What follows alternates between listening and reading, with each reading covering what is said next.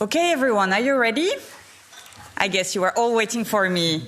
And we are too around this table. I really want to thank the people around me, but first of all, let me thank you for being here. The room is empty, and it's really, really important. The room is full, sorry. That was a bad lapsus, because the room is full. And I want to thank you all for being here. EAPN suggested that we hold an annual meeting on the fight against poverty, and this is the first edition. So let's all of us make it really, really working, really successful to ensure that we have other ones. We can already say that we will have other ones. But it's really important because we're living a great momentum. We have the Commissioner Cabinet here, and they will speak as well. But we are heading towards the publication of the first ever EU anti-poverty strategy. That is of utmost importance, especially since, as for now, poverty, has decreased over the past decades, but is still very much persistent and is even growing again, looking at the crisis and being worsened by the crisis. We have a lot of people missing a house, missing a job, not being able to pay their bills, and not being able to live in respect and dignity. This is why it is absolutely essential that we meet here today. What we will discuss today will be noted, duly noted, and will be used in the context of the elaboration of the anti-poverty strategy, and I hope in all the EU policies that will be built from now on. So, just these opening remarks. I will pass up the floor really quickly because we have a full day, and I'm sure we will be late at some point. So we need to be quick this morning. I just want to thank again really much EAPN for organizing this event. I also want to thank ATD Force World and especially Andrew Hayes, who is here. Representing the NGO. We're working all together in the intergroup. So I want to tell you also that you will see my colleagues during the day, because an intergroup gathers different political groups of the European Parliament. I'm thinking of my co-chair, Hristo Petrov, but also Marit Maij, Pasquale Tridico, and some other colleagues that will participate in this event today. I want to thank as well all the people experiencing poverty, adult and child, that join us today. It was not so easy to organize all of this, and they were really flexible as well, coming here to share with us their experience and their crucial knowledge on the fight against poverty. So thank you for everyone, and I look forward really meeting you during the days.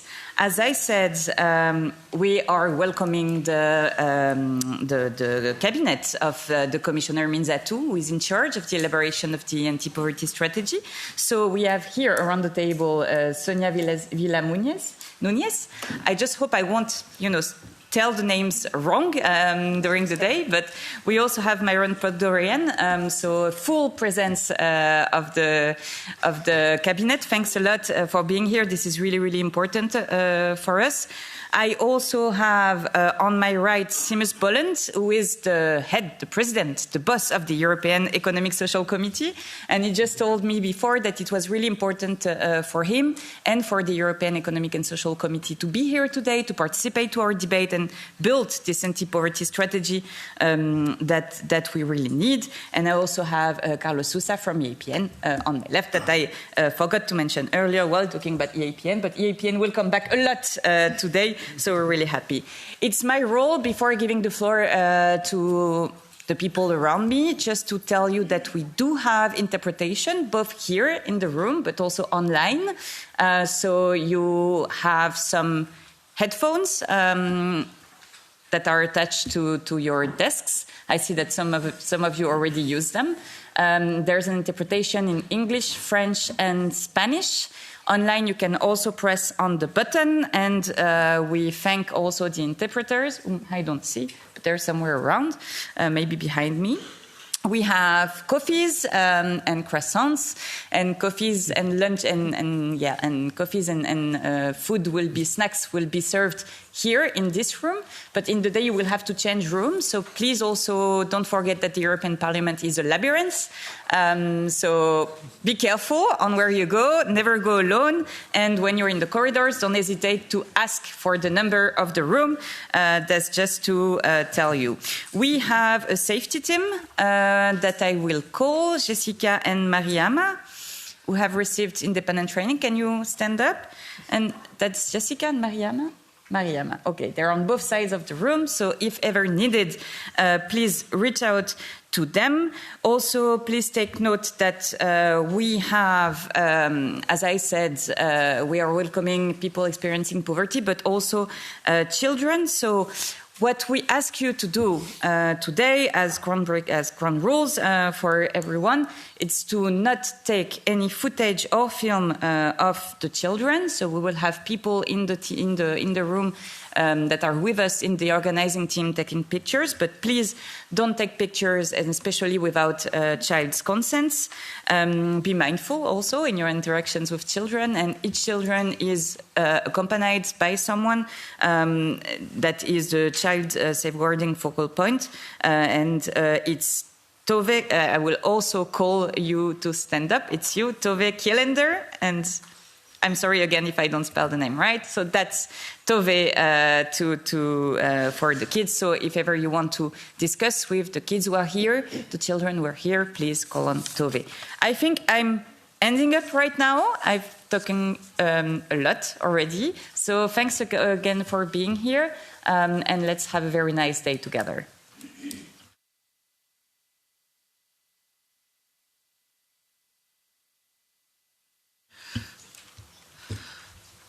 Buenos días a todas y todos.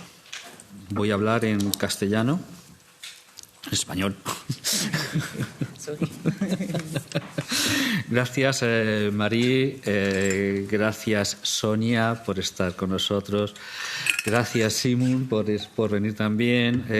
Gracias, Andrew, por estar aquí con nosotros esta mañana, ¿no? Y permitidme agradecer también la presencia de Olivier y de Caterina, que están en estas mañanas. Por supuesto, a todas y todos ustedes, ¿no? Y demás. Es importante lo que venimos a hablar hoy. Estamos hablando de la primera estrategia europea contra la pobreza, ¿no? Y como primer paso que hay, que no es sobre la nada, es sobre muchas cosas que ya se han hecho antes, pero es verdad que es la primera vez que es un intento de coordinar todas las acciones que tienen que ver con la pobreza, que no solamente estamos hablando de servicios sociales, estamos hablando de políticas de empleo, estamos hablando de sanidad, de educación, de políticas sociales, de servicios sociales, de políticas de vivienda y de políticas económicas y fiscales. Es decir, estamos hablando de muchas cosas, ¿no? Y además la pobreza no afecta a todo el mundo por igual. No es lo mismo a las mujeres que a los hombres. Las mujeres tienen los mayores niveles de pobreza más que los hombres. Las personas con discapacidad tienen más niveles de pobreza que las personas sin discapacidad. La comunidad gitana tiene mayor nivel de pobreza que la comunidad que el resto de la población. La población migrante tiene más niveles de pobreza que la población que no lo es. Por lo tanto, estamos hablando de algo complejo, ¿no? Y eso significa que la estrategia tiene que tener complejidad, y es lógico que así sea. Pero sí hay unos elementos que son básicos para cualquier instrumento que queramos que sea efectivo. Primero, la estrategia debe de tener no solamente medidas claras, contundentes, bien dirigidas, unas dirigidas a paliar los efectos de la pobreza, que son necesarias, y otras dirigidas a erradicar la pobreza, que son necesarias, que no son lo mismo, una y otra, pero ambas son necesarias y muchas veces se pueden complementar. Eso también es verdad, ¿no? Pero para esto también hace falta que existan los recursos suficientes, y esto tiene que ver, y en estos momentos tan importantes en la Unión Europea, tiene que ver con el nuevo marco financiero plurianual. No podemos dejarlo fuera. Si no se refleja en los presupuestos, difícilmente se va a reflejar en una estrategia. Está muy bien el cariño, pero el cariño sin presupuesto llega a pocos sitios, ¿no? Por lo tanto, es necesario avanzar en esa dirección. Y luego, También hay que decir que es necesario que se tenga en cuenta a las personas con experiencia en pobreza, distintamente de su edad. Y aquí también hoy quiero saludar que hay varias personas que tienen esa experiencia en pobreza, que es una experiencia que yo creo que nadie quiere tener, pero los que la tienen o los que la hemos tenido, la tenemos muy clara porque es algo que se queda a lo largo de la vida grabado a fuego. Yo no voy a olvidar nunca cuando a mi casa iban las señoras de la caridad a llevar alimentos a mi familia. Mi padre trabajaba de herrero durante el día y por la noche echaba unas horas de carpintero. Salía a las 7 de la mañana de mi casa y volvía a las 11 de la noche. Y aún así necesitábamos que viniesen las señoras de la caridad a darnos alimentos a mi casa. Yo entonces tenía 12 años. Ya sabía lo que pasaba. Mis hermanos no, porque yo era el mayor. Y yo tenía una sensación extraña. Por un lado, agradecía que llevasen eso, pero por otro lado no lo entendía y me enfadaba mucho. Es una sensación terrible. Ver cómo vas perdiendo amigos porque no puedes llevar el ritmo que llevan tus amigos. Ves cómo vas entrando en círculos de amistades distintos. Eso va más allá del tema económico. Tiene que ver con la vivencia, con la vida. Quien ha vivido la pobreza la afronta de una manera distinta. No es lo mismo la pobreza estudiada que la pobreza vivida. Por eso es tan importante la voz de las personas que viven en pobreza, tenerlas en cuenta.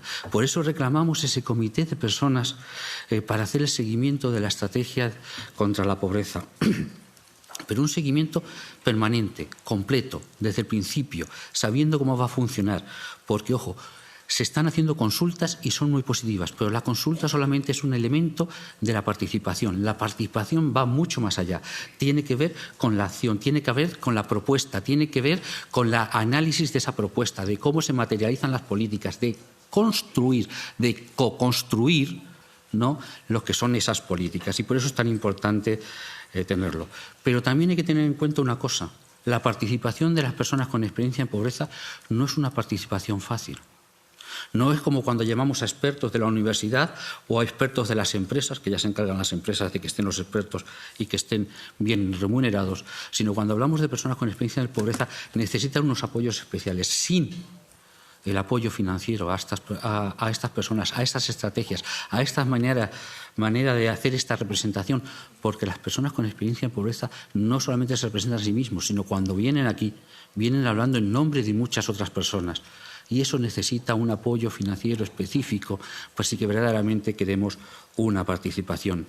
De esto me voy a acordar siempre de mi querido amigo Fintan Farrell, ¿no?, que fue el que impulsó todos los encuentros de participación con personas en pobreza y que era un verdadero convencido de esto.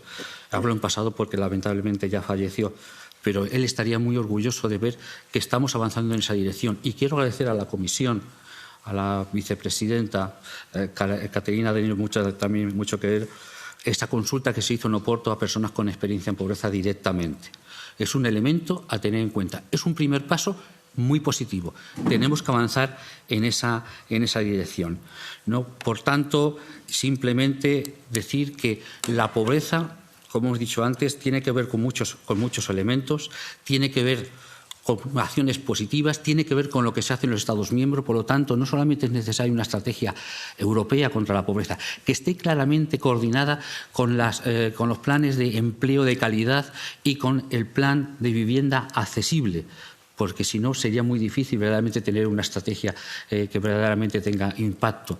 Además, tenemos que tener en cuenta los elementos como pueden ser la aporofobia y esa directiva que se está trabajando horizontal sobre antidiscriminación, que ya lleva 18 años durmiendo el sueño de los justos. Deberíamos de activarla, tenemos que activarla, porque la discriminación tiene que ver con la pobreza. Como he dicho antes, no todo el mundo vive de la misma manera la pobreza. Ante una misma situación, muchas veces tenemos que dar medidas diferentes y es necesario que eso lo tengamos en cuenta.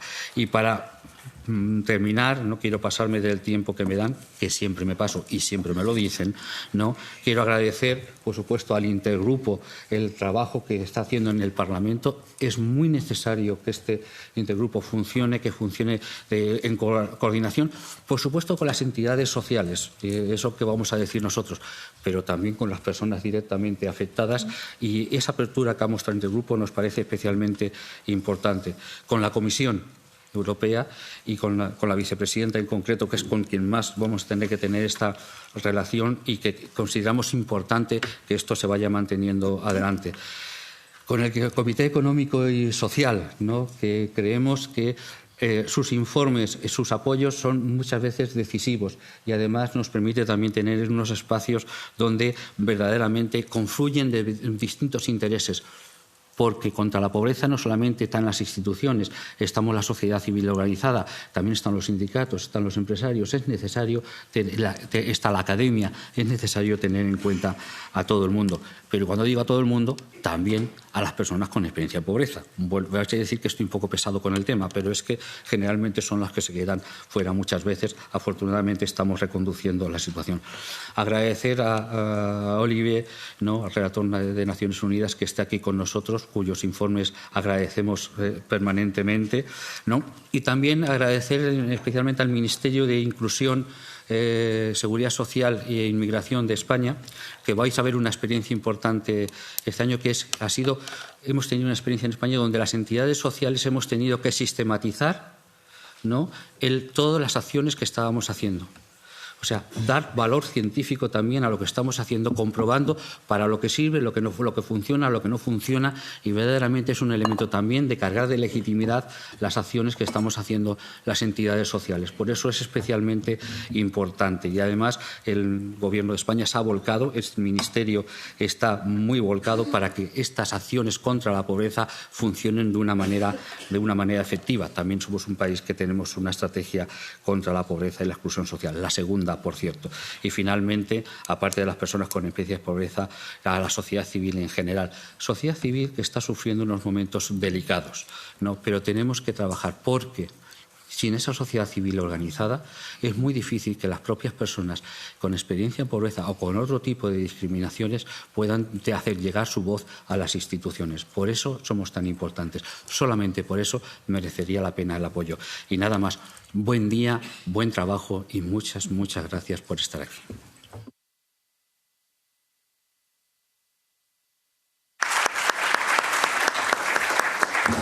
Thanks a lot, Carlos, for organizing this day and also for all the work that is done by EAPN throughout Europe.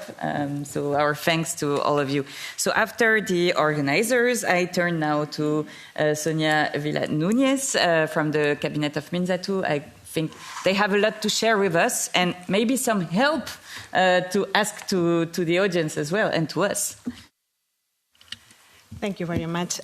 Madam Chair, dear President Bolan, Carlos, dear Mr. Hayes, everyone in the audience, my colleagues from the Cabinet Meeting, Katarina, pleasure to be here. I want to start by thanking you all, especially for organizing this day. It's a very important group. It's a very important day. I'm delighted to hear that there will be this, at least, let me say at least, one meeting per year. I hope it will be more, also for selfishly, if I may say, because indeed it will be our pleasure to have your help, helping us design what would be the first anti-European, anti-poverty strategy, as we have heard already from Carlos.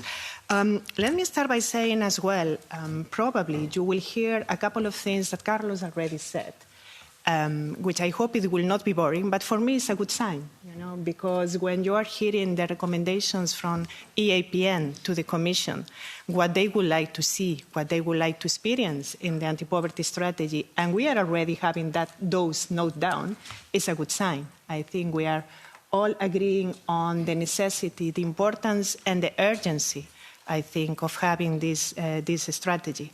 Carlos was saying as well, we don't start from scratch. It is true, we don't. I mean, there are many, many years already of actions, of policies, of strategies.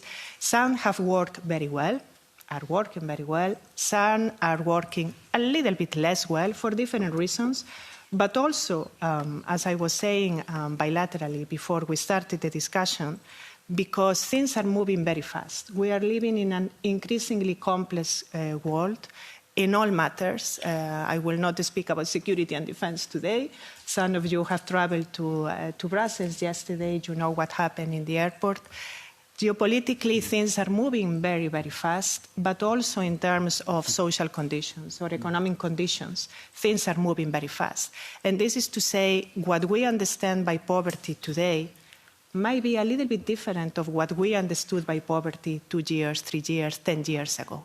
And I think that links beautifully, if I may say, with what Carlos was saying as well about the multidimensional perspective of poverty. I'm afraid I will not be able to give you a lot of concrete details of what you will find in the strategy today. Not yet, exactly. So calling for a next meeting soon to discuss when we have a little bit more details.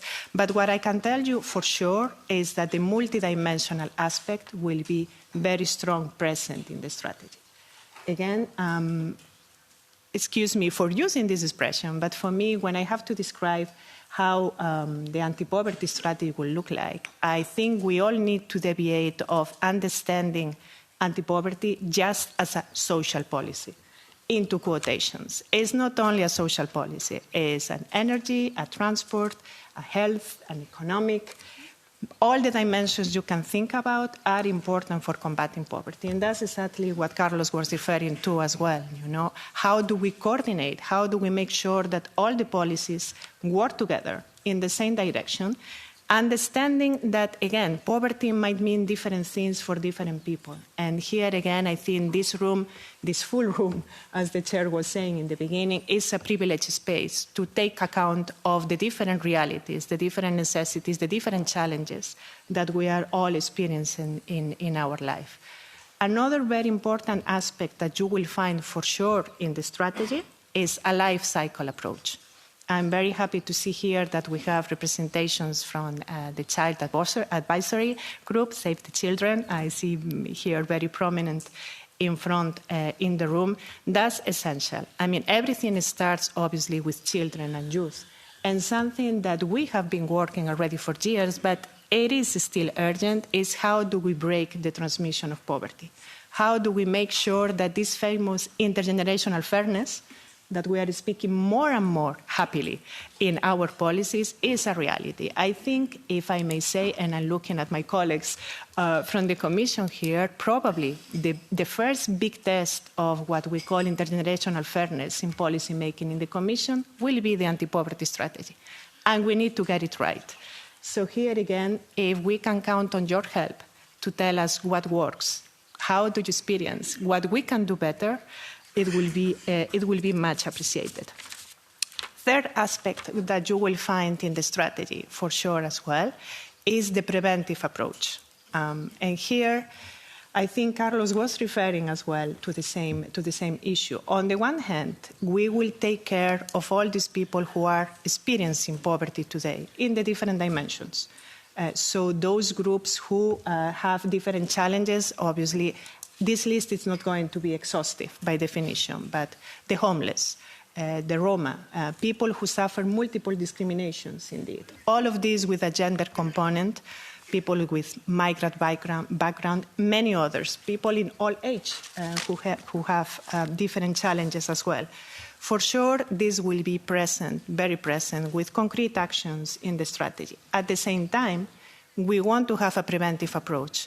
So again, what happens when things can change very quickly?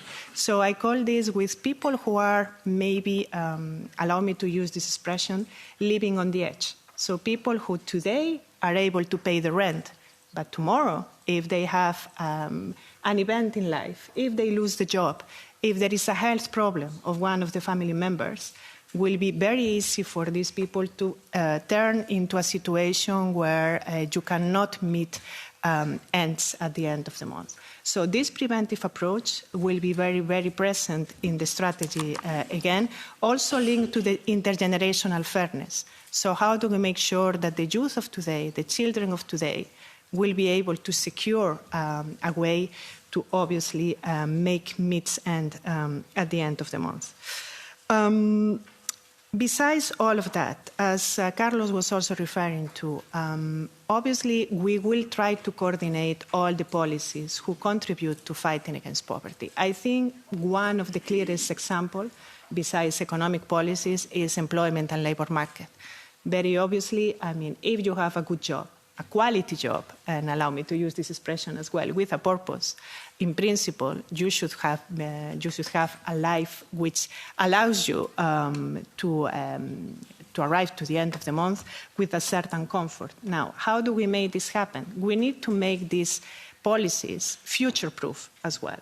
You will see that before the end of the year, we will come with a quality jobs roadmap. And I was jokingly saying at the very beginning that it is extremely difficult to define what is a quality job. Obviously, I think the wage is probably the first component. When I ask you what is for you a quality job, you will probably say one of the three first words will be wage, probably. But there are many other aspects. How do you reconcile private and work life? What about your health and safety if you work in particular professions? How do you go with digital transition? All of these preoccupations will play an important component as well in the anti-poverty strategy. And again, we will make our best to make sure that the quality jobs roadmap indeed is future-proof and poverty-proof, if I may say, so to take account of these aspects. Allow me just to finish by saying a couple of further points. One is indeed the importance of the diagnosis. So I started by saying that the situation, what we understand by poverty, is changing very quickly. So how do we define poverty? For that, it is essential to have a good diagnosis. How do we arrive to the important but difficult, let's put it this way, target of eradicating poverty by 2050 in the European Union? So how do we measure that? So on that respect, my colleagues in DG Employment are working very hard to try to find the indicators, the numbers, but also the names and the concepts behind the numbers that will allow us to understand and to diagnose, once again, what's the real situation today. And of course, once you have the diagnosis, you need also to monitor how the things are improving or not. And on that one as well, I'm advancing you already that we are also trying to do our best to find a system which allows more flexibility in measuring poverty. It cannot be that we have indicators that refer to the situation of 2 years, 1 year ago. It has to be faster. If we need to react fast, we need to have numbers who are telling us the situation of last week, not of last year. And I know this is a challenge, but it's something that we will invest as well. So here again, if you have ideas, if you have proof, evidence, strategies that you have put in place in your different organizations, please let us know.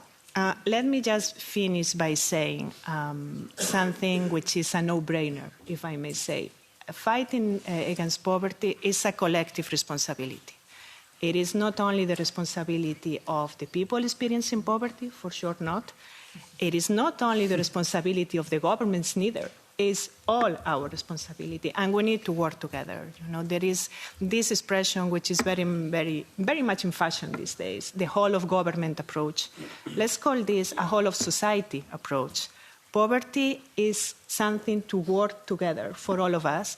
We were saying it's not social policy, or I was saying it's not social policy only.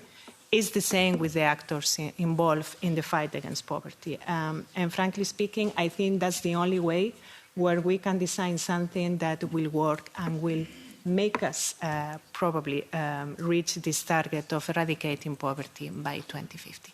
So thank you again to all. I'm very much looking forward to the discussion today and in the months that come when we will be designing the strategy with all of your help. Thanks.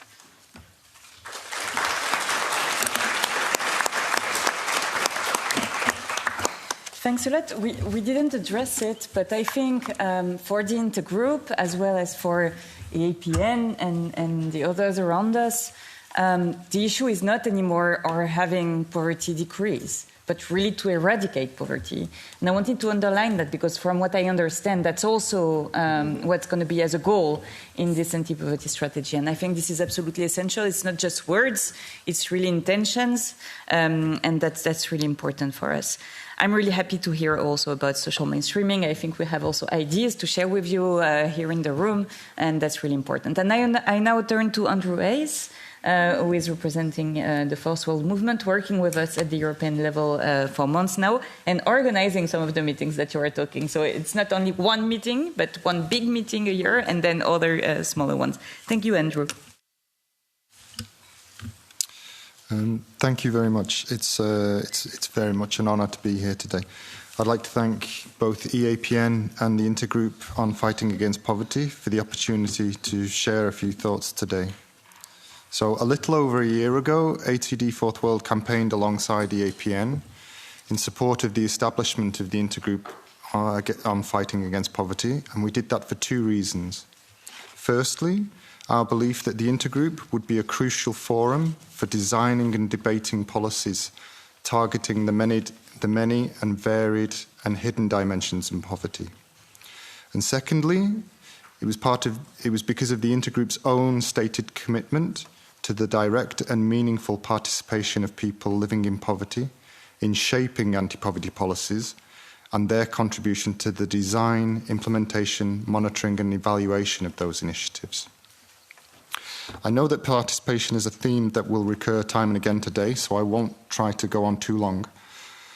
But at ATD Fourth World, we believe that it is absolutely critical. The direct and meaningful participation of people living in poverty is, in many ways, a persistent and ongoing stress test, not only of anti-poverty policies, but of the functioning of the institutions that seek to represent us all. The Intergroup has already had its own experience of this. In order to meet the necessary conditions to hold a working session 6 weeks ago with grassroots activists with lived experience of poverty from ATD Fourth World Belgium, the Intergroup firstly held one preparatory meeting in April to explore the methodologies that would optimise participation, and then a second preparatory meeting in May to debate the topic that we were all going to address. All this was done in order to create the best possible conditions to welcome people living in poverty into the European Parliament and to exchange ideas and experiences with them on an equal footing. At no stage, At no stage was any of this easy or straightforward, but we would like to thank both the Intergroup for their patience and their willingness to engage in this process, but also EAPN for their support in making it happen. Hopefully it was only the first instalment of a process that can be repeated many times during the parliamentary mandate. At the end of that particular working session, the activists all said how important it was for them to be able to be listened to feel heard, to be taken seriously and have their views taken into account. It is our conviction that this experience, including meeting those conditions that make such participation possible and the preparation that goes along with that, can be an example to others and play a role in the participation of people living in poverty, becoming an essential building block of the forthcoming EU anti-poverty strategy. It is this timing, with the strategy due to see the light of day early next year, that makes this Anti-Poverty Day all the more timely. Days like today, with the voices of people living in poverty at the front and centre, are necessary. They're essential to ensure that the strategy is based on their needs, their experiences and their aspirations. It is only this that will guarantee those living in poverty the dignity and the agency that they both deserve and demand. Thank you. Thank you.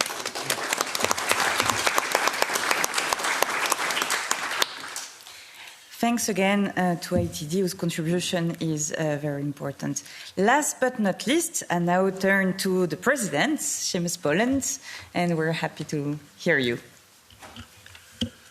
Thank you very much, Marie, and thank you to my colleagues for being here. And of course, thank you for filling this room this morning. I am really indebted to EAPN. I'm a long-time supporter of EAPN, and if those of you who will remember a man called Fintan Farrell, if you still remember him, He was a tremendous advocate of anti-poverty, and he's somebody I never forget.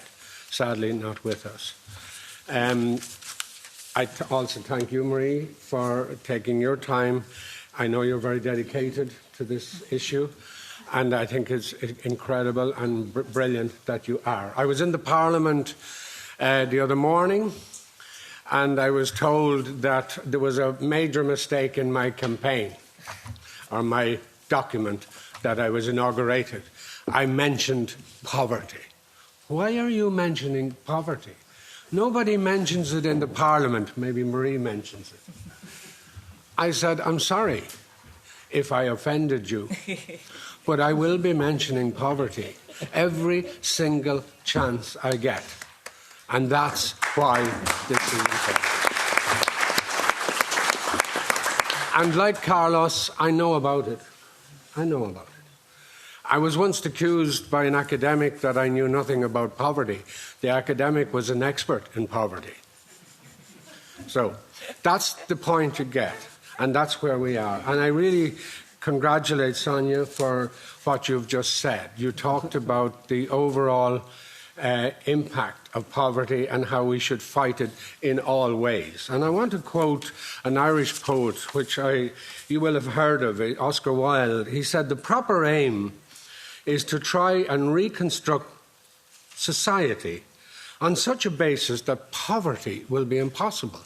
Imagine that. Which means that the political, social and economic culture must be preordained to fight poverty. And the one thing, and if you'll forgive me, Sonia, I'm worried about anti-poverty strategies. I'm really worried about them. Why? Because they allow the finance minister in whatever country or even in the EU to say, well, when you ask them, what is your budget? What is your financial planning here? And they say, in terms of poverty, and they say, well, actually, there's an anti-poverty strategy, which is, by the way, over there in the corner, which I think I tripped over on my way in, and maybe I will have a look at it. And by the way, it's there, but it's not in your budget. It's not in your announcement. It is not core. And when I say in this document, poverty is my overarching strategy, I was deliberate to say I don't want to see any anti-poverty strategy, because that's the kind of booklet you put in the corner, and everybody, every time from ATD or EPN show up, they say, oh, by the way, we have an anti-poverty strategy. It's great. By the way, we never use it, but it's there. So my argument strongly is it's not an abstract concept. We talk about intergenerational poverty. I was involved in a study many years ago, which was very, very tough to have to read. It basically said that if at 5 years of age, your word power is something like 7,000 words, which you might think is a lot for a 5-year-old, you are facing a life of poverty. That's it. It's done. It's over. 5 years of old. The education system has failed you. Because you're dyslexic, you've been failed. Because of learning difficulties, you failed. As they say in Irish, Sinead, you're done. You're done. And my argument is, how do we fight intergenerational poverty? We included in the main economic planning department. We start in the economic planning system. We develop our financial taxation systems, develop our investment systems to deal with it automatically, not as an addendum, not as an extra thing we should do because we feel morally compelled to do so, but we do it in the centre. That's the beginning, and that's what Oscar Wilde meant. Reconstructing a society where poverty is impossible, where it's unlikely, where the culture is so strong, and that's why I commend ATD Fourth World and APN, because they have always said that. And I do congratulate Sonia and your department. I know Monsanto is really committed to this area, and I hope as President to work with you very strongly to convince your colleagues and your colleagues around Europe to deal with the reality of poverty. We know women, children, older persons, and people with disabilities suffer the greatest consequence of poverty. So we know that. We don't need any more studies to tell us that. We know it. That means you need a system whereby, I know you mentioned again, people who are where poverty is something which you deal with today, you get up the next morning and you start to deal with it again. I often think of a mother, and I'm thinking of somebody in particular, who had to stop working because she was by herself, she had 2 children, for varying reasons needing extra care, needed to be with them all the time, nobody to help her. There is no more resourceful person than that woman. No more. She knows how to survive, even on what Carlos was talking about, even if she has to feel ashamed a lot of the time. So why don't we have a local banking system in the local community, part of the financial framework, to be there for her? Why does she have to rely on charity and the good thoughts of people to survive? Why can't the financial system accommodate her essential needs in such a way that she can, with pride and dignity, raise her 2 children in the best way possible so that they don't have to be in poverty, irrespective of what disabilities they have? Why don't we do that? And you know, we can do that. But the bankers don't like it. The big financial people don't like it. And yet, they are very sympathetic. In our group, and I'd like to welcome Mr. Ballon, Mr. Mitov, and Garcia del Rigo, people committed to anti-poverty. We in our group, employers, trade unions, and civil society organisations, really are committed to fighting against poverty. And in all of those groups, their employers, every one of them, there is a clear view that poverty is a systemic issue and needs to be tackled systemically. Not on the basis of charity, not on the basis of good morality, on a systemic financial system. And I'm really encouraged and I'm really pleased at not alone the group of people who are here, but the many, many young people who are starting their careers as I did, that you will continue that single message. Fight it systemically. Can I talk about civil society at the heart of Europe? And this was mentioned by my colleagues, and I'm sure many of you are part of civil society organisations. When I put this here, I meant it.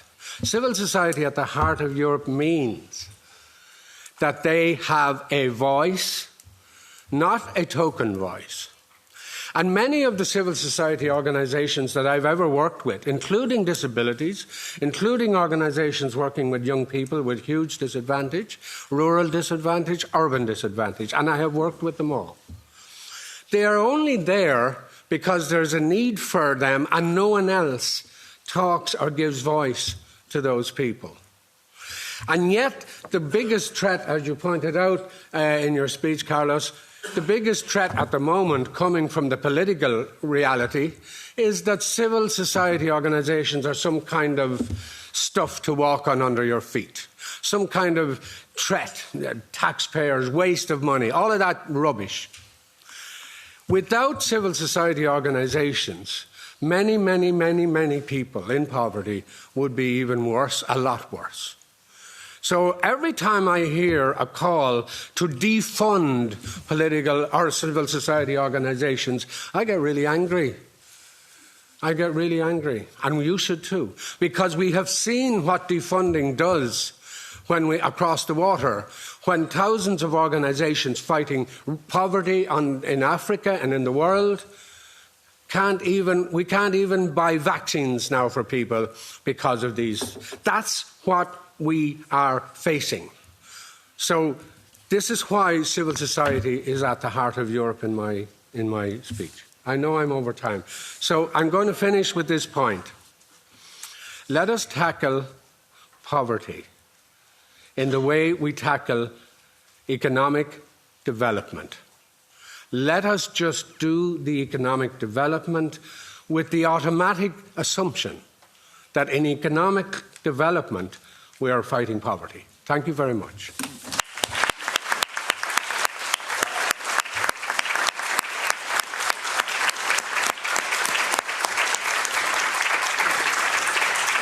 Thanks to you. So this was the welcoming panel, but then we switch to the first plenary session with a lot of lateness already. Thanks to all of you. And I will stay there personally, but you can go. I think we can again warmly applaud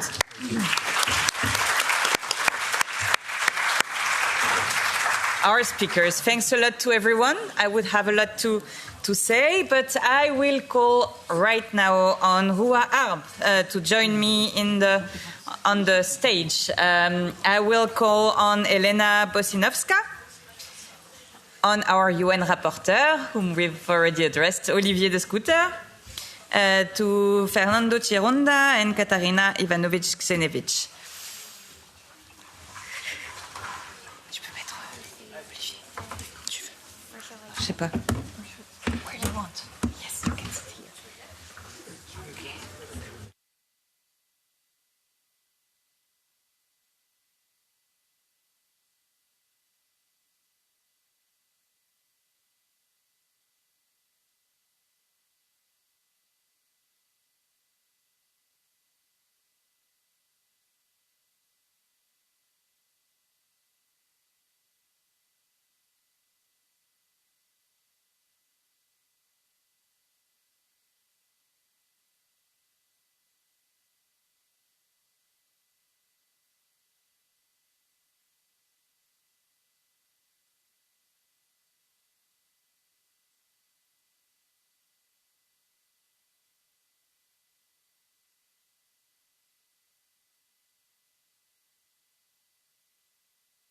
So, I think we've been speaking already a lot about the issues that gather us together. As I said, we need to eradicate poverty. But I think that what we got also from this introductory panel is that we cannot do that without the knowledge, the extreme, crucial knowledge of the people living in poverty themselves. Because who else to fight against poverty better than those who have experienced it? Who know better the difficulties that you face in life those who have experienced poverty. And I think Mr. Bolen talked to us about the experts on poverty, right? That they know poverty from behind, their desks and so on. That is one thing. And this knowledge is absolutely essential. But it cannot go without being hand in hand with the people facing poverty. That's why we wanted so much to have this first plenary session on the participation of the people experiencing poverty as the cornerstone of the fight against poverty and exclusion. And I think that when we talk about poverty, about participation, it shouldn't be only about those anti-poverty strategies, and especially when they are indeed put in a drawer, but it should be in all the dimensions of life and of policies. We should never elaborate a policy on housing, for instance, on job and employment, for instance, without the participation of people experiencing poverty. So we're really happy, I'm really happy to welcome this panel. We will have different speakers, some of them being those people experiencing poverty. I want to underline the fact that this was a commitment, the first real commitment from the Intergroup. When we created the Intergroup, it was at the cornerstone that we do have people experiencing poverty. And of course, for that, we needed the APN, we needed ATD Force World to ensure that we could have this participation. And going up to the civil society in Europe, of course, you cannot organize that when there is no money for civil society. Of course, this needs to be funded. We need resources. And I hope that the next budget from the European Union will ensure that we do have this budget to allow this participation.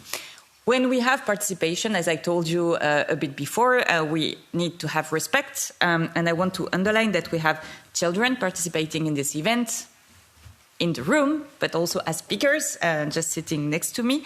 And we need to make it meaningful and safe for everybody. So again, we ask you not to take footage or film, and to ensure that, there is a respect approach of everyone. And also, we hope that we will have some time for questions. We're so late that, we'll try to manage something still. But please don't ask about the private lives of the people if they don't want to tell you, and especially for the children. I want to introduce them, and then I will hand them the floor. But on my left, I have Rua Harb from Save the Children. So she is the children, and I think we can warmly applaud her to welcome her.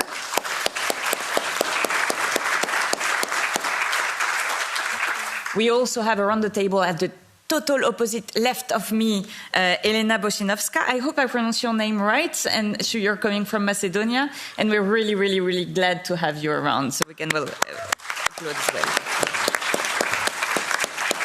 And then on my right, I have a person that I'm always so happy and glad to welcome at my side, and we're working very closely with him all the time. His dedication is on fighting poverty is absolutely essential, and you always ask to root the fight against poverty in the human rights framework. That's Olivier de Schutter, our UN rapporteur. Thank you for applauding him as well.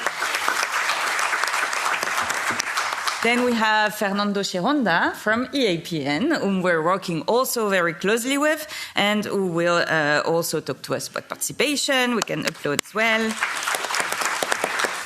And we have the European Commission, because they are with us today, and it's Katarina, whom we talked about before, Katarina Ivanovic-Ksenovic from the DG Ample. Thank you for being here. So this being said, I will now turn to them, first of all, to present themselves, maybe in a quite short time at first, and then we'll enter into the discussion. So who are you first? Hi, first, and thanks for inviting me. Like you said, I'm a member in Save the Children Youth in Sweden, but also in the Child Advisory Board. Child poverty is not just statistic. It's a lived reality, a daily struggle for children who are being denied their basic rights and opportunities.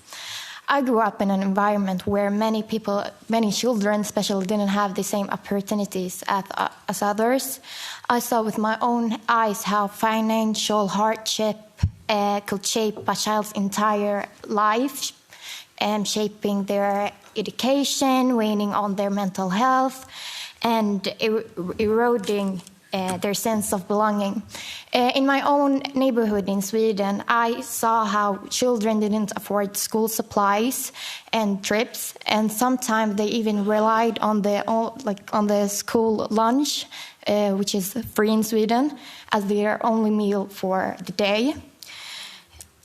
Poverty creates exclusion, and that exclusion runs deep.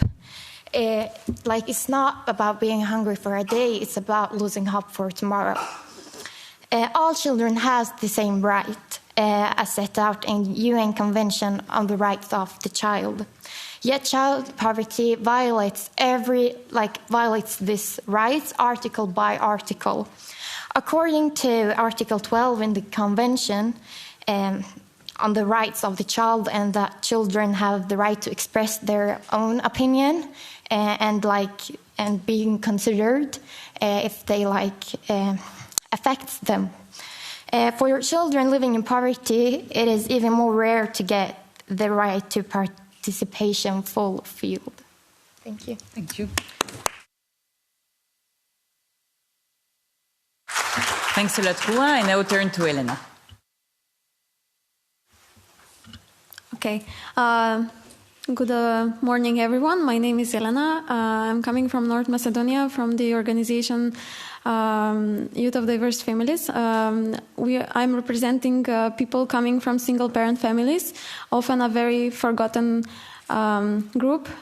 So I grew up with a single mother, and I firsthand know what does it mean to be raised in poverty. And right now I am advocating for young people, children coming from single-parent families, only because I know firsthand, and it's my own story. So I try to represent them in places where they're not, and basically to give them their own voice for meetings like this. So thank you very much.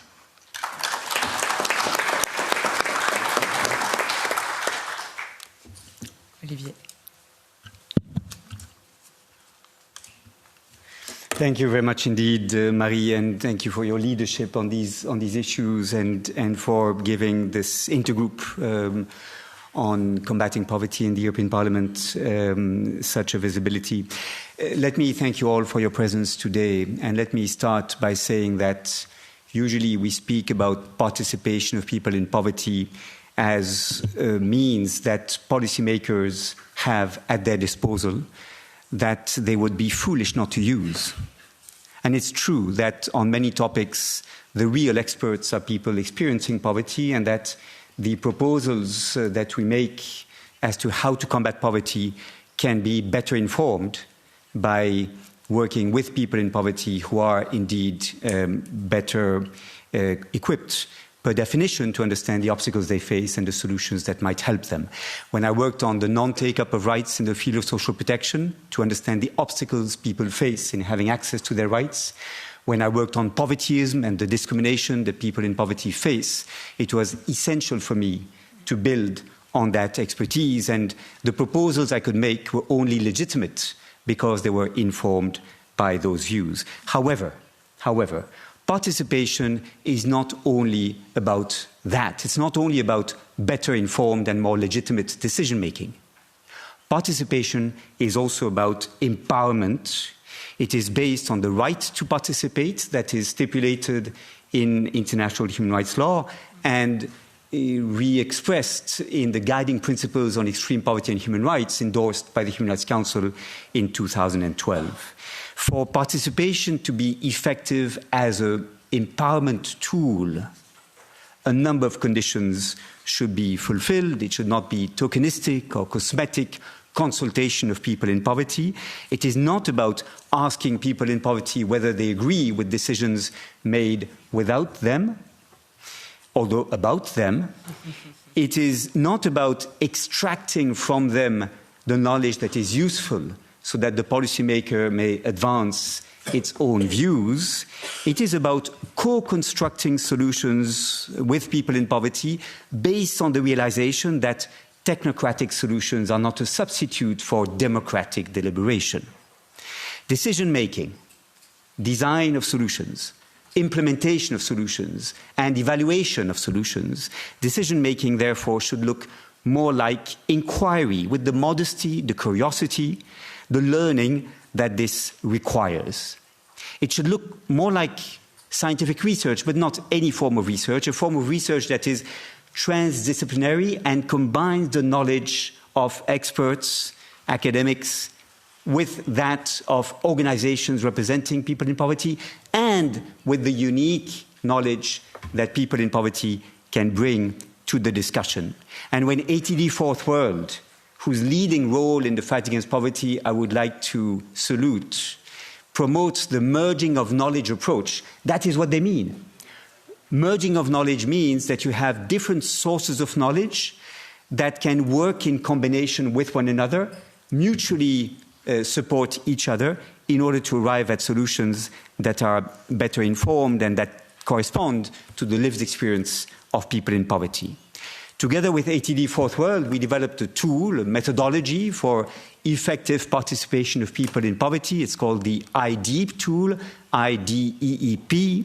And it's a tool that we presented at the World Bank and the IMF in February 2024, trying to define participation of people in poverty as a way to promote deliberative decision-making in order to ensure that the voices of people in poverty would be effectively built upon.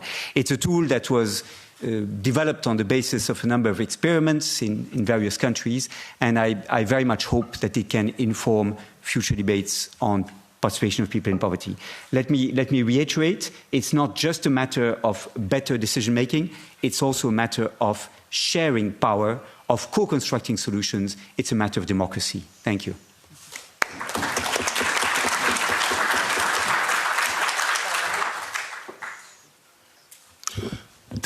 Thank you once again. I want to also start by thanking you, all of the speakers here, and for you all for coming. A special thanks I wanted to also say to the people experiencing poverty that came from different parts of Europe to join us in this meeting. We're really warmly welcome, and thank you once again. I just want to, maybe I would just start about that pitching the problem. So what we see today is that poverty is not actually only about the lack of resources. It's mainly about lacking of voice. So the visibility and the power that people experiencing poverty have.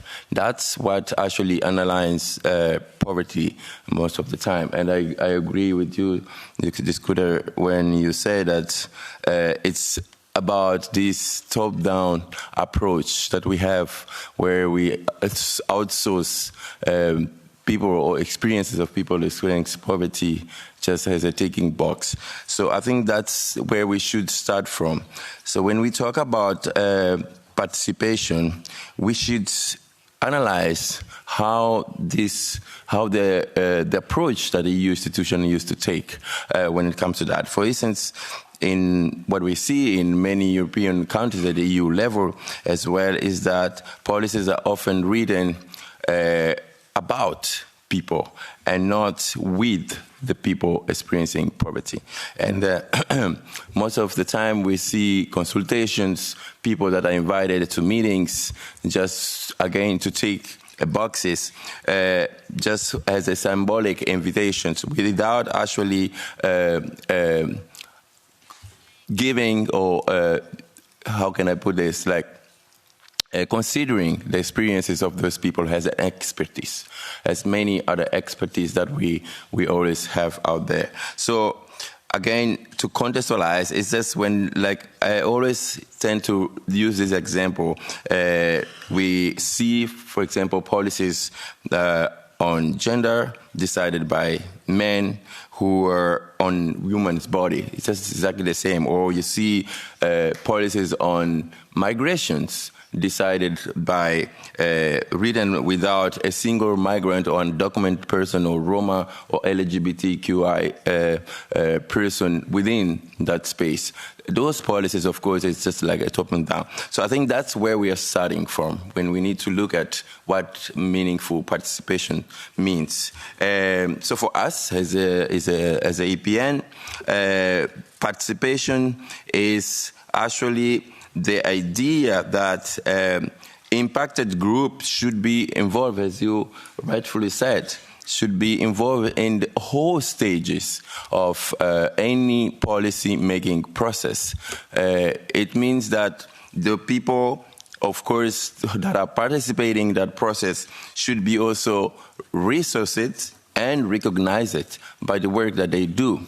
Most of the time, we ask people experiencing poverty to come to the meetings, and then we ask them to pay for their tickets, for instance. We forget that most of the time they have families, they have kids, they have other challenges that probably some of us are not facing, or we could cope with that. And we don't consider that because we take for granted that they are going just to come here and share their personal experiences, and we use those experiences as another taking box to say, oh yeah, we're compassionate, we agree with you, we're going to do something. But at the end of the day, we are not engaging those people to bring their expertise because they're experts, because the fact that they're already experiencing poverty and they go through different challenges, that makes them experts on that specific field. And we should recognize that as a point. So I know that this conversation can take different, let's say, it can be longer. But again, for us as a EEPN, the fact that we need to create spaces for dialogue where people feel safe, they feel included, the fact that participation should not be just one short, let's say, time exercise, but be a more kind of continuous and not one-off exercise, I was saying.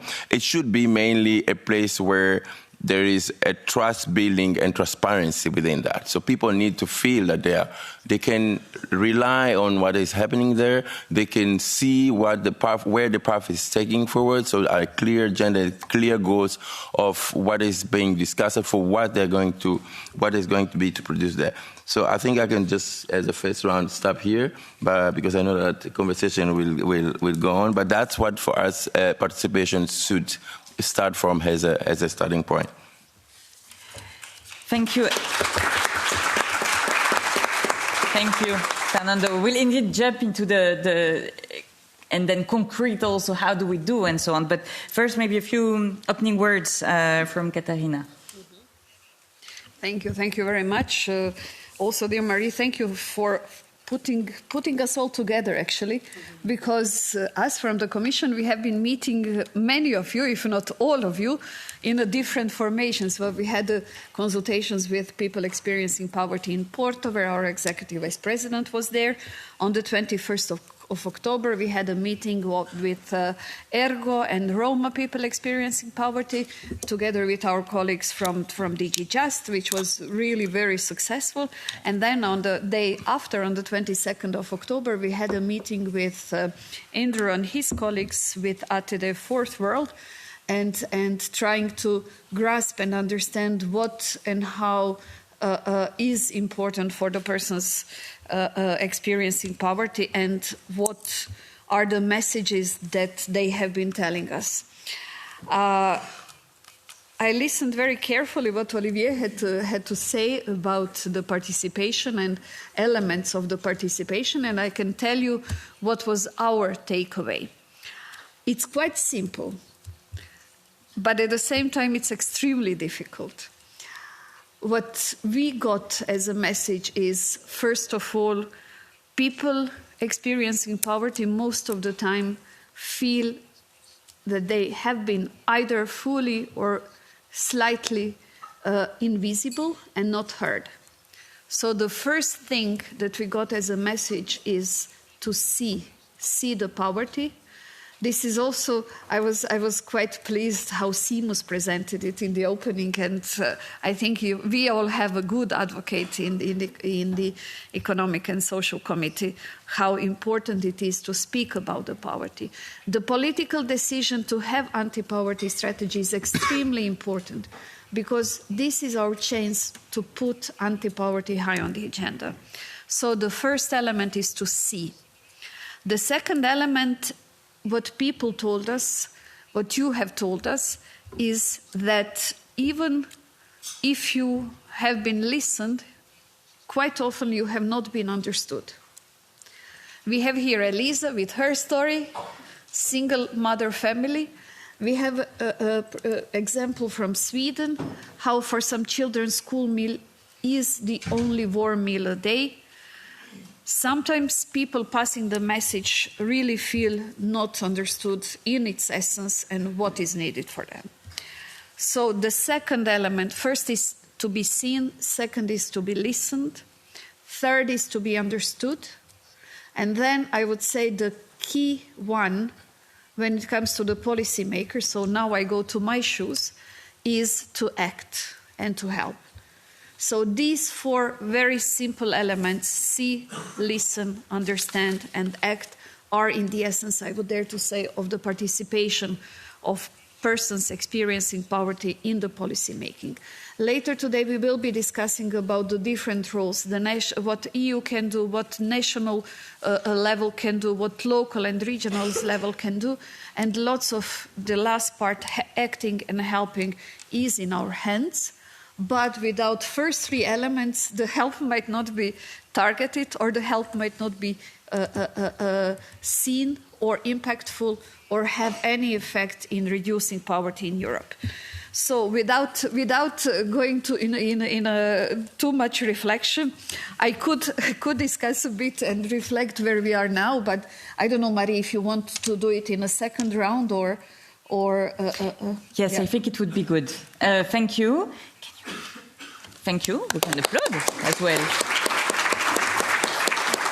We need to support those people in the Commission who are working in this direction, because, you know, they will need our support. So we are here also to push them when it's not enough. But right now, we needed to applaud. But let's now jump, how do you call that, like swim into the issue. I'm turning back to you, Rua, because we're talking a lot since this morning about children poverty, intergenerational fairness, and all of these issues where we say child are at the core. And Olivier didn't say it, but he often reminds us that there is a big study that shows that €1 spent in fighting child poverty is €7 back to the entire society. So that even economically, I mean, if you don't do it from your heart, then economically you need to fight against poverty. That's what we try to tell the colleagues here who never talk about poverty, indeed. But anyhow, Rua, you are a child and you've been experiencing participation with Save the Children.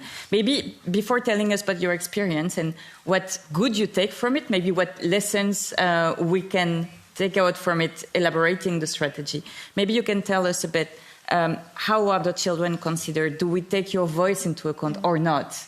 And tell us a bit about that. Yes. Yes, today we see as a children that we are being ignored very much in society, and there are many reasons why we are being ignored. First, so many adults see us as like less competent and that we do not know as much as the adults do. And therefore they think that why should we take and consider children's opinion? Because like we adults know more than them. And therefore, like they doesn't like consider our opinion as much as like the adults, and this is just like prejudices about us.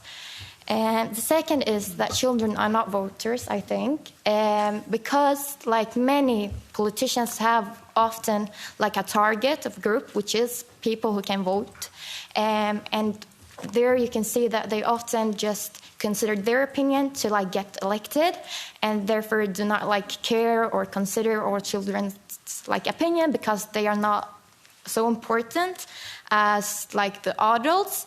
And like this is like you miss a very big part because children lives. We are also humans. We understand very much, and often it's us who lives in poverty, and many children have it much harder. And you need to see our point of view because we live in it. We are children. We know more than just adults who thinks what we think. And so I think it's really important that you actually go out and talk with children and ask us, because it's we that experience child poverty, for example. And it's not like it's child, like poverty can be different for adults, but not for like children. So it's really important that you actually get out and ask children for their opinion and to be understandable and try to understand their point of view and understand how they feel. So this is like two things, I think, why we are not being considered as important or ignored by the society. Thank you. I get back to you on how to do it. How can we take the kids' voice into account? I think there are many things many things that you can actually do to help children to participate in taking and be a part of decision making and policy making. First, you need to make a safe place for the children, to make the children feel that this place is safe and that they can say their opinion without feeling of being judged or being called stupid. So this is really important thing that you need to make sure that they are feeling safe in the place, so they can really say their opinion without need to think about how the adults are going to react. So this is the first thing, and you need also in making a safe place, you need to have adults that help the children and not trying to change their opinion, but not try to change their opinion, but to understand their opinion more. And if they disagree with the child, then I think it's really important that they ask follow-up question and doesn't pick up the things that the child has said wrong. Instead, I think it's really important to ask the child what do you think here, so that the child actually or we feel heard. And so this is the first thing, and then we another key is anti-discrimination. You need to put more resources into making making sure that everyone can be a part of a group and to have the ability to participate. Accessibility is a must, both in terms of disabilities, financial resources, geography, and also timing when the child are available. And you need to put very much effort into that, because some people doesn't have the money to go to different places, to go to meetings. For example, in Save the Children Youth in Sweden, we have no membership fee, and all our activities are for free. And this is to reduce the threshold for child participation. We don't need to make it even harder for children to express their opinion and saying their voice. And that costs money, actually. And we need, if we want child participation, then we need to put money in it, because not every child has the economic situation to actually go to the meetings, and I think this is something that needs to be considered more. Thank you.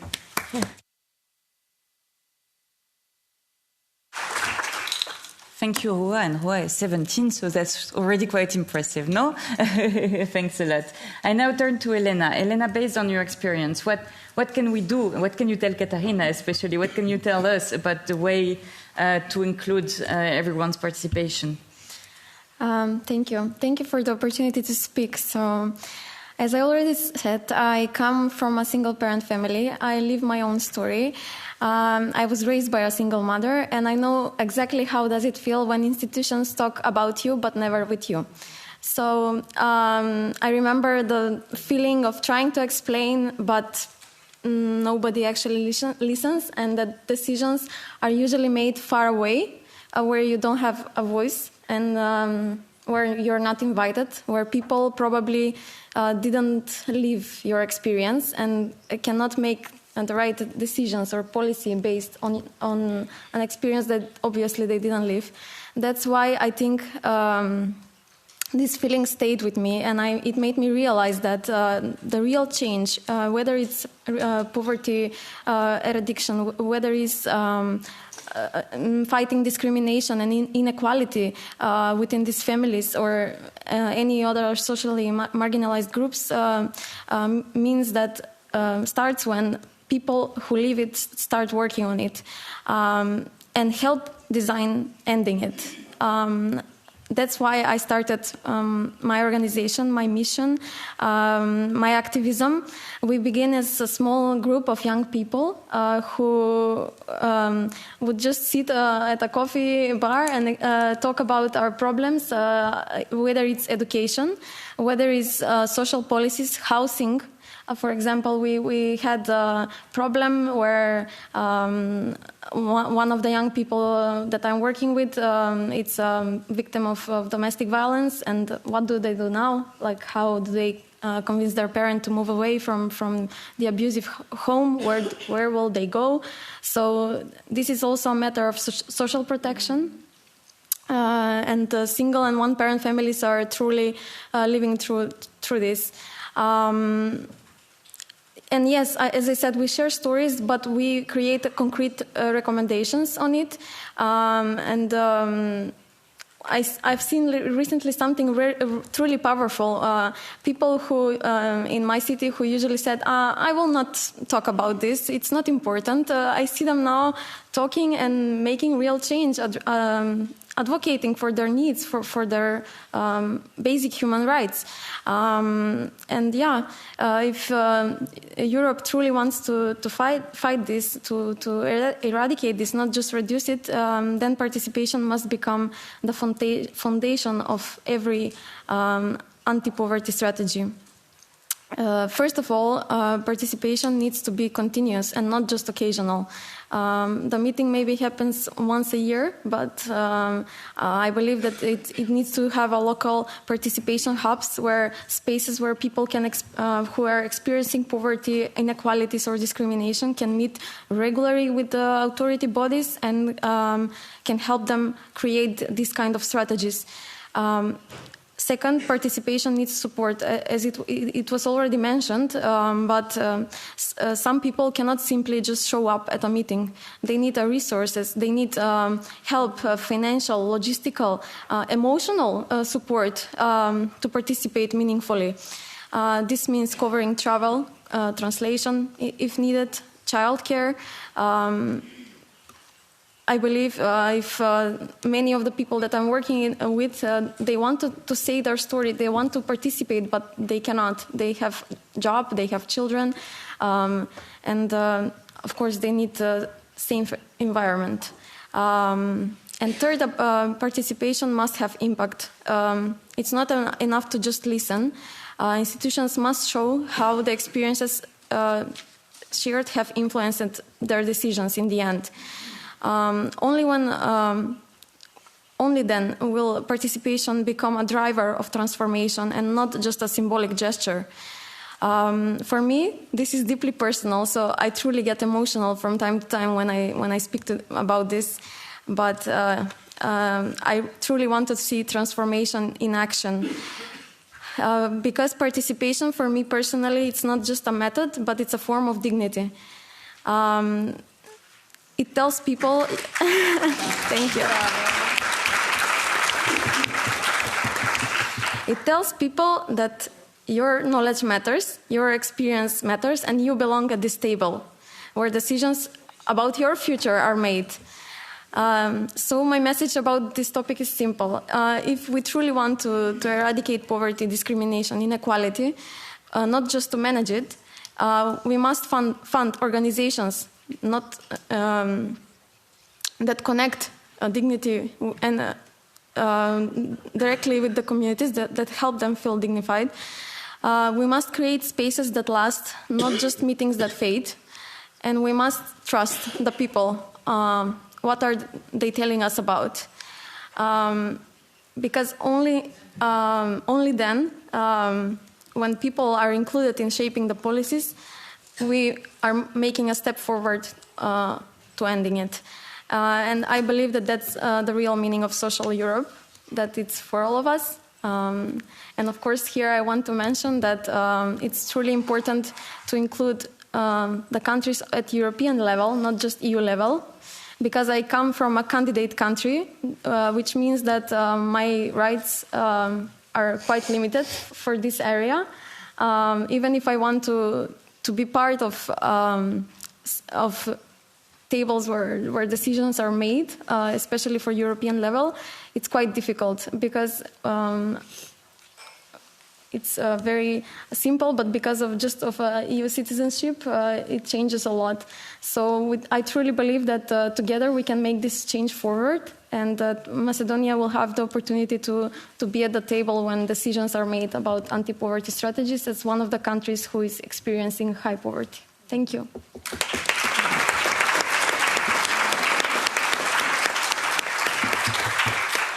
Thanks a lot, Elena. I think it's really important what you said in the end, also that poverty is not only intra-EU, but it's also neighboring and global, by the way, and that we need to think the processes also to ensure that it's helping everywhere around, right? And changing the focus of society.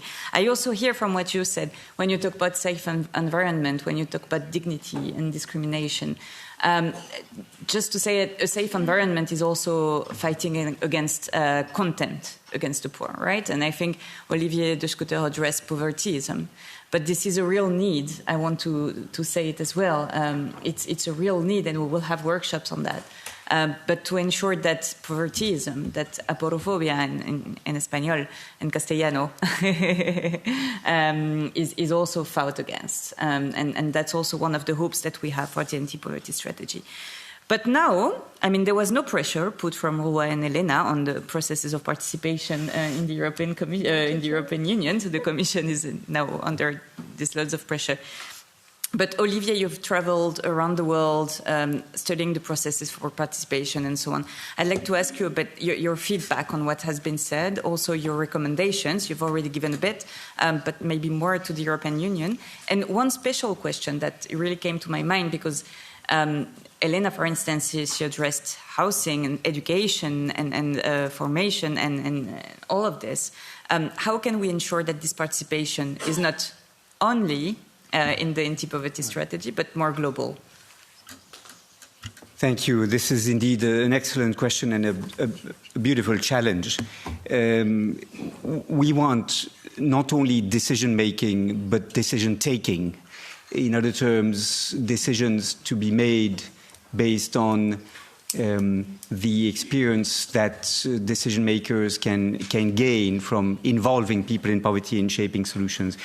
We want to compensate, in fact, for the relatively poor representativity of the political elites. There are studies showing how unrepresentative, sociologically speaking, the parliamentarians, including the European Parliament, dear Marie, is. So we have to compensate for that and introduce different types of knowledge. And we have to move away from a focus exclusively on quantitative indicators and targets that look more objective toward a more qualitative assessment of what we do, taking into account also the subjective perception of people in poverty. And when ATD Fourth World in the years 2017, 2019 developed its study of the hidden dimensions of poverty, that was the idea, right? To look at poverty beyond access to decent jobs and adequate income, to look at the more subjective dimensions of discrimination, of harassment, of stigmatization associated with the experience of being poor. How can we do this? How can we ensure that we have a much better understanding of poverty and solutions that are much better informed? I would like to make maybe three proposals answering directly the question of Marie Toussaint. The first one is to have in the different services of the European Commission, dear Katharina, what in some national administrations we have, which are what we call in French experts du vécu, people who have experience from poverty and can alert the services to something that is going wrong, to some hidden dimension that is being neglected, to some red flag that otherwise might be ignored when, for example, we switch to online services, dematerializing access to social services without taking into account the difficulties people in poverty may have in having access to internet or filling online forms, or when we base our strategies in areas such as employment or housing on the more classic model of the household and the parcours de vie and the life circumstances of individuals, without taking into account the fact that people in poverty often have very non-typical trajectories that do not allow them to fall within the boxes. So, experts du vécu, people having lived in poverty, being systematically present where decisions are made is, I think, one way to achieve this. Secondly, to make sure that we stay on track, that we improve accountability, that we ensure that the targets that are set will be met, and that the political cost of not reaching the targets set will be higher.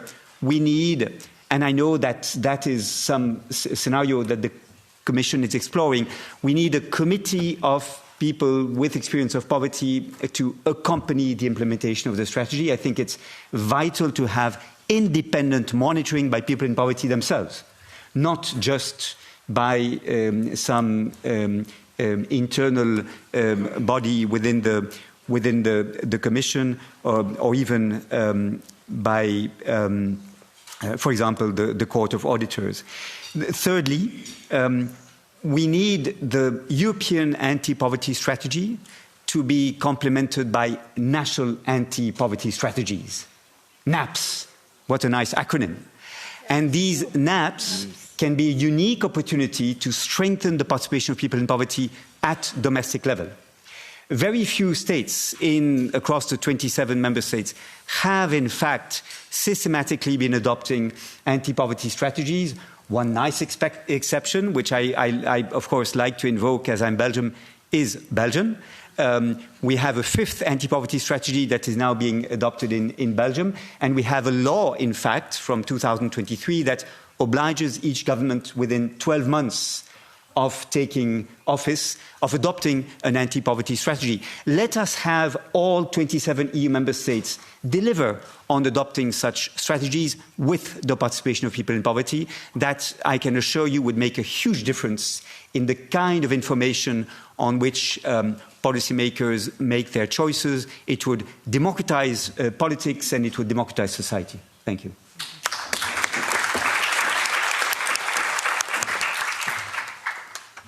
Thanks a lot. And I will turn back to Fernando. He holds some proposals under his feet in this previous intervention. So I am sure you have a lot to add, to complement, to propose, so that we head towards the best mechanism possible.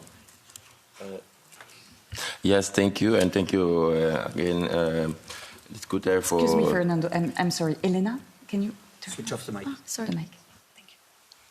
I was just saying thank you, Oliver, indeed, for bringing up those concrete proposals. I think, indeed, if Europe wants really to be serious about ending poverty, it's definitely participation can no longer be an optional, as we said, exercise before. But it has really to become a pillar of the governance mechanism of the EU itself, both at the EU level, of course, but also at the member state level. And again, that's why, and I here also echo what Oliver was saying. We as APN, we've been calling for this permanent PEP committee within the European, let's say, anti-poverty strategy framework to have that body as a co-designing advisor and monitor body in terms of in the process of designing the anti-poverty strategy. And indeed, we know that the Commission has been doing a lot to welcome and listen, but we're still again also looking forward to have that body embedded within this process of the designing of the anti-poverty strategy. But again, it's not just about the body in itself. That comes also, as we said before, I think Ellen also mentioned quite some stuff here when it comes to how we finance it, how would be the governance of that the same body. I think there are also, of course, elements that has to be seen. But I think that is a starting point. We know that when fighting poverty, ending poverty, eradicating poverty in Europe is a long journey. But when it comes to participation, we need to start from that specific fact of recognize the need to have the people within in discussion. So we as a PN, I would say that we are ready to work the talk in a way, and working, of course, we are alongside with the EU institutions and the governments. But since you were asking, there are the further elements that we also think that are important to consider. Among some of those that were already mentioned here. One of those is, again, the concept of the representation of diversity. I think it's really very important because often we see that participation doesn't reflect really the diversity of the lived experience of people that we have across the European Union. I'm talking about, again, women's, migrants, Roma, LGBT community, etc. So if participation doesn't really take into account. But I'm not talking in terms of just having the figures from these groups being there just for the sake of, again, ticking the box. It means to listen to exactly what are the issues those specific group face, and of course, bring those people in the discussions. So I think that's something that we need also to consider to avoid this tokenism approach when it comes to the participation.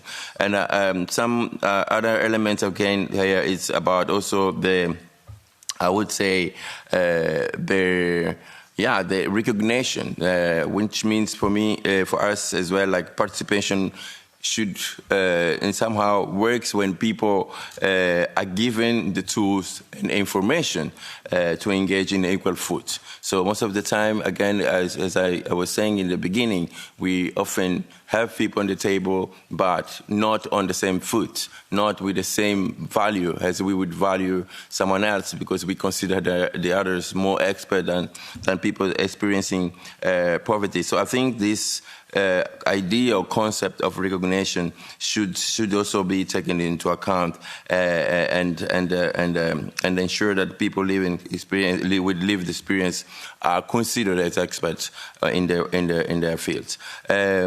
We talk, of course, about the resources, meaning also the compensations for the participation. So I think this is also part of the thing that it has to be considered. In general, I think the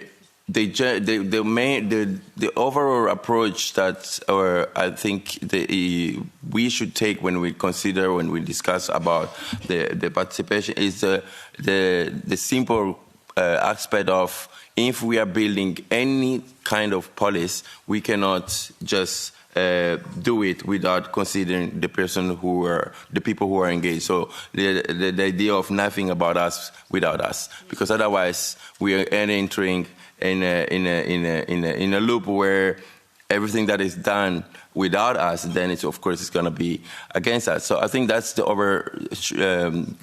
overall approach that I believe that should guide the whole process in terms of participation.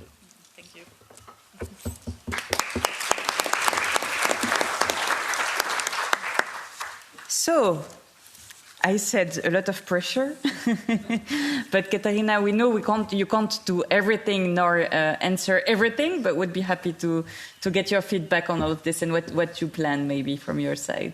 Yeah, thank you. No pressure whatsoever. Commission always comes last, right? No, but it's good. It's good because I can tell you a few things. Of course, I cannot tell you everything because we are still not fully there. The process is ongoing. We are trying to identify what are the best ways to take it forward.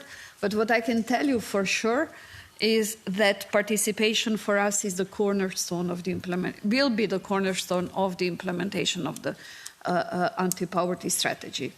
And participation taken in the most broadest context that you can imagine. So from the deliberation to the implementation and then through the governance and monitoring framework, we are reflecting on what would be the best way forward. There are plenty of examples. Some of them are more successful, some of them are less successful.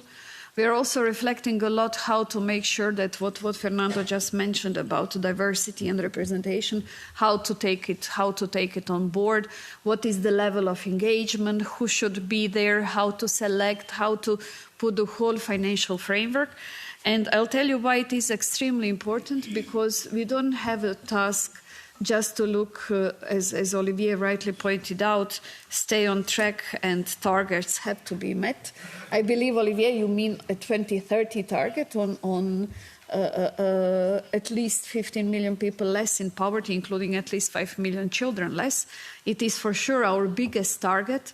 We know that in the next 4 years or next 5 years, there will have to be steep increase in action if we want to reach a 2030 target. Right now, we are around maybe up to 3 million less, so 12 million to go. But this means that indeed we need to find a meaningful policies, and we need to put forward meaningful interventions in order to reach this target. But we have another important task that we have been given in September in the State of Union speech, which is about helping to end poverty by 2050. Why am I putting this task in correlation with the participation and inclusion of people experiencing poverty? First of all, it will be extremely important to see how and what we want to help by 2050. It's a super long time frame. At least 5 commissions will be, new commissions will be implementing the policies. And therefore, the task of having clear vision, what do we want to do till 2030, and then to have a vision how, because we can't say, we don't know what will be happening in 2035. I don't know if any of you has any insights or could guess. I don't know if you have asked us in 2019, would we have a health crisis, war, etc. Many people would say no, most probably. So in this time where we cannot control and cannot predict, but we can set the systems in place to be able to regularly monitor, revise, and act. And the third task that I want to mention, and I'll tell you why it is extremely important, is children. One of the very important parts of the strategy, but also of a separate initiative, because those of you who are from the Commission services or close to us know that in the Commission work program there are 2 lines. One is the anti-poverty strategy, and the other is strengthening the child guarantee.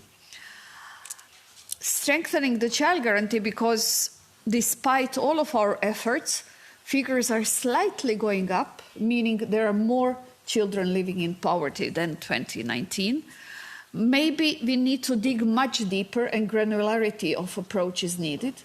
If we, for example, would have put the graph or a map of Europe with the poverty addressing, let's say, at NUTS 2 regions, you would see that in every single country, there is not one country that could be close to poverty-free. There are various pockets of poverty, and when it comes to children, this is even more challenging task, because we already have put in place such a strong recommendation which asks for free access to, then we know, childcare, education, 1 healthy meal a day, and access to health, and then effective access to housing and nutrition, and then how to frame it. So now we are with lots of our partners and colleagues under the umbrella of our EVP and the colleagues from the cabinet, trying to identify really what worked, what made change in Europe, what made change on lives of children and lives of people with living in poverty, and trying to address it, trying to find a meaningful way how to put it in the strategy. So I would dare to say yes to participation, yes to involvement for sure, and yes to having this clear vision how to work around the strategy in the light of monitoring, in the light of future interventions that will be practically guided by all of us. So not the policymakers, but also those who have been experiencing poverty. Thank you.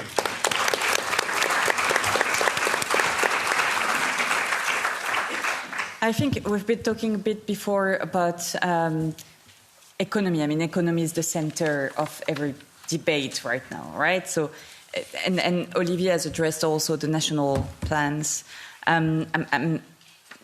We are, with a lot of different actors, but thinking one of the issues to reach poverty-free, which is the first time I hear those words in that sense, and then I think I like them, but would be to use the European semester, right? That, you know, really, and maybe make it binding. Why not? I don't know.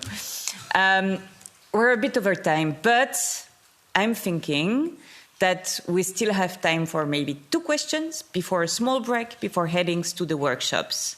So it depends, or else you yell at me and you say we want our break. But maybe if you have like maybe 2 questions, so do you want to raise questions?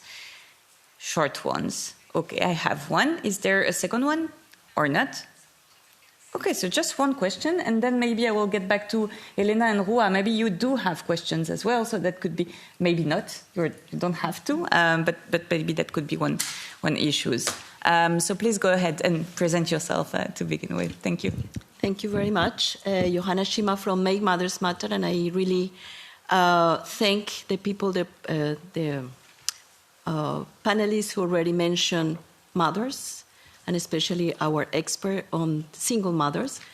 I would like to ask all of you, not only the panelists, but also in the room, if you know how is the situation of a mother whose child is being put in custody because of unstable housing conditions, because of not being able to make the ends meet. Well, I don't know if you know it, but we work with this type of situations. Our members work on the ground with mothers.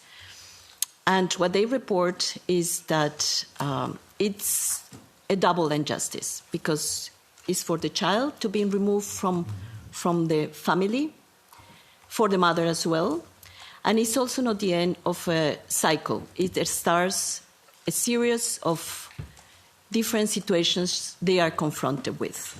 This doesn't solve this difficult problem. This brings, for example, further custodies for other children in the same family. This generates something like a suspicion. She's not able, she's incapable of providing for and neglecting this child. So it's not the end, it's the beginning of a very difficult moment. And this opens up further poverty, segregation, things that are transmitted to the child, so intergenerational transmission of poverty, and of course opens up to further traumas for the child, for the family, for the surrounding community. So that's something that I would like for everybody to bring and have on their minds, that this is very important to tackle as well. Thank you.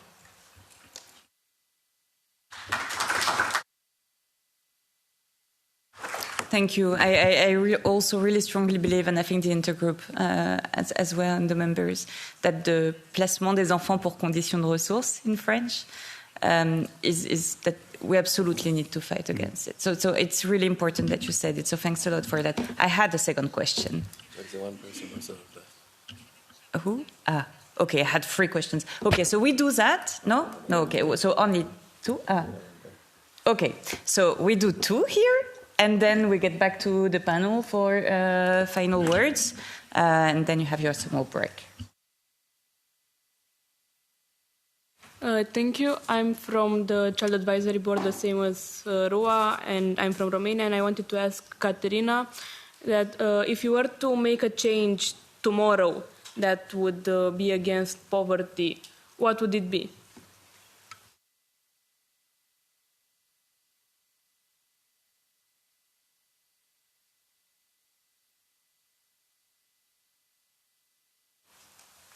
My question is to anybody who wants to answer, but mostly to the youth. And that question is, how do you think to ensure the children's participation and stuff like that? How do you think the best way is? And to the adults in the panel, what do you do to make children participate? Super great, thank you. So thank you. Is anyone who wants to begin around here? I think I Just checking. Elena and then Rua. Is that fine like this? Okay, go ahead. Thank you. I wanted firstly to address the first question. Thank you for recognizing this. It's truly important. That's why with my organization we had an initiative for free childcare to be provided to single parents. In some of the communities we managed to do this. because single mothers work sometimes 2, sometimes 3 jobs, and in the end they can be represented as, let's say, neglectful. Yes, thank you. Neglectful, and I believe that more support is needed from every side, because some of them have grandparents maybe for support, but what about those who don't? Yes, it causes trauma for even the further generations, generational trauma. So thank you. About the second question, I want to say that education is the way to go. We also had one more initiative, which we are probably most famous for in the last 5 years. We are playing ping pong with the Macedonian institutions. It's basically for young people who are coming from diverse family background, or one-parent and single-parent families. We tried and successfully managed for them to pay only half of the tuition fee of the university. So that's something that I'm really proud of. It's only on university level, not on the, let's say, public law level, but I believe that it's the way to go. So I believe that education is the first step towards more inclusive and more participatory society. Thank you.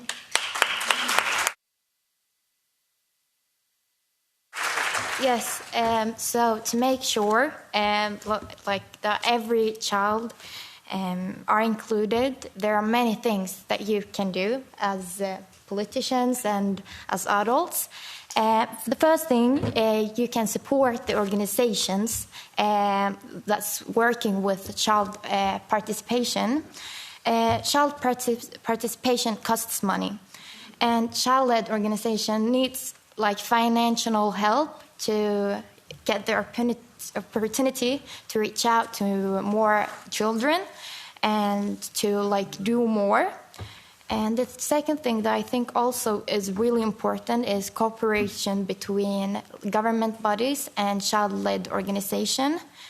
The government really needs to get the child's perspective directly instead of reading reports or reading an email. It also gives the child organizations the feeling of meaningful participation, to have a seat at the table and to be heard. And it also increase the motivation to children to actually participate in meetings and to be a politician, to care more about the society and to tell their opinion.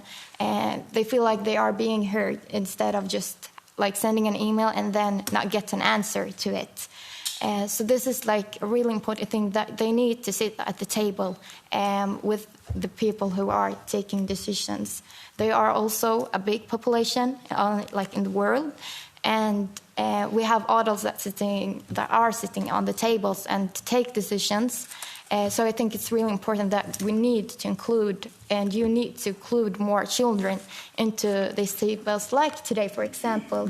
You can do it even more, and gives more motivation. It's really helpful to get to give the children more motivation, and both parties participate even more at those events. So yes. Thank you.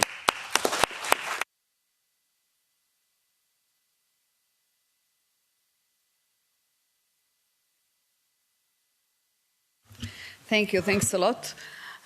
On the direct question, and without, going too far in the policy, if you ask me what is one thing that I would do, then I would invest in children. So please, the other cohorts, don't take it against me, but this is the best investment ever, and everything we do for our children pays off in the future enormously. But if I have 3 choices, I would first invest in children again. Second, to help those who are working but are living in poverty. because everyone who is working should not end up in poverty, or should be able to live in dignity, as Elena was saying, and trying to find the ways how to address the quality jobs and the good jobs for people, so they can sustain their living and support their families. And then the third thing is to address the old age and the challenges of the old age, because people should remain to feel useful throughout their life, and especially in the old age, and nobody should be feeling useless or lonely, and this is one of the biggest challenges that we are facing today. So if I have 3 wishes, let's try to make them all. Maybe in the strategy we will address some other issues as well, and some other specific cohorts, because there is so much need. And when you look at the poverty, I have to say, we have to go granular. It's not sufficient just to speak about the rates. What is the rate in this member state and that member state? We need to see which are groups affected by poverty and how they can be helped. And also what Sonia has hinted and we are working on is to really how to take each person that is living in poverty and to work around this person, which is the biggest challenge, but we have put such a big task in front of us, and I hope that we will make it happen, so that every person, one day when you will see the strategy, you will be able to recognize maybe yourself or your neighbor or your friend or anybody who needs help and support. And then in these 2 directions also mentioned by Sonia, one is prevention, how to address it in a preventative manner, and the other is action for those who are living in poverty and different life situations, and how to put these 2 elements to work together. Thank you. I think that Elena just wanted to add something short. I wanted just to say, I just wanted to say like a sentence that I think that you need to think about, because today we talk about children as they are the future, but you need to also know that they are the presence also. They're not just the future, they are both. They are the presence and the future. Thank you. And Elena did want to add something as well. Yes. Thank you. Something to connect with what was previously said, but also to connect it with my country. So I want to say that in North Macedonia, we have the youth and even everyone basically who has the energy. We have the initiative. We have the network. We have the anti-poverty platform in Macedonia who is helping us a lot. So we just need continuous support and commitment from your side. So thank you. Then, Fernando, you want to? And then Olivia. Yeah, but just 2 lines. I think what is coming clear here during this discussion is that we need to move a little bit beyond this idea that participation of people experiencing poverty is a charity. Participation of people experiencing poverty, it's democracy. It means that we are reinforcing our European democracy, the way how we build our policies and the way how we create the frameworks that goes to the national level. I think that's the principle that we need to start from, and I think that's the main takeaway that brings with that I take with me as well here. And maybe another element that I would add is that it's true that we need to fund and to support the work of people that are experiencing poverty. I heard the story, I didn't remember the name, but when you were mentioning about that single mom, the point is that sometimes we have these ad hoc resources that goes to specific person or areas, what we need is just a more kind of more broader formal mechanism that support these kind of situations, and again, which goes to tackle all the situation from all groups of people experiencing poverty. I'm sure that, I mean, from what we hear, there is a will to listen to these voices and to this concern and what is lacking, and it's good to hear that the Commission is engaged in that process. We are here today together with the Commission as well. We were in September, as Katarina said, so it's sort of the willingness to show that somehow maybe this voice is coming through. We will be there to watchdog, of course, but still we are very positive about the fact that we are building this path together. This is a good sign. We just need to just make sure that, again, the concept of participation of people experiencing poverty is embedded in a way how the EU institutions are building their policies somehow. Thank you. And Oli. Well, look. Thank you, Marie. It's late. I think on days such as today, it's not a bad thing that experts such as myself shut up and listen. Thank you very much. So, Olivier granted you with a 3-minute break. So listen to me very carefully now. We will go straight to the workshops. We will have 2 different sessions of workshop, and we won't see each other in the meantime because it's going to be lunchtime, right? So just right now, in 3 minutes, there will be one workshop happening here, so don't move, with translation on the European and national plans, and local, by the way, to fight to eradicate poverty. So this is going to be here. At the same time, in another room, you will have a workshop specialized on children protection, tackling child poverty, right? This is going to be on the other side of the building. So when you get out of this room, you have to go back to the 3rd floor and then go up to the 5th floor. And we have Yelena here that is behind, who will going to show you the way to go. So look at her. She has a red T-shirt, and you can follow her. That's going to be for 1 hour. Then we have 1 hour break.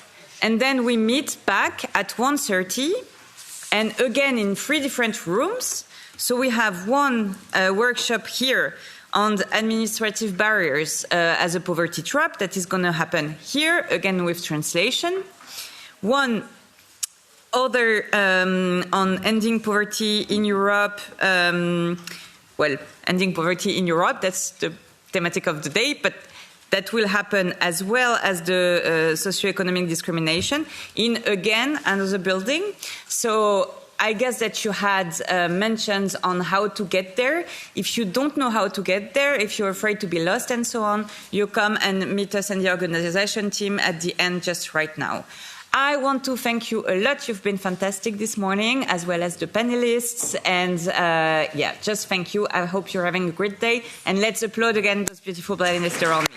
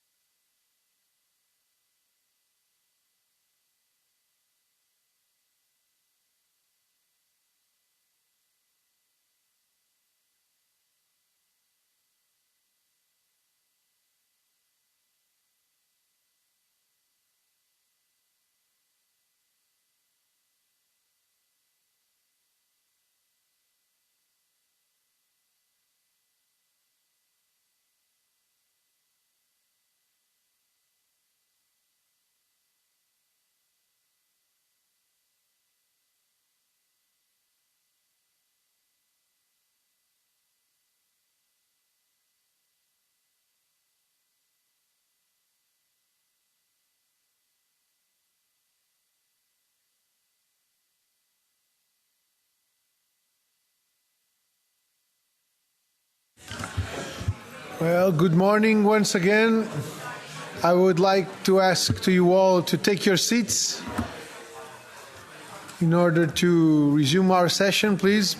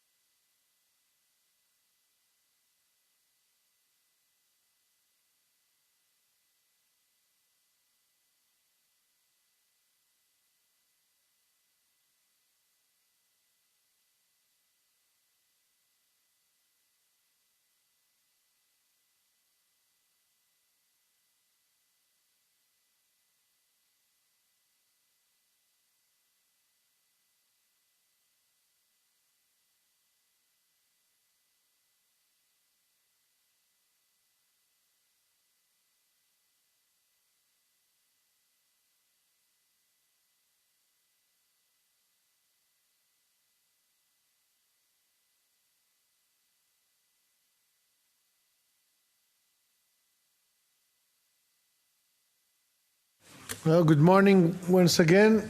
We are having a very intense morning of work. We will now resume our event. Sorry, João.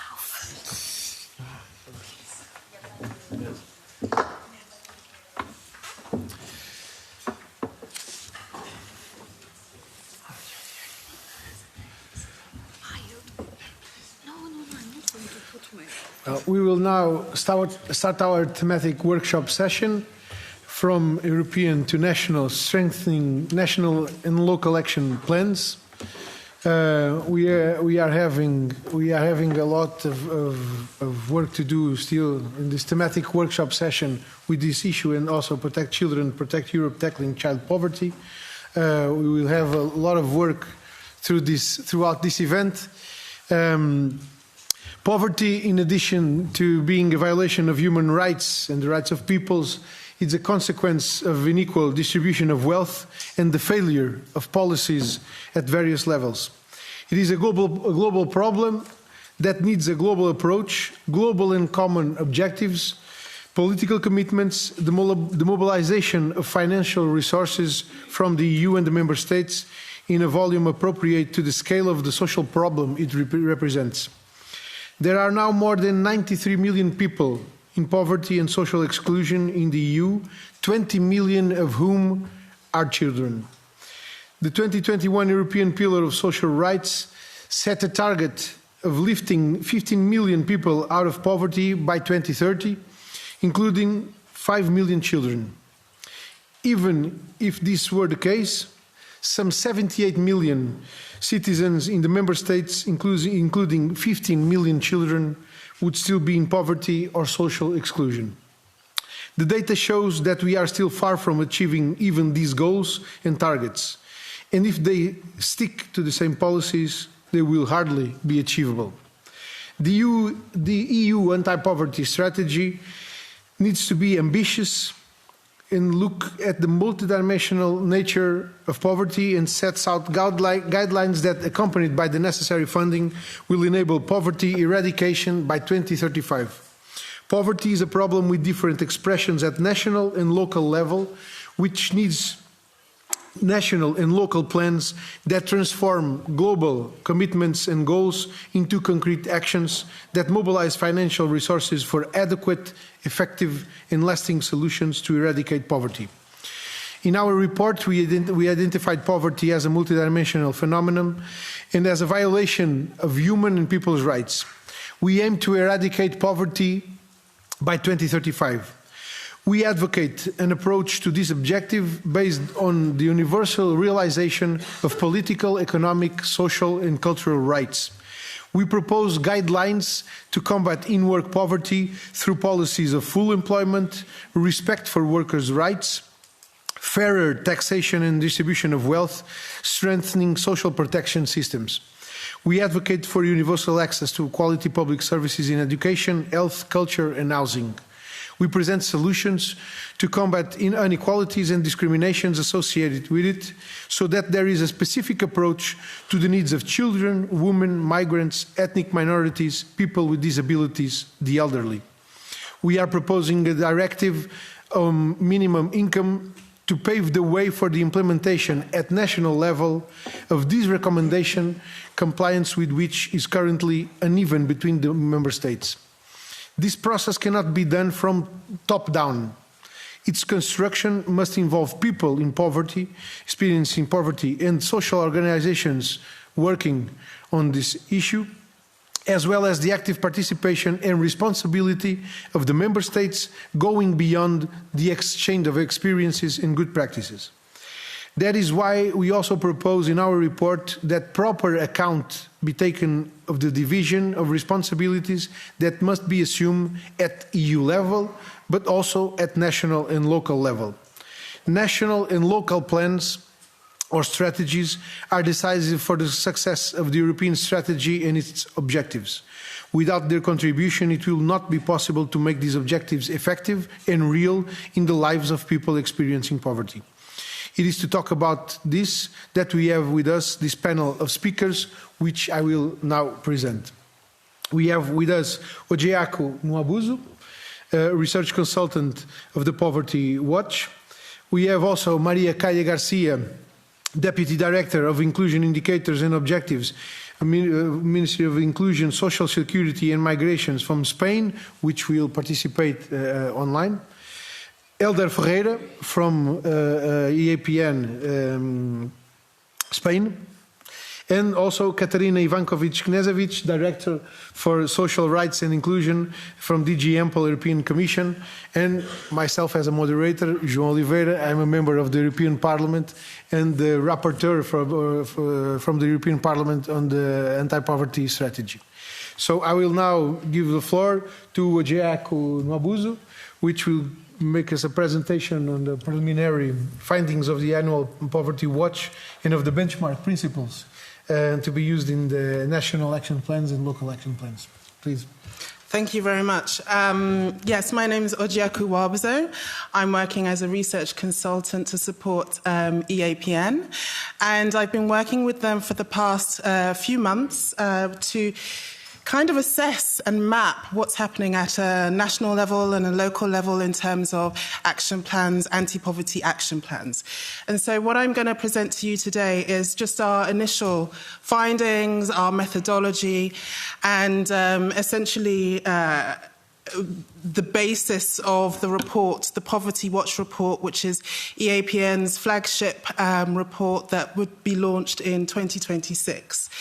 So, as I was saying, the first part of our work is to identify what makes a good, comprehensive national action plan against poverty.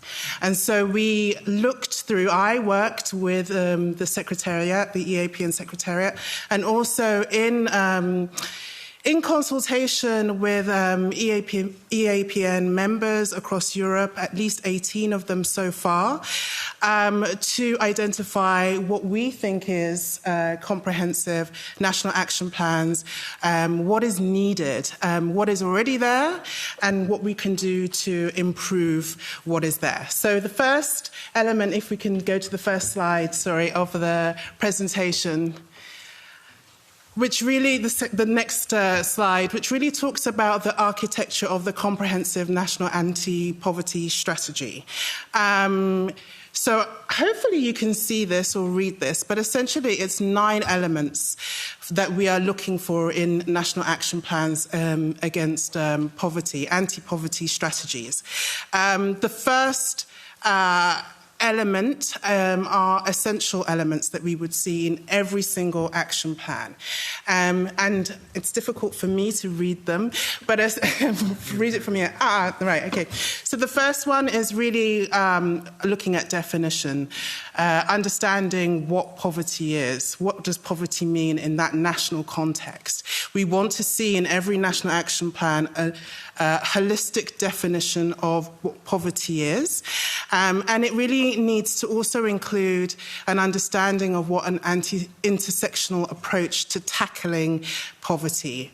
And thirdly, we want a holistic approach. So that's looking at social protection and welfare policies across all the areas, whether that's childcare, education, health, housing, economy, employment. So we need these three essential elements as the basis and the content of the anti-poverty strategies. The second element is they're really looking at how these strategies are integrated, whether that's looking at international or European goals, objectives, or other local or regional frameworks, and how are the national action plans integrated with local action plans, for example? What are the alignments there? We're also looking for how civil society and persons experiencing poverty are integrated into the development of these action plans. So those are the first two main elements that we're looking at. And the last one is maybe the most boring, but is also really important, is the processes. So we need to know what budgets are given to each national action plan, what's the timeline, and how is this going to be measured and evaluated over time. We want to see important indicators and also a commitment over a period of time beyond just political objectives. So these are the 9 essential elements that I have been working on identifying and looking at in the 18 member states and other European countries that I've been working with EAPN. And in fact, Juliana is circulating the methodology framework for you all if you would like to have a look at the actual document. And this is the basis of our assessment. And so I have been looking at member states and their reports on what's happening on the ground. And if we could go to the next slide, because now I can actually tell you in a bit more detail what these principles mean. And first of all, we're going back to the essential elements. And one of the good practices that we've already identified is with Spain.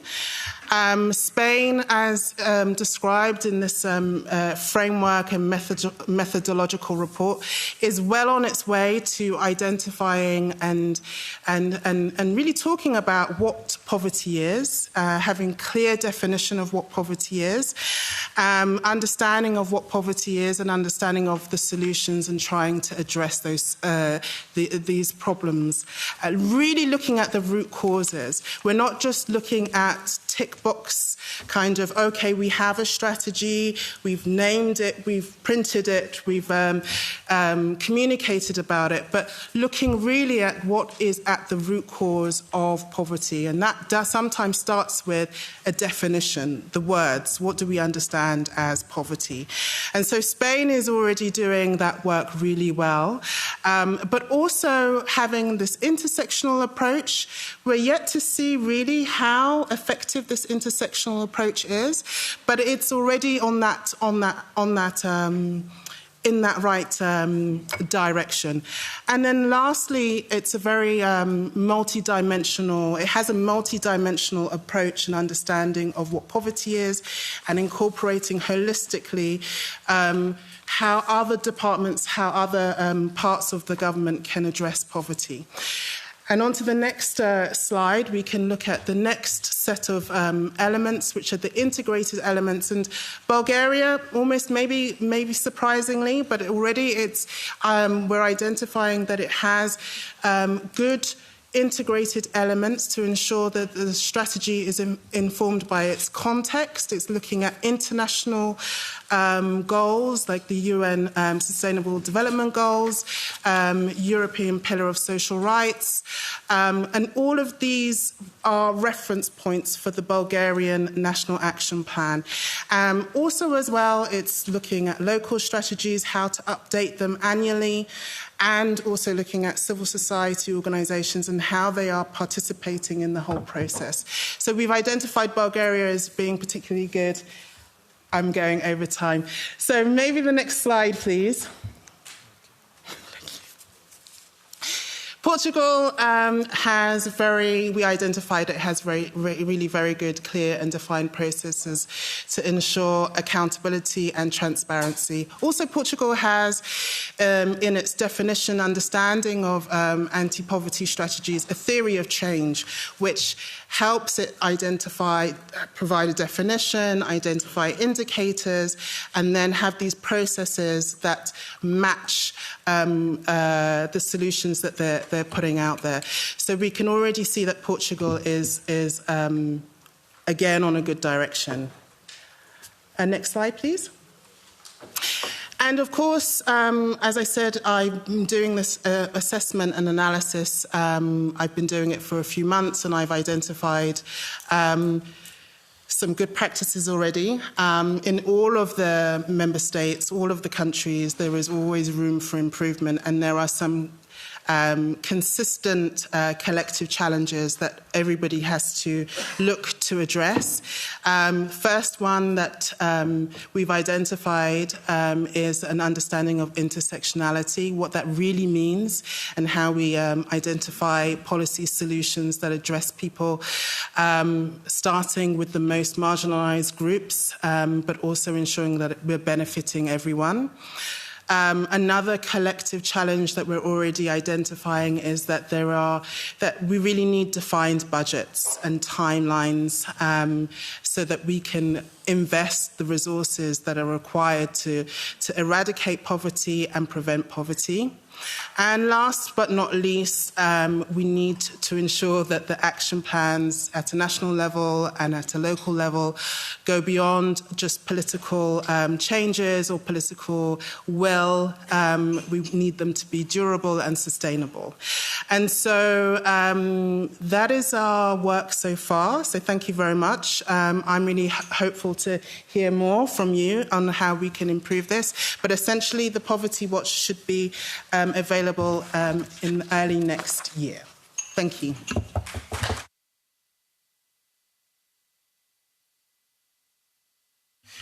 Thank you, Ojiaku, for your presentation. I believe there's no excuse for any member state or government that doesn't have a good national action plan or strategy. After your presentation, they have all the guidelines they need to do it properly. I will now give the floor to Maria Calle Garcia for a presentation for the Ministry of Inclusion's Policy Lab to tell us about its success so far. I believe we have Maria Calle Garcia online. Yes, we already can see you. Hello. Hello. La palabra es sua. Thank you very much. Thank you for giving me the opportunity, and I'm sorry I couldn't be there, but as you know, there were problems in Brussels airport yesterday, so I was unable to arrive on time. So I'm very glad to give you some brief description of our experience with the Inclusion Policy Lab, which is a project that we have developed in the last few years here in Spain, and that can give some good experiences and lessons learned for the European anti-poverty strategy and what can be achieved. So let me give you a bit of context. So I work in the Ministry of Inclusion, Social Security and Migrations in the General Secretariat of Inclusion, which was created in 2020 with the main goal of designing and launching a new minimum income scheme in Spain. Before that, we didn't have a national minimum income scheme. and there was a commitment of the newly appointed coalition government at that moment to implement a national minimum income scheme. But since the beginning, this national minimum income scheme, the idea was that was not only going to be a monetary benefit, but in order to really help eradicate poverty, it has to be to go together with activation and inclusion strategies for the beneficiaries of the benefit, because it's not enough to give money for daily life, but also you have to help people overcome the barriers that they encounter to social inclusion. But of course, there are a lot of different activation and inclusion strategies that can be applied. And it wasn't clear which ones were the more effective, what works. And then in Spain, we also have a very decentralized organization. So the actual practice implementation of activation strategies are in the hands of regional and local governments. So from the central government, from the ministry, what we decided to do is try to test which were the more effective using innovation and evaluation. So for this, we also took the opportunity given by the Next Generation EU funds and the Recovery and Resilience Plan to test different policies and find out which ones were more effective in reaching their goals. And the main goal was to help people out of poverty. The policy lab was created, financing over 30 pilot projects of different types of policies with different target populations and different goals, but always with the main goal of helping people get out of poverty and social exclusion. The governance of this policy lab was complex because it involved several stakeholders with different roles. We in the ministry, we had a coordinating role, but we were not the ones implementing the policies. As I mentioned, in Spain, this role is in the hand of regional and local government.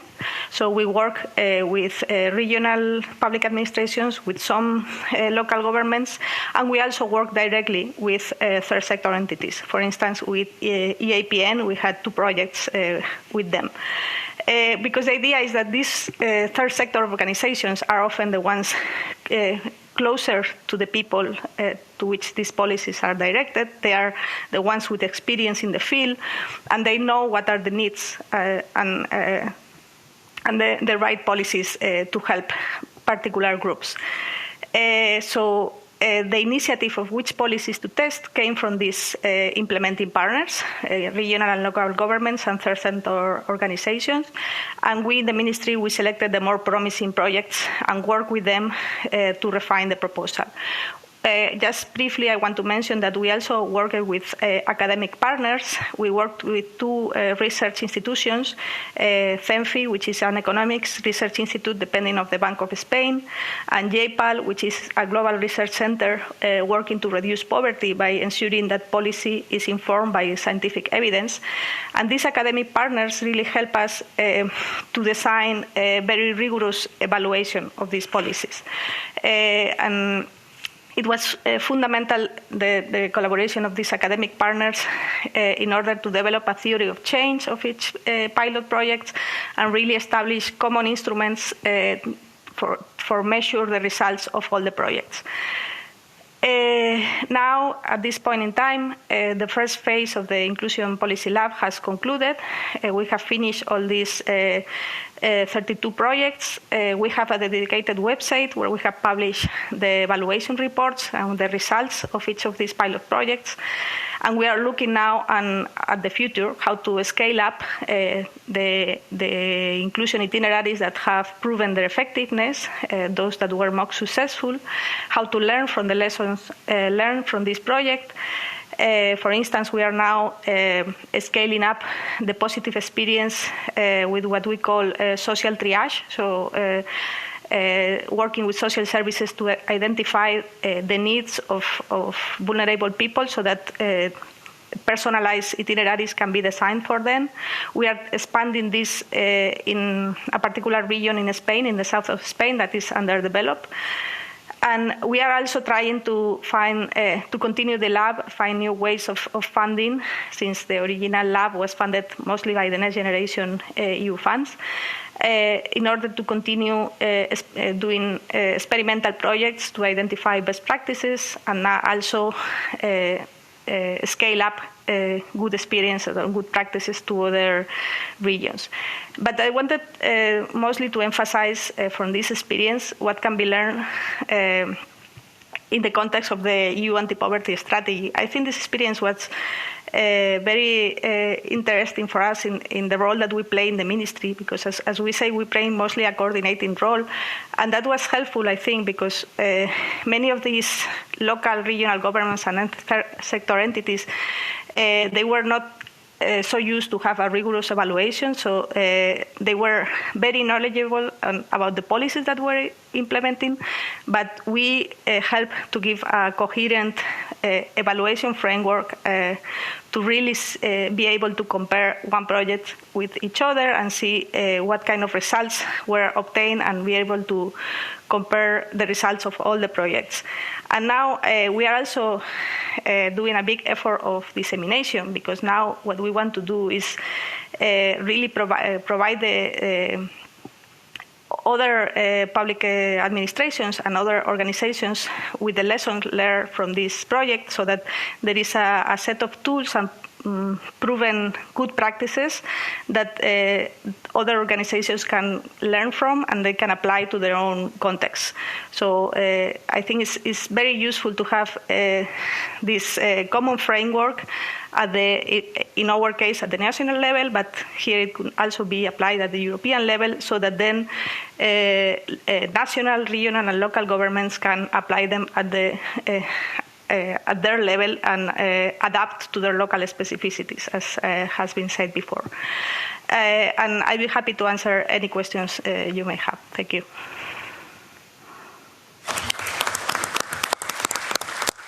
Thank you very much, Maria, for your presentation on the Policy Lab and its good experience. I will now give the floor to Elder Ferreira from EAPN Spain to tell us about Acceso Vital. I believe this is how it's say in Spanish. I'm Portuguese. I only speak Portuñol. Yeah. So let's hear Elder Ferreira. Thank you, João.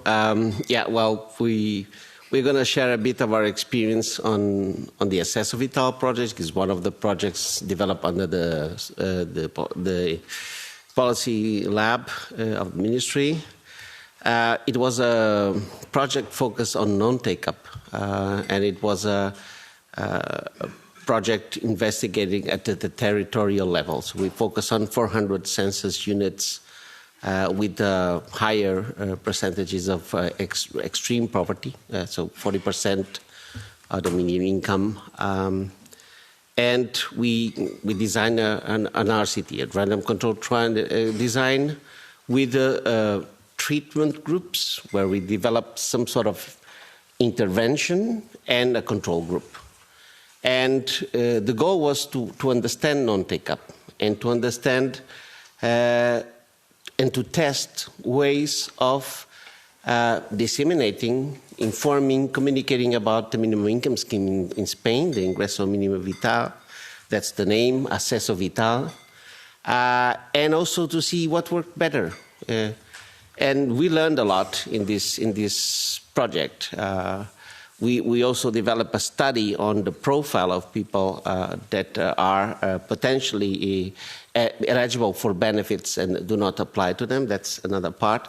But we understood, for example, that, and we tried different ways of reaching out to people. We developed an outreach methodology. And we understood that, okay, we could focus, and we had one intervention that was solely communicating through social media, targeting at those zip codes, and using campaigns in social media, different ads, just communicating the benefit. We did it for 10 weeks. We tried different sets of messages with video, with photos, shorter messages, more appealing. No significant statistical effect.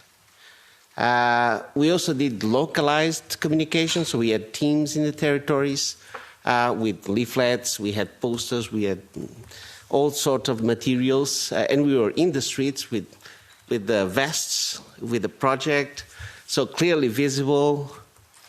And when we look at the statistics, 42% of the persons we actually helped came from the partnerships that we established in those territories with non-profit organizations that are close to those communities, and there actually were where we could provide the personalized support, because we had to do it in a private space, secure.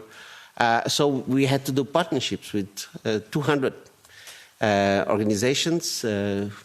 Most of them, almost 75% of them, were non-profit organizations. We also did some cooperation under some census units with local and regional authorities. But we found that of the people coming to us looking for help, 42% came from those partners. Means we communicated a lot in the territory. We were visible, we were there. But it was not the leaflets. It was not the leaflets in the mailboxes. It was not the posters. It was not the biggest entry point to those communities and to actually be able to talk to them, to understand what they needed and how could we support them, was the local NGOs. The second thing we learned, about many other things we have learned, is that we had a significant, statistically significant result in terms of treatment, in terms of support, personalized support. It means that when we compare the groups which have different sort of interventions, we see that the statistically significant result was produced where we had teams in the ground working with people. And there we could see there was a 90% increase in requests for the benefit. And that was persistent, slightly diminishing over time. So we learned that being there, supporting people, interacting with them, and understanding what they need, and support them through a process of requesting a benefit is actually important. And that's just a start, because when we create this kind of structure to help, to support, that is professionalized, that is trained, that is informed. We also supported the organizations there. We ended up doing, for example, trainings for organizations and for agents from the administration, because they needed more information, and we had teams that were trained and informed regarding the benefit. So we generated a lot of knowledge. We understand more how to communicate a complex benefit like a minimum income scheme always is, and we understand what kind of profiles are more, let's say, prone to be in a non-take-up situation. We are talking primary non-take-up. There's secondary non-take-up, which is another matter which we didn't focus. But it was a very interesting project. And it was an experience that we also we really enjoyed doing. It was a very tough project. That's not the reason why we enjoy it.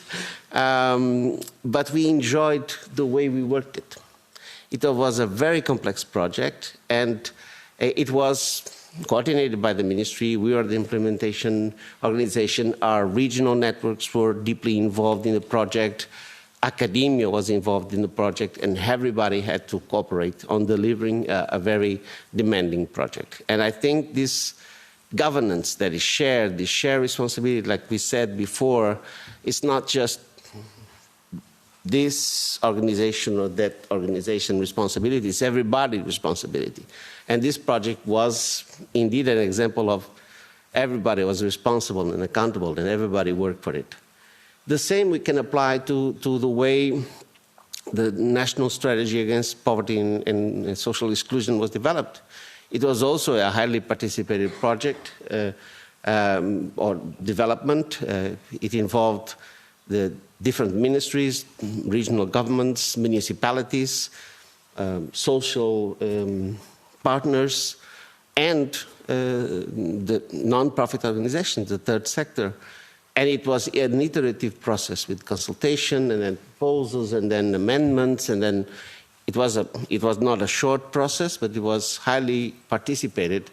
And we would like to have it more direct participation of people experiencing poverty. We could feed in from our activities their perspective, but it will be an added plus and much more even desirable to have the direct participation of people experiencing poverty fitting into the design of the strategy. And we think we're still going for to implement that during the implementation and the follow-up. But what we have is a strategy that is integrated, as Jaco said, it is broad, it has the indicators. It's something that to some extent reflects the perspective also of the non-profit organizations in Spain and their knowledge and their willingness to cooperate, and also the openness from the ministry to welcome this cooperation and this participation from all. It is still a very difficult goal. We are well aware how the situation of poverty and social exclusion in Spain is and how child poverty is.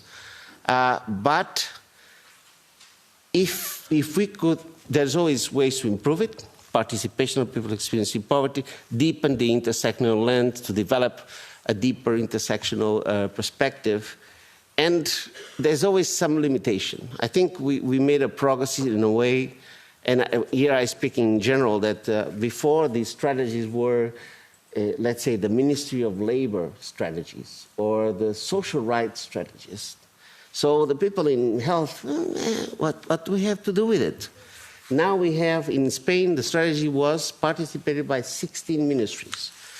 We have a main target, still there or sometimes not there enough, which is the economics and the treasury or the tax ministries. Because we need to go deep and really truly integrate all these strategies. We can have excellent family policies. And then we can have fiscal policies targeting families that just ruin every good thing that you can get out of a good family policy. So how to integrate all this and how to make sure that the other hand is not undoing what this hand is doing is actually something we need to look deeper. And that's something we learn from the project. We learn that people that do not apply for a benefit they are entitled to, sometimes it's not because they do not fulfill one or two, they do not comply with the requirements. They do, but sometimes we put so many requirements that when they cross, they suddenly become ineligible because of the crossing of the requirement. The way the requirements interactuate or influence the result really becomes a barrier. Not the requirement per se, but the way they connect. And that we learn from reaching out and stepping in and benefit from or exercising a right, because minimum income in Spain is a right.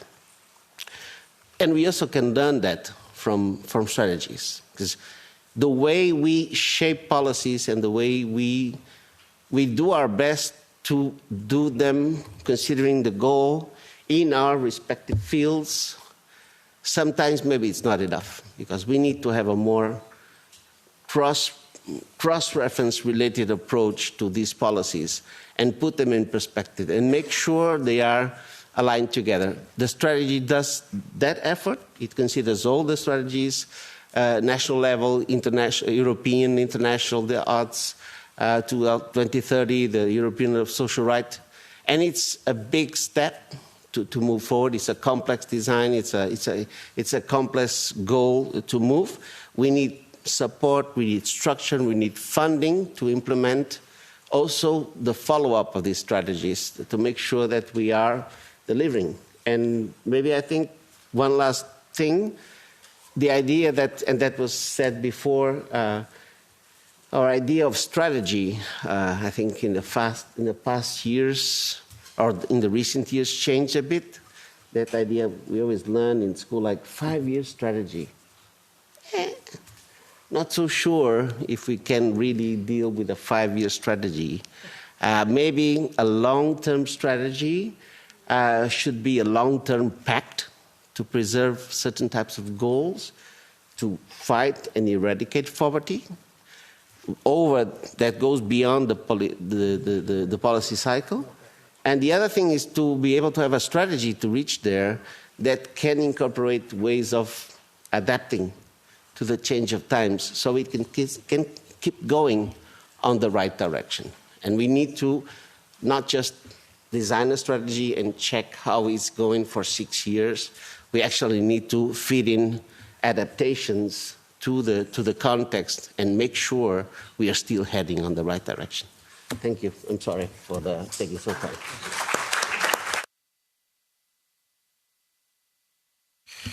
Thank you very much, Elder, for your presentation. That underlines the important role of, especially among other things, but it underlines the important role of non-profit organizations and NGOs, considering the effectiveness of the strategy, especially considering the non-take-up situations. Well, I will now give the floor to Katarina Ivankovic-Knežević, I hope I pronounced it correctly, to tell us about the role of the EU to support national and local authorities and the good practices in terms of governance between EU and national authorities that could be explored in national action plans. Please, the floor is yours. Thank you. Thanks a lot. As in a previous panel, it's always like really no burden, no pressure whatsoever. I'd like to speak about a few important elements that we see and that we think are very relevant for EU strategic framework, but also for the national strategic frameworks, for the member states. I don't like particularly to speak about always national strategic framework, because what we see is that when dealing with poverty, it happens at the local level. It happens practically all the time at the local level. Some of the measures are proposed or agreed at the national level, but the real action happens at the local level. We think and we see, and our colleague that spoke about the Spanish experience and how local NGOs helped in addressing take-up, this is where the action really takes place, and this is where future solutions needs to find a place. So when reflecting on the anti-poverty strategy, I have to say that this is not going to be the only strategic document at EU level to fight poverty. So this is the first message. If you take a look at Union of Skills, the communication and many initiatives that have been adopted in the spring this year, you will find many elements to fight poverty there. Be it a question of basic skills, be it question of access to education, access to tertiary education, to the universities. So there are many elements already visible then. When it comes to in-work poverty, for example, the Quality Jobs Roadmap will set the principles also how to fight this type of poverty. And then I believe one of the biggest and expected elements will be seen in the affordable housing plan.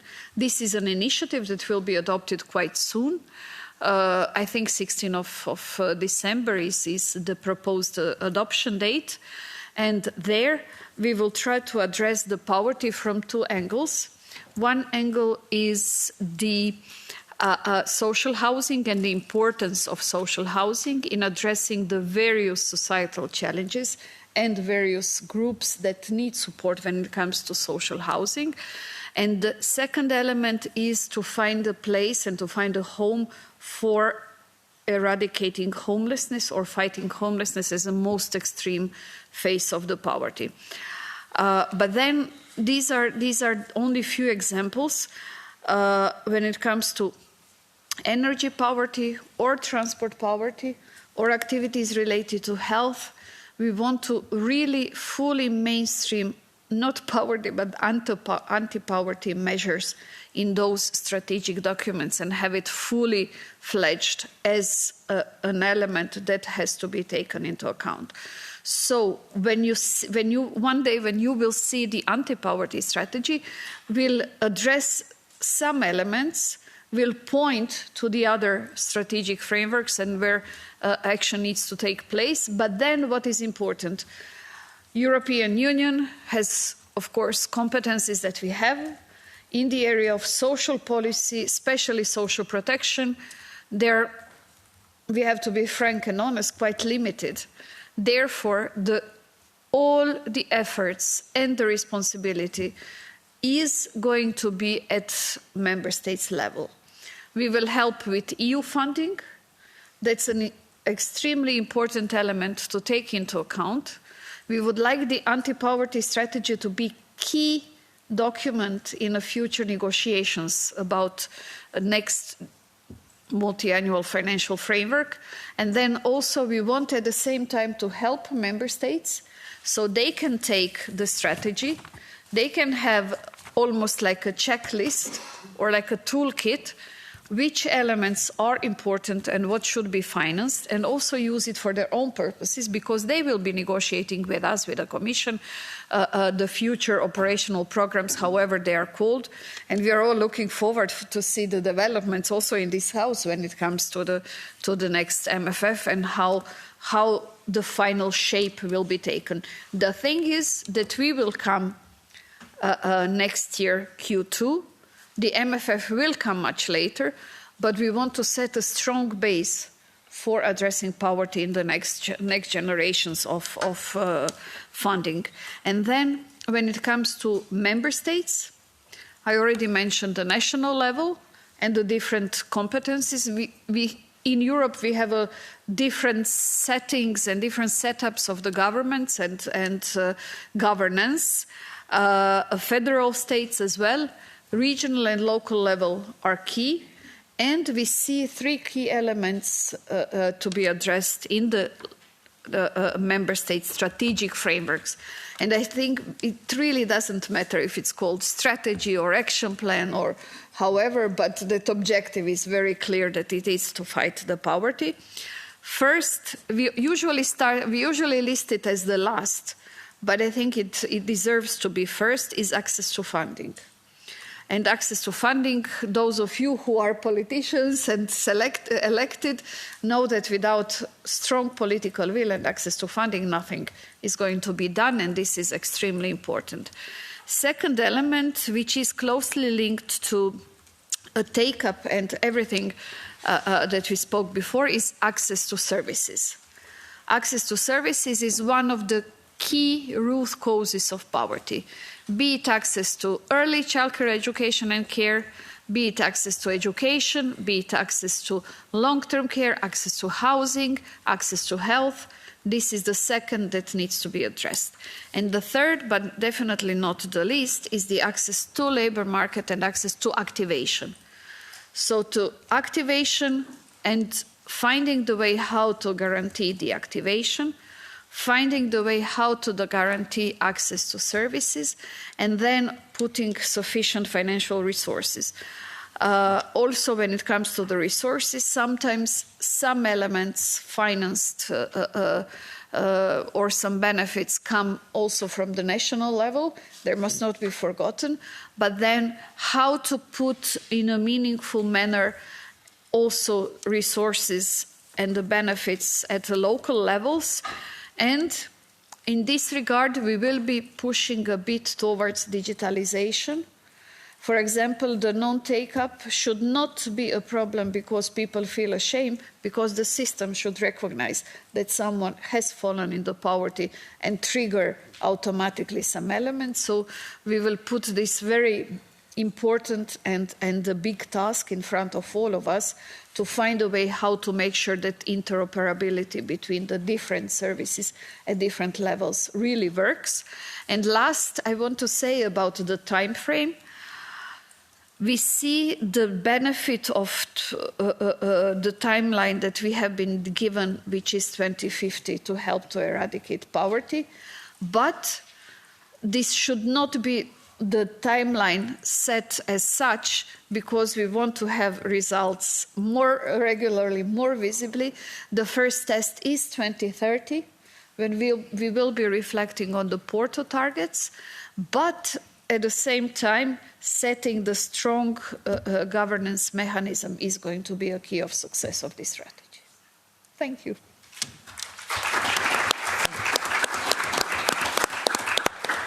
Thank you very much, Katerina.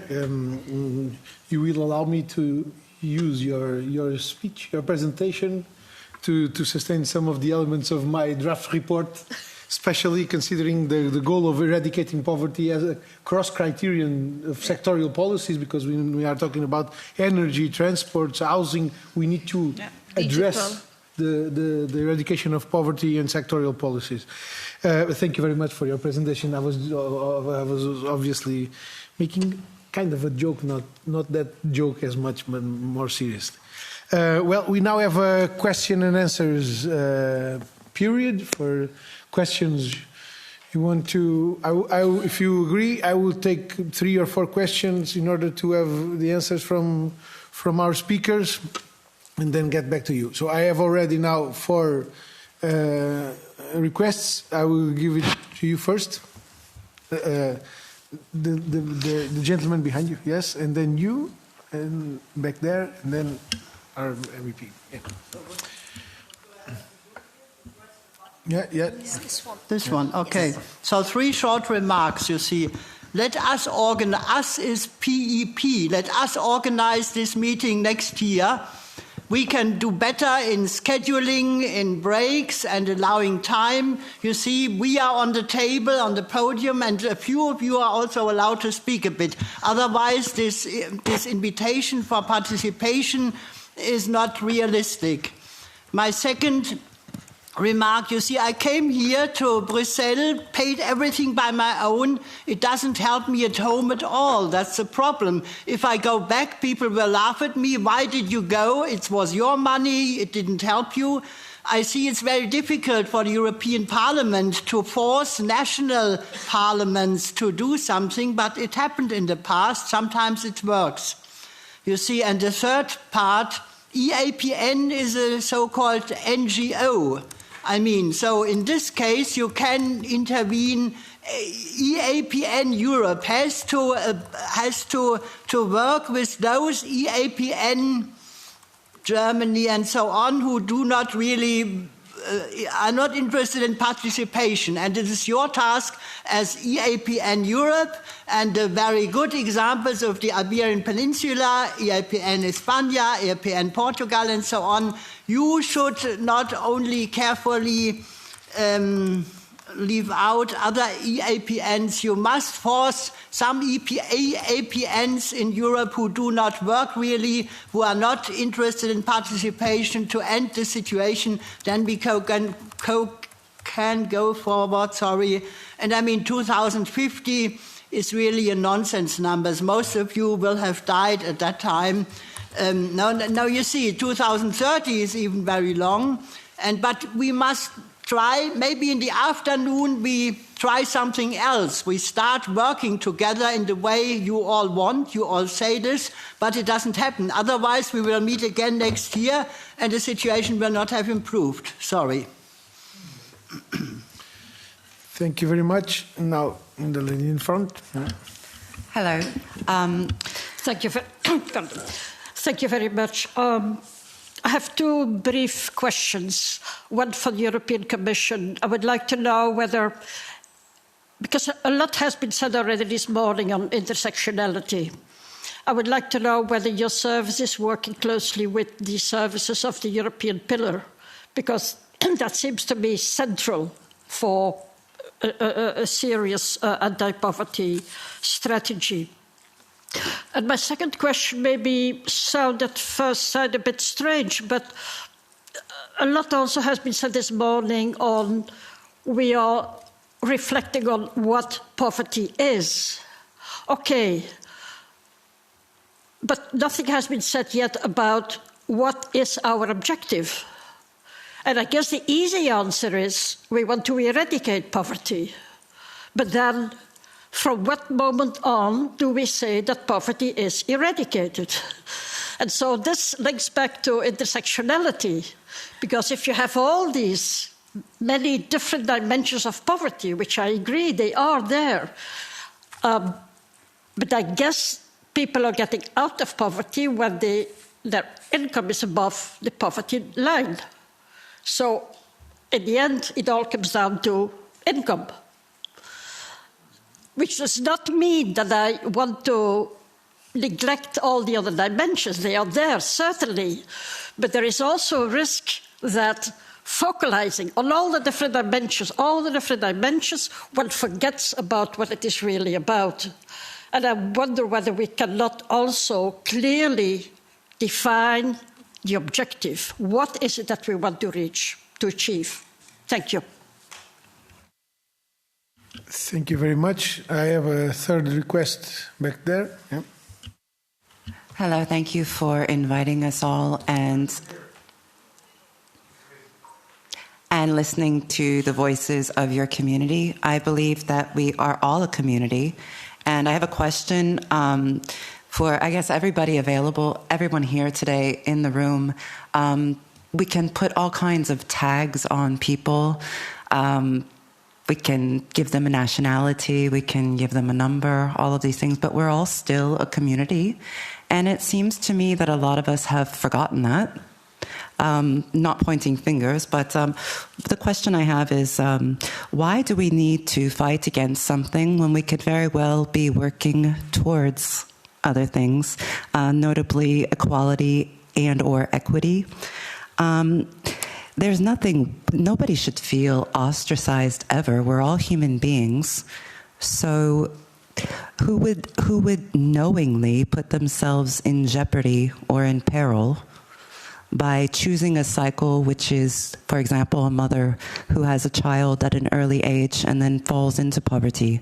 Or there are many other sorts of poverty that happen. But the question is all of this comes back to what Madame said earlier, which is going to take funds. And my question is that how will these funds be raised? I'm imagining that new taxes will be levied, which means the average Joe worker or Jane worker will be paying these taxes. When the money, there's actually no scarcity.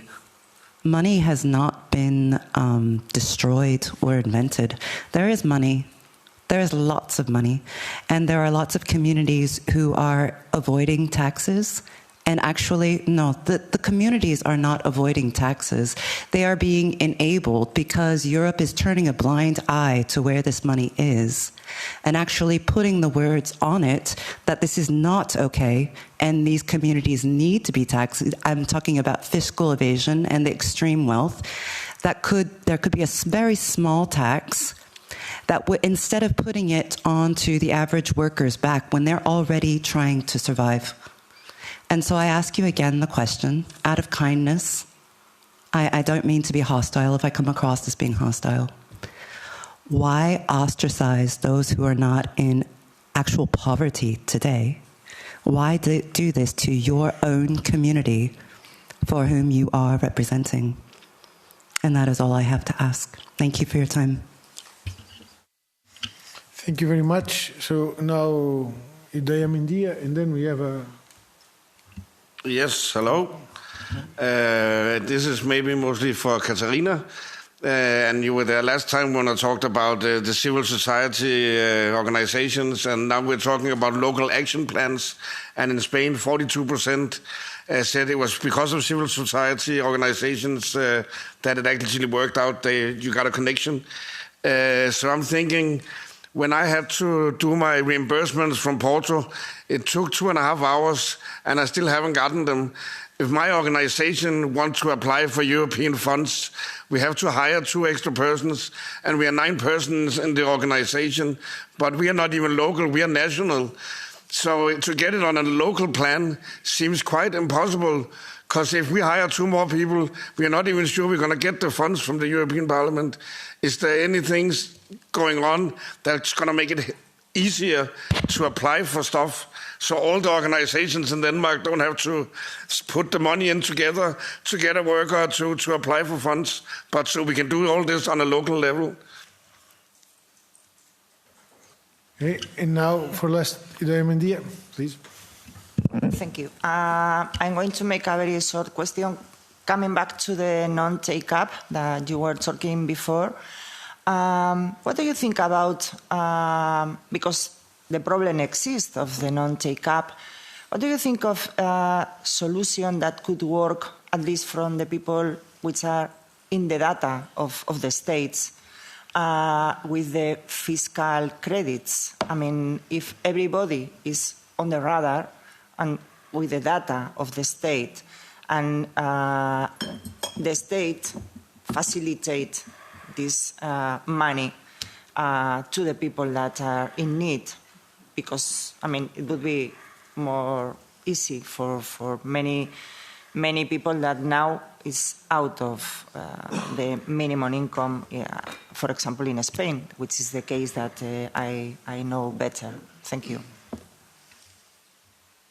Thank you very much. I will now give the floor to our speakers. I will start by Katarina, because there were at least 3 direct questions to Katarina. So, Katarina. Thanks a lot. Easy questions, as usually. But okay, we have to reply. So first, on the European Pillar of Social Rights, we are very closely working with our colleagues who are developing the Pillar Action Plan, and that's extremely important. If you take the Pillar and the 20 principles, I always say that all of them apply to the anti-poverty strategy. It's not like a minimum income one, or access to essential services, which is 20, or housing exclusion, or inclusion in the education. It's literally 20 pillar principles. We are now, as you know very well, in a process also of reflecting how to address the next stage of pillar implementation, and hopefully soon this initiative also will be out. We don't want duplication, of course, within the future pillar planning or the document and the anti-poverty strategy, but clear link and full alignment. When it comes to the intersectionality, it is an interesting question because we also have been, and this is also quite linked to what you asked about the objective of the strategy. Because easy peasy, we could say 2050 we look for the eradication and get off our hands, we are all fine. No, but that should not be the way forward. We are deeply reflecting what to do with the indicators as well. As you know, we are using, I don't know if it means anything or not to you, this composite indicator that we have, Vita Rope, which looks at the financial implications, which looks at people in severe material deprivation, and then also which looks in practically the number of hours that people are working. So if you're working less than 20%, then you are, in a way, you get in the poverty line. For addressing the different aspects of poverty, maybe we need to look into the different also measurement systems. What is severe poverty, what is extreme poverty, and the measures needed for extreme poverty are not the same that are measures for the relative poverty or some other elements. This is, I can tell you, because we are trying to see which mechanisms, which options, it's extremely difficult to get it. And then the universal understanding of extreme poverty below $3 per day does not work for the EU. So this is really something that we have to take. At the same time, if we avoid intersectionality principle, then we will be leaving some behind. So this element where bringing them together is going to somehow be crucial. On the reimbursement process, there is not really much excuse. We are using a new system, but that should never be an excuse. But the financial rules and our own verification process are sometimes so long and so heavy that I wish we have a magic stick. And this morning when I was asked, is there one thing that I could change, I would definitely change that one when it comes to the implementation. On access to funding at national levels and the local and national levels. We've been speaking about simplification of EU funds for many years. Myself, personally, I've been the head of managing authority for 10 years for European Social Fund. It's super difficult because there are levels that we set at EU level, but then there are additional levels that member states put in on so many different levels. And when you combine it, sometimes it is really very difficult. I hope that in this process of reflection on the future MFF, this topic on simplification and reaching the funds to the end recipients is going to be one to be addressed. We need to work faster. The verification system needs to go faster. The auditing elements needs to be clear from the beginning so that you don't get surprised 3 years after the implementation of the project with the request for some real cost supporting data. That's something that has to be taken into account. We are very much aware of the problem, and thank you for raising it, because it hurts as well on our side, I would dare to say. And then on the fiscal credits, that's a very interesting. You know that there have been some experiments like a social bonds, like some other ways how to approach it. There are some fiscal credits given in some areas like childcare, so that you could choose which elements and how to address. But it's largely unexplored. I would still dare to say, and there maybe we could do a bit of digging. I took it as a homework to check, but I don't know. Maybe our Spanish colleague would have some ideas about how to reflect on it. So thanks a lot. I hope I replied all your questions. If not, we can continue in the break. Thank you, Katarina. I will give the floor to Elder to address the question that was directed to them, to him. Okay. Yeah. Thank you, João. Regarding, when I heard the word credits, I remember some policies that are there to compensate people for having low wages. So there is policies based on credits, but that depends that you have income. So when people don't have income, if the policy is based on having income, it doesn't work so well. But again, it's a way of really defining the policy and how it should work. I think, and the issue which is more broad in terms of interoperability of data, that was one of the recommendations that we issue on the report of the study we did on non-take-up. It's a big challenge. It would be ideal, especially if combined with one-stop shops. People should not need to go, especially in a situation where you have all the data integrated and also protected, because a lot of personal data on someone's hands. But giving that is protected and controlled, how access is done and for what purpose, when you apply somewhere and all the data is there, the system should tell you, according to our data, you are eligible to this, and this, and then request it or grant it to you. It's a big step in a way that all this data is in databases that were designed with a different purpose. They were not thinking of, let's put this together at some point in time. So sometimes the data is not compatible. Sometimes the quality of data is very variable. And it needs a lot of development to make sure that we have the good data and it is compatible. And when we put it together, it doesn't generate false positives. Because if that happens, if the system is not as much controlled, it can become a very serious problem. But it is, I think, an end goal.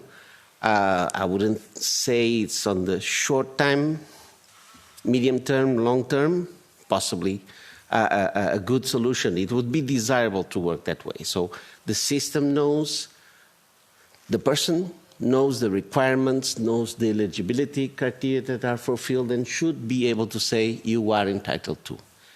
That's one important step for access. It doesn't solve the problem of being a beneficiary of something.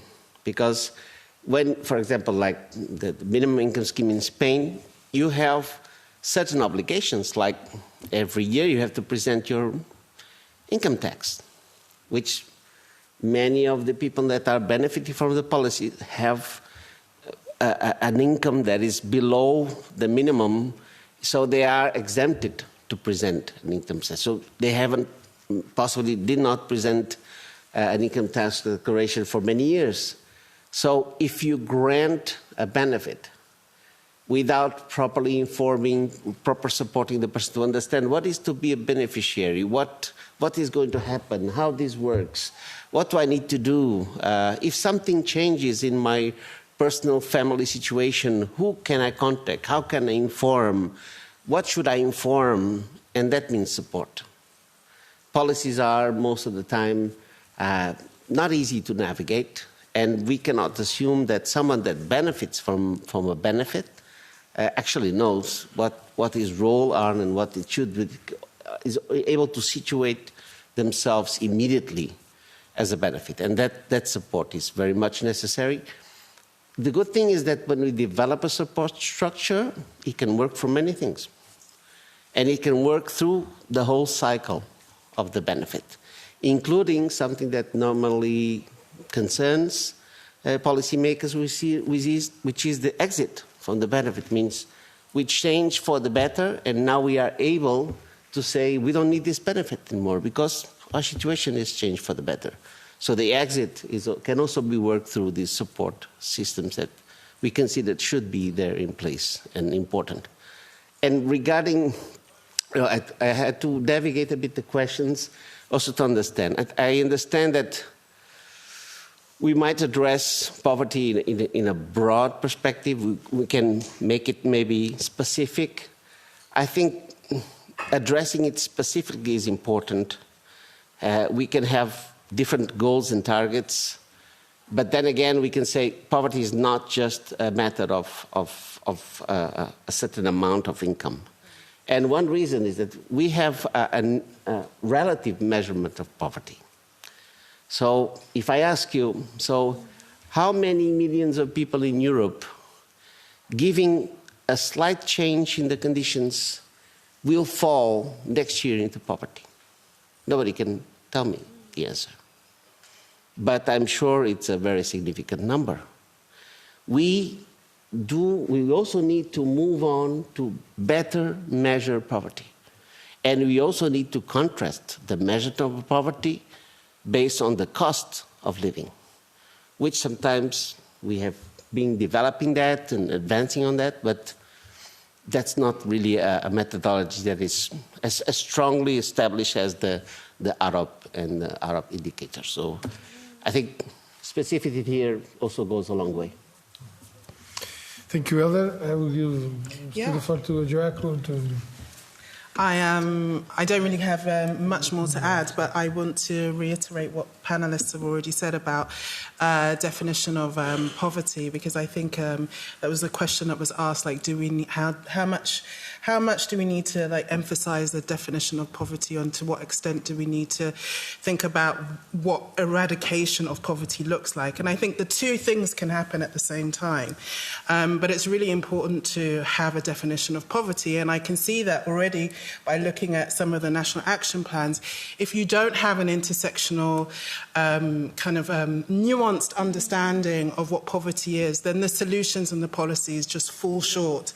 And income is only one element of what we can understand about poverty. And I think having an intersectional approach really helps us to look beyond what we have thought was poverty in the past, and kind of unearth that hidden poverty, which we don't often see, we don't often discuss, we don't often experience. And I think when you have an intersectional approach, you then can have voices that can tell you what poverty feels like to them. And this changes over time. This changes what we thought poverty was 20, 30 years ago is not the same as what we're experiencing now. And we can find that when we see a lot of people who are working in poverty too, or having a job but not access to quality housing. So what does quality housing mean as well? So I think it's really important that we do have a definition of poverty.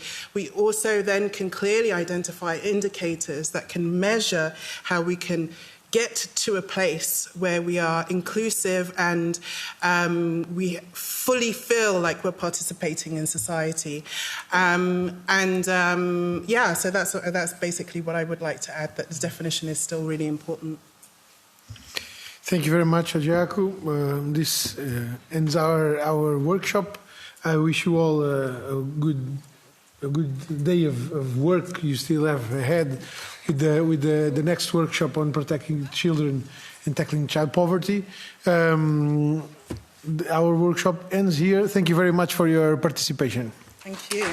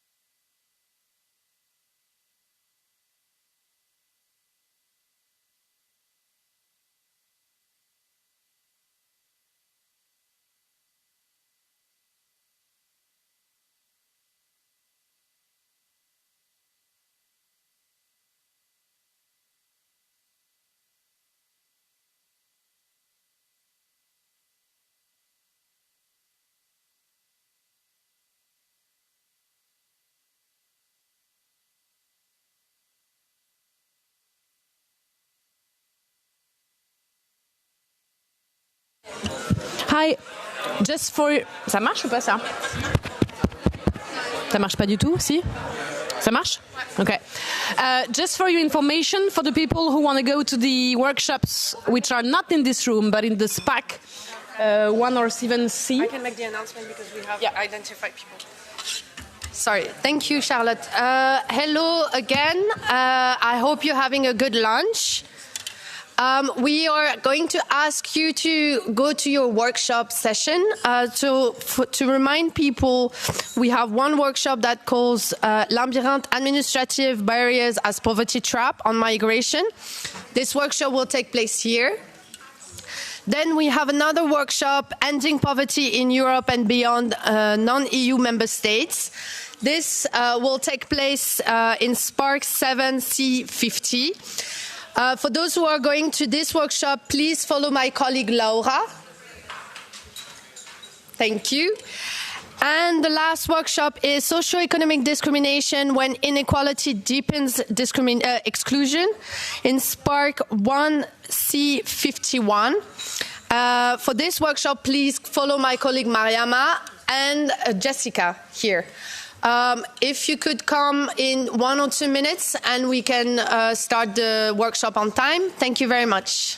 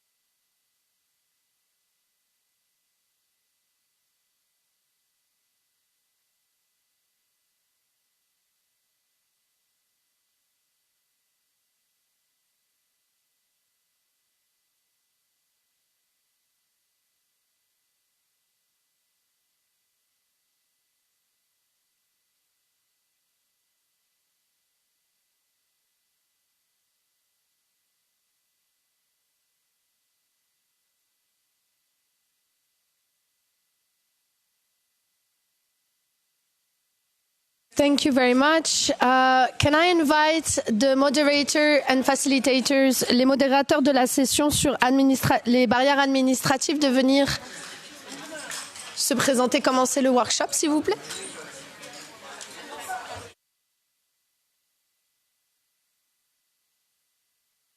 Et pour les autres workshops, ils sont sur le départ, donc je vous invite à les rejoindre dehors.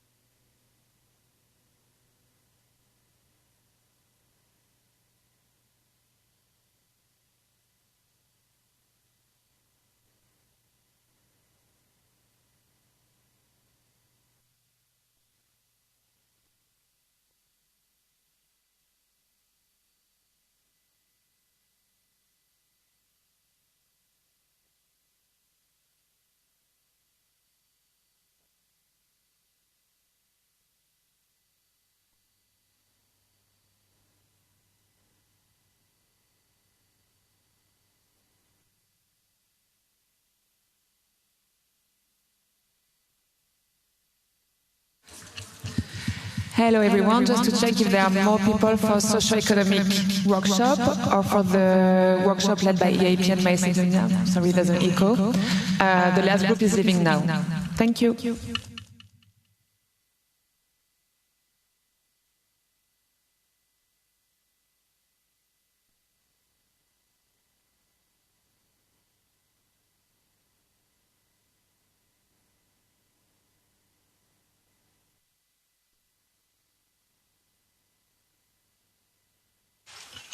Bonjour. Est-ce que ça fonctionne?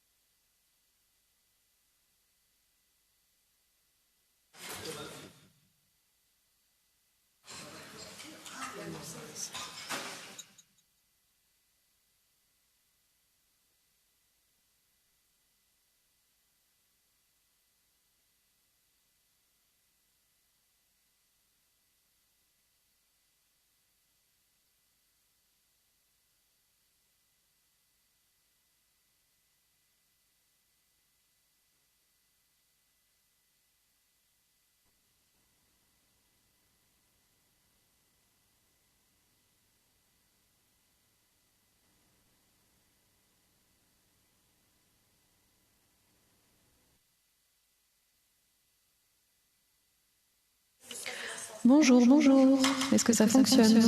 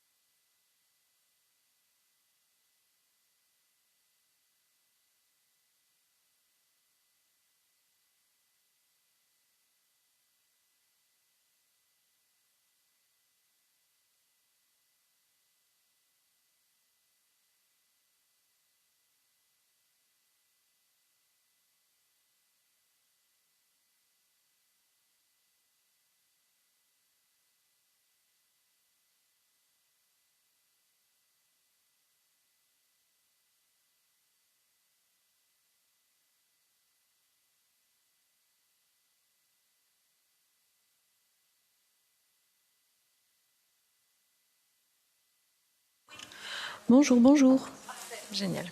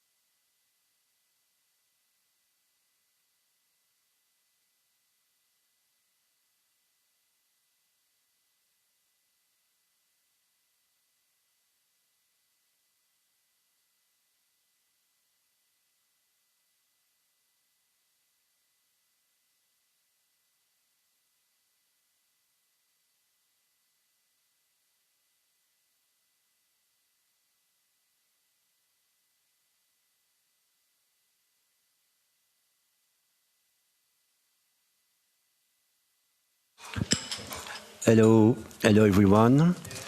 We have an interpreting service, so if you want to use English, you have to choose 2, Spanish 8, and French 3. And as we have the opportunity, we would like to speak French during this panel. Thank you. Bonjour à toutes et tous. Nous vous remercions d'avoir choisi ce workshop sur les obstacles administratifs qui entraînent des situations de pauvreté, avec un focus particulier sur le public que nous connaissons le mieux dans notre structure, c'est-à-dire le public en situation de migration. Je suis Pauline et nous venons aujourd'hui avec une délégation de notre association qui s'appelle Le Monde des Possibles, qui est située dans une petite ville belge qui s'appelle Liège, au sud de Bruxelles. Et nous allons vous parler aujourd'hui de la réalité de terrain que nous constatons. Et nous sommes venus dans notre délégation avec 5 témoins du vécu qui vont pouvoir vous partager leur expérience. Et je passe la parole pour commencer à mon collègue Didier qui va vous présenter Le Monde des Possibles en quelques mots. Merci Pauline. Donc, je suis Didier van der Meren, le directeur de l'association Le Monde des Possibles, qui existe depuis 25 ans et qui qui accompagne les personnes d'origine étrangère dans leur processus d'inclusion. Association composée de 25 équivalents temps plein, association qui accompagne chaque semaine 250 personnes. Ce sont des personnes reconnues réfugiées par la Convention de Genève, des personnes en demande de protection internationale ou des personnes sans papier. Il y a avec ma collègue Pauline ici à mes côtés d'une permanence socio-juridique qui a constitué aujourd'hui, qui va nourrir aujourd'hui les échanges. Le Monde des Possibles, c'est également des cours de français langue étrangère, des cours d'informatique, des cours de citoyenneté, des projets liés à l'entrepreneuriat, des projets européens. Nous avons plusieurs AMIF, citoyenneté, Erasmus, que vous connaissez certainement. Je vous signale que nous sommes ici à Liège, dans ce qu'on appelle le Régio Meuse-Rhin, près de Maastricht et de l'Allemagne avec Aix-la-Chapelle. Je voulais remercier aujourd'hui mes collègues Kossi, Dada, Sandrine, Laurie, Pauline et Rania qui ont accepté de témoigner sur des aspects de leur vie, de leur existence, qui parfois ont été extrêmement difficiles, souvent très difficiles, pénibles, causés par des démarches, des dispositifs administratifs. Je n'en dirai pas plus, je repasse la parole à Pauline. Alors, pour poser un peu le cadre de notre approche au monde des possibles, on a essayé de faire une sorte de typologie des formes de pauvreté que nous rencontrons le plus souvent dans notre association et notamment à travers le service juridique en droit des étrangers. Et on constate que les formes de pauvreté qui touchent spécifiquement les personnes migrantes dans leur processus d'inclusion en Belgique, elles touchent aussi à l'intersectionnalité des discriminations qui entraînent différentes formes de pauvreté. Alors d'abord, une pauvreté qui est liée à la précarité du statut de séjour, puisque dans notre association, on assure un accueil à bas seuil, tout statut de séjour confondu, c'est-à-dire pour des personnes qui sont en demande de protection internationale, qui viennent de perdre leur titre de séjour et qui sont donc sans papier, des personnes réfugiées en protection subsidiaire ou même qui sont sur le point d'obtenir la nationalité belge. Et pour toutes ces personnes, les formes de pauvreté sont multiples et cumulatives. Concernant la précarité liée au statut de séjour, elle concerne principalement actuellement la crise de l'accueil, puisque l'État belge a choisi de ne plus assurer l'accueil de certaines catégories de demandeurs de protection internationale, si bien qu'on se retrouve avec des personnes qui subissent un sans-abrisme administratifs uniquement liés à leur statut de séjour et en totale illégalité vis-à-vis de la loi qui assure le droit à l'accueil.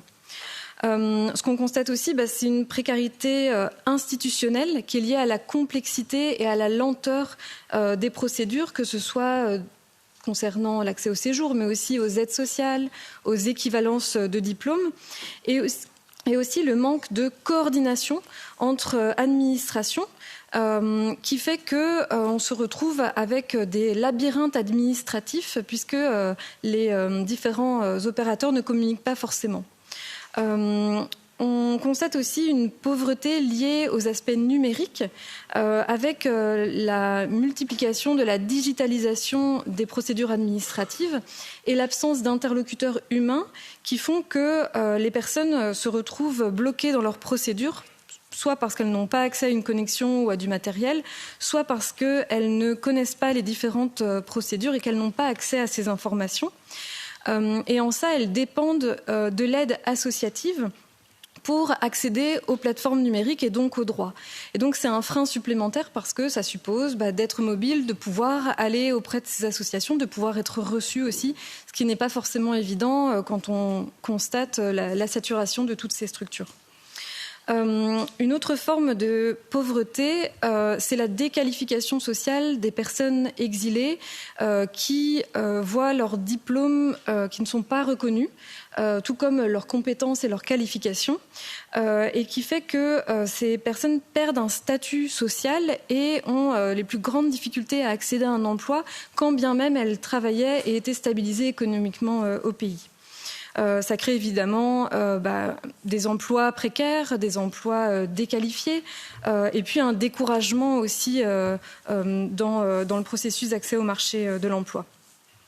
Et enfin, dans notre typologie, on constate une pauvreté structurelle avec toutes les formes de discrimination dans l'accès autant au logement qu'à la santé. D'autant plus pour des personnes très isolées, des familles monoparentales ou des publics sans revenus stables.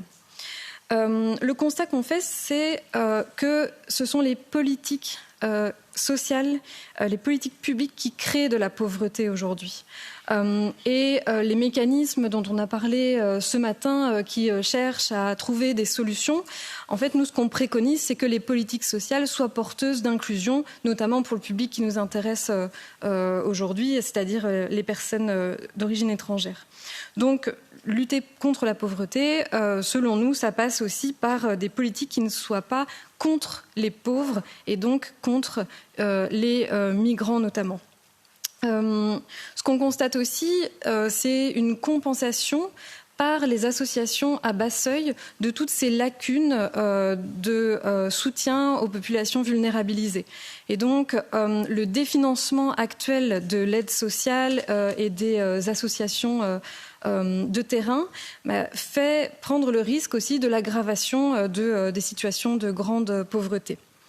Alors à Liège, on a la chance d'avoir un tissu associatif qui est très dense, très développé, et d'avoir des associations qui sont force de proposition, d'alternatives et surtout d'expérimentation pour trouver des solutions en se disant les politiques publiques sont telles qu'elles sont, eh bien on va expérimenter des solutions qui sont parfois à la marge de la légalité, évidemment, puisque tout est de plus en plus cadenassé, notamment concernant les personnes sans titre de séjour ou en séjour précaire.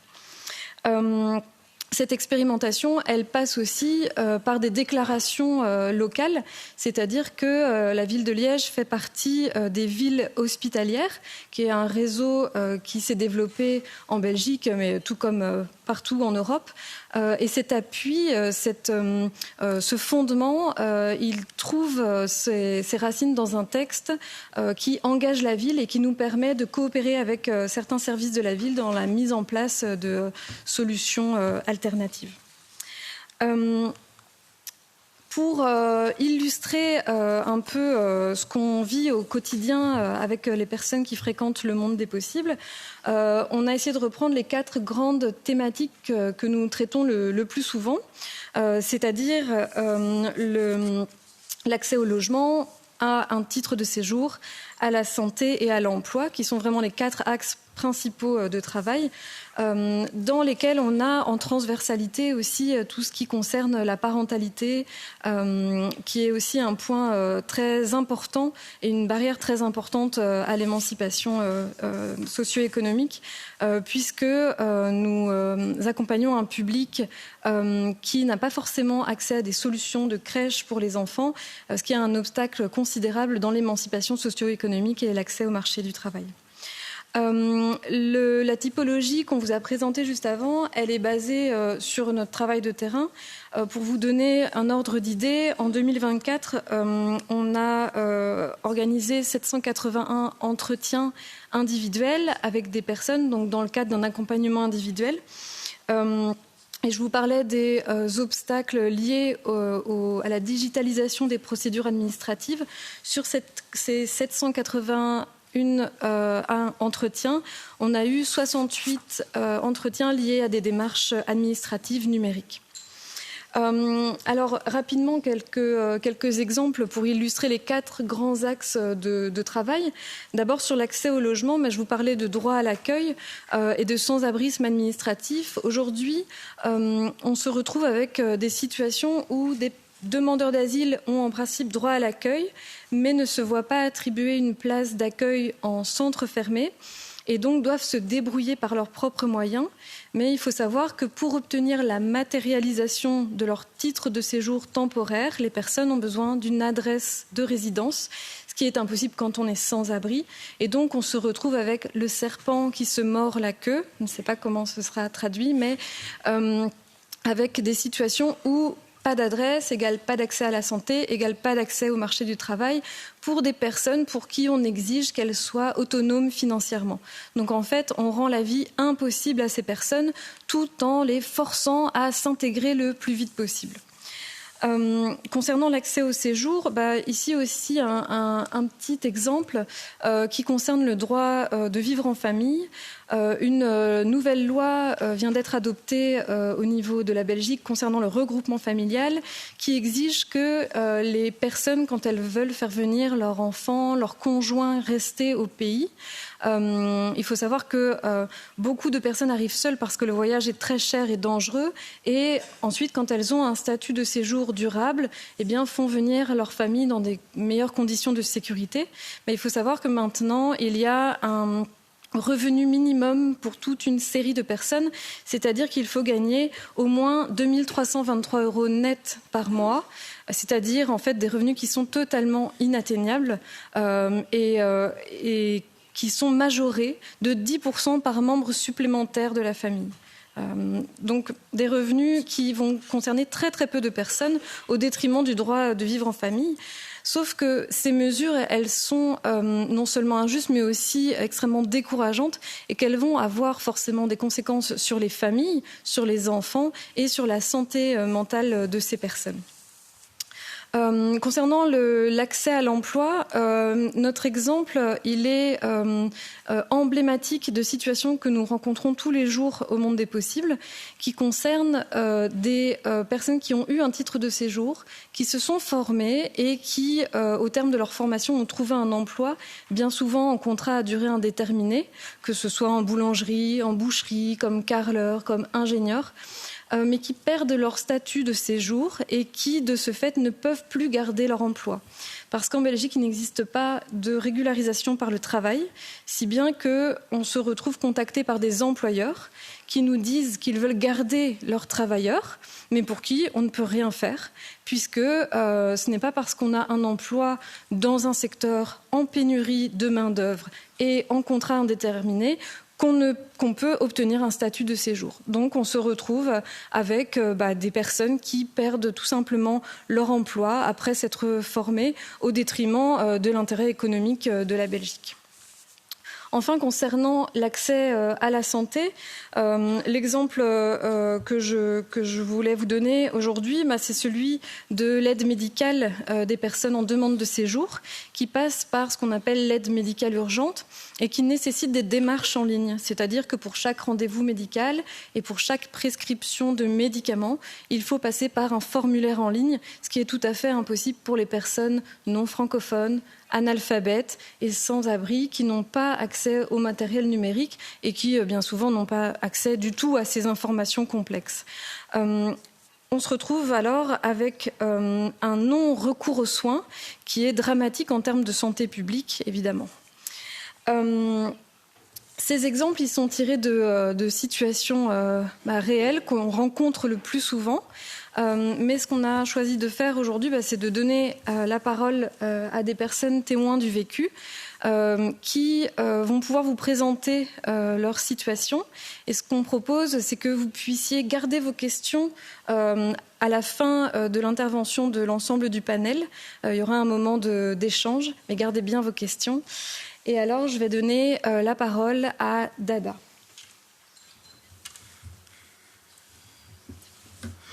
Bonjour à toutes et à tous. Je m'appelle Dada. Je suis heureuse de pouvoir partager mon histoire avec vous aujourd'hui. Je suis d'origine congolaise. Je suis en Belgique depuis 8 ans, 8 années de combat, de solidarité, mais aussi de réussite. J'ai dû fuir mon pays avec mes 5 enfants pour une raison que beaucoup de femmes migrantes connaissent, l'insécurité et la guerre. Cette fuite a marqué le début d'une longue attente administrative en Belgique, une attente qui nous a plongés dans une situation de grande pauvreté. Mon expérience illustre comment les barrières administratives peuvent transformer l'inclusion en un véritable parcours d'obstacles. J'aimerais d'abord aborder 3 aspects cruciaux de cette réalité. 1. L'accès à la santé. La solidarité comme celle mutuelle. Quand on est mère avec 5 enfants, l'accès aux soins n'est pas une option, c'est une nécessité vitale. Pourtant, lorsque vous êtes sans papier, l'aide médicale urgente est limitée et ne couvre que certains soins strictement nécessaires. Face à cette injustice, nous avons agi avec d'autres personnes dans la même situation. Nous avons créé un système unique, la Sécu solidaire des sans-papiers. C'est une sorte de mutuelle coopérative où chacune de nous cotisait selon ses moyens. Quand l'une de nous devait payer des lunettes, des soins dentaires ou une opération pour le membre de sa famille, nous puisions dans cette caisse de la solidarité. Cette initiative a existé toujours. Et la preuve que là où l'administration crée des lacunes, la solidarité humaine peut bâtir des solutions concrètes. 2. La survie économique, c'est former et entreprendre pour vivre. En raison de ma situation administrative, l'accès au marché du travail m'était fermé. Pourtant, je devais nourrir ma famille. Avec le soutien d'amis et d'autres cuisinières talentueux, nous avons lancé un service traiteur en coopérative. Nous partageons des tâches et le revenu. Aujourd'hui, ce service fonctionne toujours, apportant de délicieux repas dans de nombreux foyers de Liège. Cette expérience m'a permis non seulement de subvenir aux besoins de mes enfants, mais aussi de me former, de perfectionner mes compétences entrepreneuriales. Maintenant que j'ai enfin obtenu un titre de séjour, mon rêve se concrétise. Je suis en train de monter mon propre service traiteur. L'accès à l'emploi et à la formation est le véritable moteur de l'autonomie. 3e point, l'avenir des enfants. Investir dans l'éducation. La parentalité dans la pauvreté est un combat quotidien. Mon objectif principal a été d'offrir une vie aussi normale que possible à mes enfants. et surtout de leur offrir un avenir. Mais la situation administrative a créé une souffrance invisible pour eux. Mes enfants, sans titre de séjour, ont été victimes de discriminations sournoises. Pensez-y, ils ne pouvaient pas partir en voyage scolaire avec leurs camarades. Ils devaient cacher leur situation, car ils se sentaient vus comme des criminels, comme des gens dont on doit avoir peur. Pour éviter les questions, certains de mes enfants allaient se cacher et pleurer dans les toilettes de l'école. Les cauchemars s'est intensifié quand mon fils a terminé l'école secondaire. Il voulait continuer ses études, mais on s'est enfin face à une avalanche de refus d'école supérieure. Face à cette violence administrative, ma propre santé a été touchée et j'ai développé des problèmes de tension artérielle. Je veillais coûte que coûte à ce qu'ils continuent leur scolarité même après leurs 18 ans, car l'accès à l'enseignement et à la formation est pour moi la seule porte de sortie durable à la précarité. Je suis fière de vous dire que certains de mes enfants aujourd'hui sont à l'université. L'un de mes fils même a participé au tournage d'un film belge, Tori et Lokita, qui a été primé au Festival de Cannes. J'ai aussi mon fils aussi béni qui a 15 ans.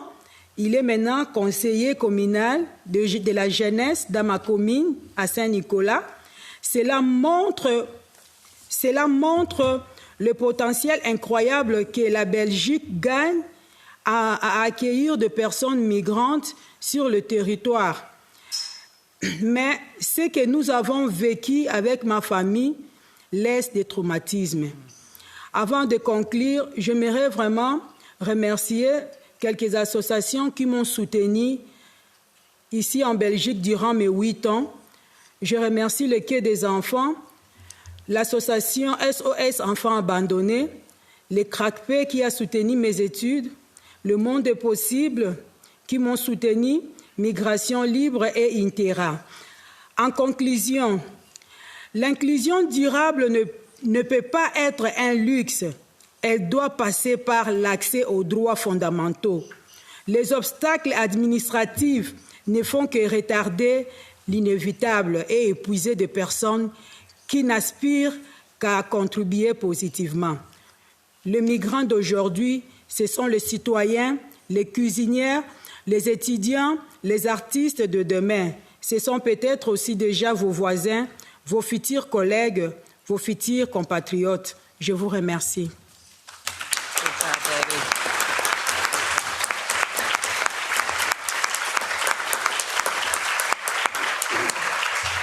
Merci beaucoup, Dada. Et je passe maintenant la parole à Sandrine. Merci, Pauline, pour la parole. Je suis honorée de pouvoir partager avec vous mon expérience et mes constats. Je suis en Belgique depuis 8 ans. Je suis d'origine congolaise, de la République démocratique du Congo. Je suis femme migrante et je suis bénévole passionnée dans plusieurs associations, notamment en tant que responsable de l'espace public numérique. Donc mon rôle, mon job, c'est de veiller sur le matériel informatique, de donner aux personnes accès à un outil informatique.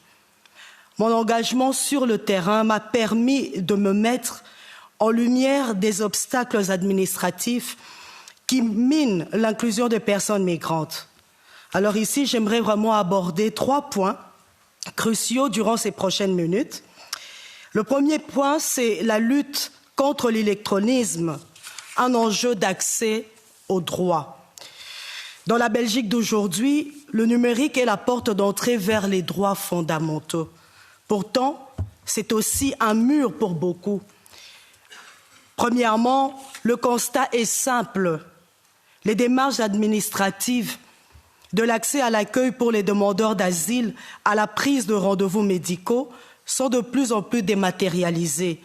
On exige de formulaires en ligne comme Pauline venait de l'évoquer, de scanner des documents, de gérer des boîtes mail. Mais il y a un problème.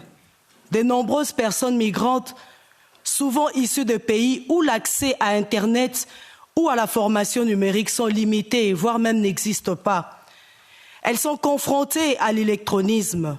Elles n'ont ni les outils ordinateur, smartphone, connexion, voire même des abonnements, ni les compétences nécessaires pour naviguer dans cet océan numérique. Et même pour créer des adresses mail, c'est très compliqué. Avoir accès à ITMI, n'en parlons pas. Et notre mission, dans l'espace public numérique, nous sommes des traducteurs numériques. Nous aidons concrètement ces personnes à accomplir leur démarche. Mais plus encore important, nous leur transmettons les clés pour qu'elles deviennent autonomes. Et pour nous, l'autonomie numérique, c'est l'autonomie dans la vie. Passons au deuxième point.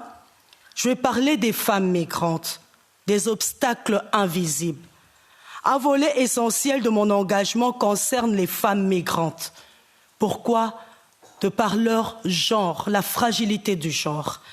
Deuxièmement, par le fait qu'elles soient migrantes. Et ce parcours, leur parcours d'inclusion est souvent jalonné d'obstacles spécifiques. Et ces obstacles sont l'obtention d'un titre de séjour, qui les rendent particulièrement vulnérables et invisibles. Elles sont souvent confrontées à un double isolement. L'isolement lié à la migration, comme je venais de le dire, la difficulté de l'obtention d'un titre de séjour, la difficulté à pouvoir s'intégrer. L'isolement aussi fréquemment au sein même de leur foyer. Elles sont souvent maintenues à l'écart de la sphère publique, de l'apprentissage de langue et de l'accès à l'information. Cet isolement peut cacher des situations de violence intrafamiliale ou conjugale, intercommunautaire. Et on comprend que la plupart des femmes migrantes sont des femmes seules avec enfants. Et même celles qui sont au foyer subissent des violences physiques, subissent des violences verbales. Et qui sont aussi d'autant plus difficiles à dénoncer en raison de la peur de la précarité administrative ou de l'expulsion. De plus, l'accès à l'emploi et à la formation professionnelle est rendu plus complexe par la difficulté à trouver des solutions de garde d'enfants. Comme je venais de le dire, les femmes seules avec enfants ont du mal à se trouver justement la garde de leurs enfants et par la non-reconnaissance de leur diplôme et de leur expérience passée. Des espaces doivent être maintenus pour briser leur isolement, offrir des informations claires sur leurs droits, même en situation administrative précaire. Pour espérer une inclusion durable des personnes, il faut leur donner les moyens de s'émanciper et de devenir des actrices reconnues de la société d'accueil. L'inclusion des femmes migrantes est un levier puissant pour le bien-être de toute la famille et pour l'ensemble de la communauté et même pour la participation et la contribution à la société. Le troisième point, je veux vous parler de mon expérience personnelle, la double réalité. Je ne peux pas vous parler de cette réalité migratoire sans évoquer ma propre histoire. Je suis Sandrine, je suis bénévole engagée, femme. Je suis aussi sans papier en Belgique, ça fait 8 ans. J'ai de la famille ici, dont mes 2 sœurs qui sont belges. Malgré mes efforts pour prouver les persécutions auxquelles j'ai fait face en cas de retour, faute de preuves suffisantes, ma situation n'a pas été régularisée. Tant de barrières administratives, le manque de l'instauration des critères clairs de régularisation, la privation des droits, l'exclusion totale, nous contraint à vivre dans l'illégalité. Et nous sommes à la merci des exploitations. Et dans cette merci d'exploitation, c'est la perte de dignité. Et cette dignité, la dignité humaine, la perte de l'estime de soi, la perte de confiance. Vivre la pauvreté malgré on essaye de survivre. Oui, un sans-papier en Belgique ne vit pas, mais essaye de survivre. Mais grâce à certaines associations, comme le Monde des Possibles, comme Promotion et Culture, via l'École des Solidarités, les territoires des mémoires, de la mémoire de Liège, et via des collectifs de soutien aux sans-papiers, comme le collectif de soutien aux sans-papiers liégeois, nous avons eu cette ouverture des portes. Comme je vous disais, la barrière, un sans-papier est privé de tous les droits, dont la formation, le travail, les revenus, l'accès, comme venait de l'évoquer Pauline, c'est l'aide médicale urgente, mais qui ne couvre pas tous les soins. L'aide médicale urgente est limitée, mais grâce aux associations, grâce à cette ouverture, nous essayons de retrouver notre dignité humaine et qui nous ouvre la porte à certaines formations. C'est pourquoi je sillonne la Belgique pour lutter contre l'électronisme. Je suis formatrice actuellement au Monde des Possibles. Je forme sur les bases du numérique. Je participe à des plaidoyers politiques. Je participe aussi à des études scientifiques, notamment sur les violences faites aux femmes sans papier. Je participe à des congrès, à des débats, à des conférences, pour justement mettre en lumière l'invisibilité de notre situation. Excusez-moi.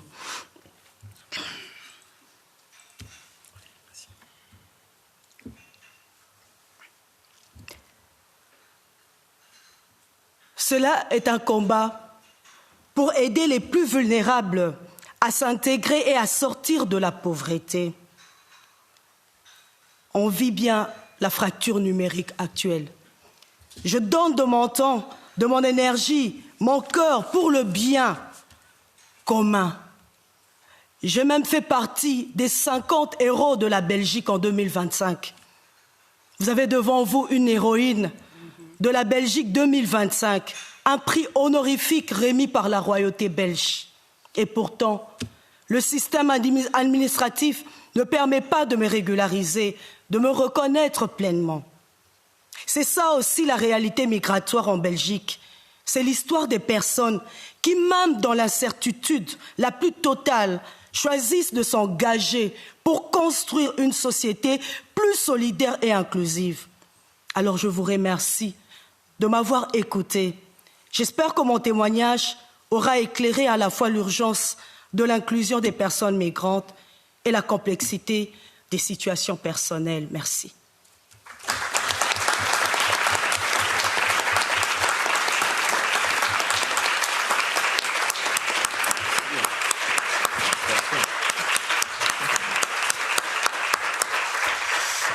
Merci beaucoup Sandrine et je passe la parole à Rania. Bonjour à toutes et tous. Je suis Rania Aboudaga, je suis palestinienne, statue réfugiée et je suis en Belgique depuis 3 ans. Mais j'ai fait un parcours très exagérant dans cette 3 et je batte toujours contre le système, très difficile. Et je vais aborder 2 points. Le premier point, c'est l'équivalence et le premier point, c'est mon parcours de séjour et le deuxième point, c'est l'équivalence. Le premier point, je vais dire que je suis venue depuis 3 ans et c'était le 3 mois. Le premier 3 mois, j'étais en centre fermé. C'était très difficile. Et après 3 mois, sans réponse, sans rien, j'ai resté. Après, il m'a envoyé à centre ouvert et j'ai resté là-bas 2 ans sans savoir. Le premier 10 jours, j'ai le premier refus de d'asile, de demande d'asile. Et après, j'ai demandé au moins j'allais à Flandre à côté de ma famille. Il était refusé aussi. Et j'étais obligée de prendre le français au lieu de néerlandais. Et j'ai fait mon projet de vie à Liège. Et c'est un peu compliqué contre les systèmes très difficiles et pour adapter et pour rester là-bas. Et après 2 ans, j'ai le positif. Et j'étais aussi contre les systèmes ici. Il m'a obligé 30 jours, il m'a donné 30 jours pour quitter le centre. Et c'est difficile pour trouver un logement seul, sans aide. OK, il y a des associations pour m'aider, mais ce n'est pas de 7 ans-là. Ils sont des charges et tout ça. Et malgré ça, j'ai trouvé un logement. Très mauvais état et j'ai resté là-bas jusqu'à maintenant et très cher par rapport aussi le marché belge, c'est ça. Mais c'est le seul qui m'a accepté. Et après, je vais parler sur mon équivalence et j'ai resté demander mon équivalence la première fois et j'étais aussi avec une victime de pas bonne. Je trouve pas toujours les bonnes informations. J'étais mal orientée toujours. Et malgré ça, OK, j'ai l'équivalence de bachelier générique. Et malgré j'ai master kiné en Palestine, dans l'université à l'Azhar, mais j'ai resté et avec ça, j'ai pas l'accès de travail et aussi j'ai pas aussi reprendre les études en première master kiné. Et j'ai resté comme ça. Et j'ai essayé inscrit dans l'école et j'ai mal orienté aussi, encore fois. Et j'étais bloquée 1 an à cause des gens normalement compétents. Et normalement, ils donnent les formations claires dans les écoles. Il m'a dit, vous pouvez faire double inscription dans le tirage au sort. Et c'était interdit à la base. Et j'étais bloquée 1 an comme ça. Et aussi, après ça, j'ai resté 1 an, mais je n'ai pas resté comme ça. J'allais essayer de faire des formations pour me forcer l'anglais, le français, parce que je ne parle pas français avant. Et c'était très difficile. Et j'ai pris des formations pré-scientifiques aussi, pour être capable, pour prendre les études, reprendre les études, en fait, parce que... Et après, heureusement, la deuxième fois que j'ai fait, j'étais avec mon papier et tout ça. Mais, encore fois, il m'a mal orienté. Il m'a dit, fais le tirage au sort. Et ce n'est pas le cas, parce que j'ai mon propre papier et il ne faut pas tirage au sort. C'était refusé. Mais heureusement, j'ai un accompagnement de mon ami. Il fait le recours pour moi et c'était accepté cette fois ici. Mais le premier bac bachelier. Pas, mais avec la validation de le VAE aussi, c'est très difficile, ce dossier-là, impossible, j'arrivais à faire seule, sans l'aide. Et c'est pas toujours, il n'y a pas des gens compagnons avec moi, c'est juste, il faut toujours battre contre ce système, c'est ça. Et après, j'ai fait ça. Et heureusement, il m'a accepté avec les validations de l'expérience et tout ça, le premier master. Hop, il m'a accepté, viens seul, rencontrer le système, son accompagnement aussi. Et il m'a donné des charges administratives. Il donne plus le TFE aussi. À côté, c'est mon papier, il faut faire les démarches de CPS, les démarches pour chercher un logement seul, tout ça. Pour ça, je suis d'accord avec mes collègues ici, mais il faut aussi qu'il y ait un système. J'accepte qu'il y a un système numérique, mais il faut un bon accompagnement pour faciliter les choses. Parce que je suis éduquée et tout ça, et j'ai m'accompagné des gens francophones, mais c'est très difficile pour eux. Imaginez pour nous. Et pour les gens que jamais ils utilisaient ce système-là. Et j'étais d'accord pour prendre 1 an, ça va. mais c'est pas avec les décharges et les décharges administratives. Ils donnent plus de charges pour les gens. Et j'ai mon collègue, par exemple, il habite en Flandre, il n'arrive pas à faire parce qu'il a une famille. Il n'arrive pas. Et moi, j'ai 3 enfants. Et ma motivation derrière tout ça, c'est pour être bon citoyen et bon travailleur, pour recevoir mes enfants. Heureusement, j'arrive transporter en Algérie, c'est pas dans la guerre, parce que j'étais à l'avance déjà. J'étais toujours en risque 2 ans qu'ils m'ont envoyé en Palestine avec tous les risques là. Mais malgré ça, j'étais courageuse, j'étais faire tout. Mais ça, c'est pas possible pour les gens avec des familles. C'est très, très...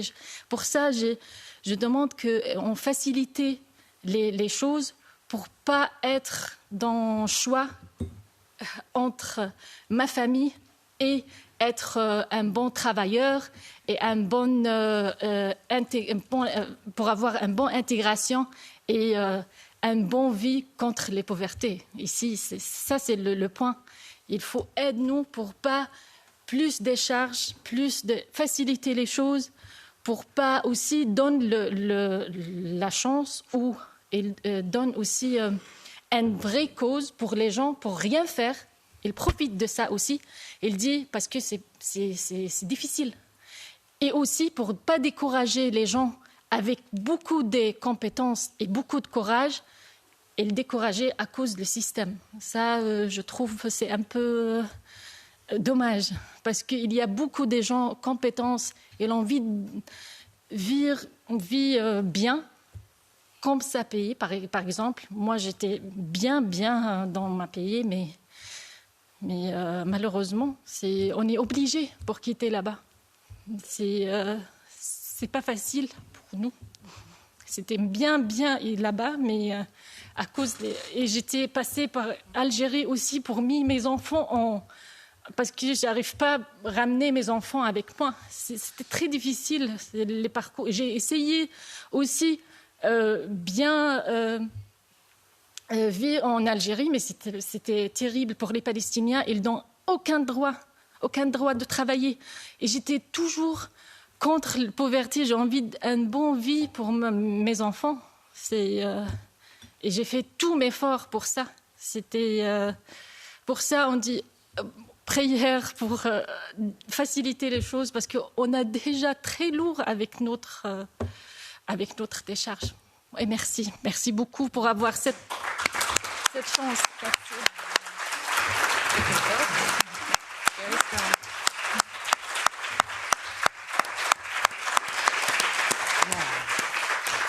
Merci beaucoup Rania, et je voudrais ajouter, parce que Rania ne l'a pas dit, mais Rania vient d'obtenir son diplôme en kinésithérapie en Belgique et va pouvoir exercer.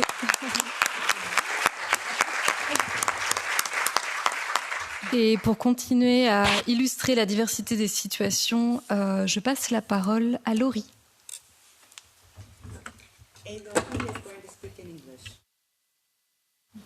If you can hear me, Laurie is going to speak in English, not in French. So hi, my name is Laurie. I'm from the universe, currently living in Belgium. I was born in the US. I never had the intention of becoming this illegal person, or I guess the kosher thing to say is an undocumented person. So, I love languages, and I guess that's how it all started. I was asked to come for a job interview in a small little village in Belgium, and at the time I was a high school French teacher in the US. So I had been teaching, I was young, had been teaching for 3 years high school French in the States that requires a university diploma. So, backstory, I put myself through university. Wonderful marks. I was so proud of myself. I was the first person in my family to go to university. So it was a really big deal. I had my paper that proved I was legitimate. Finally, yes, I'm legitimate. Well, I came to Belgium. I was in contact. I came for a job interview. They said, "Yeah, you're the one for us. We want you. You'll be teaching primary, though. Is that okay?" I said, "That's fine. That's fine." And they told me about the application forms I needed to fill out in order to get what's called a work visa. So that's a whole nother story of my life. I kept calling them and like, I got this paper, I got that paper, I got all the pages from the university so that I can, get my equivalency, whatnot. Yeah, so they said, "When are you coming?" And I said, "No problem, like I'm just waiting on this visa." And they said, "Okay, well, it should be coming anytime soon." 2 weeks later. "Okay, hello, yeah, did you get my, no, not yet. And this just continues like this until literally I had changed my plane ticket twice. And they said, you need to come and we will reimburse you, but you need to come now with a tourist visa. Or, I'm sorry, not a tourist visa. You need to come now as a tourist because the school year is starting in 2 weeks. So here I come. I'm a tourist, right? But I've signed a contract before that. So I had a contract with the agency, which is here in Belgium. And then I found out, so then I was working and I was actually paid. And I went to this little office in a place called Verviers with a lot of foreigners, and I saw the violence.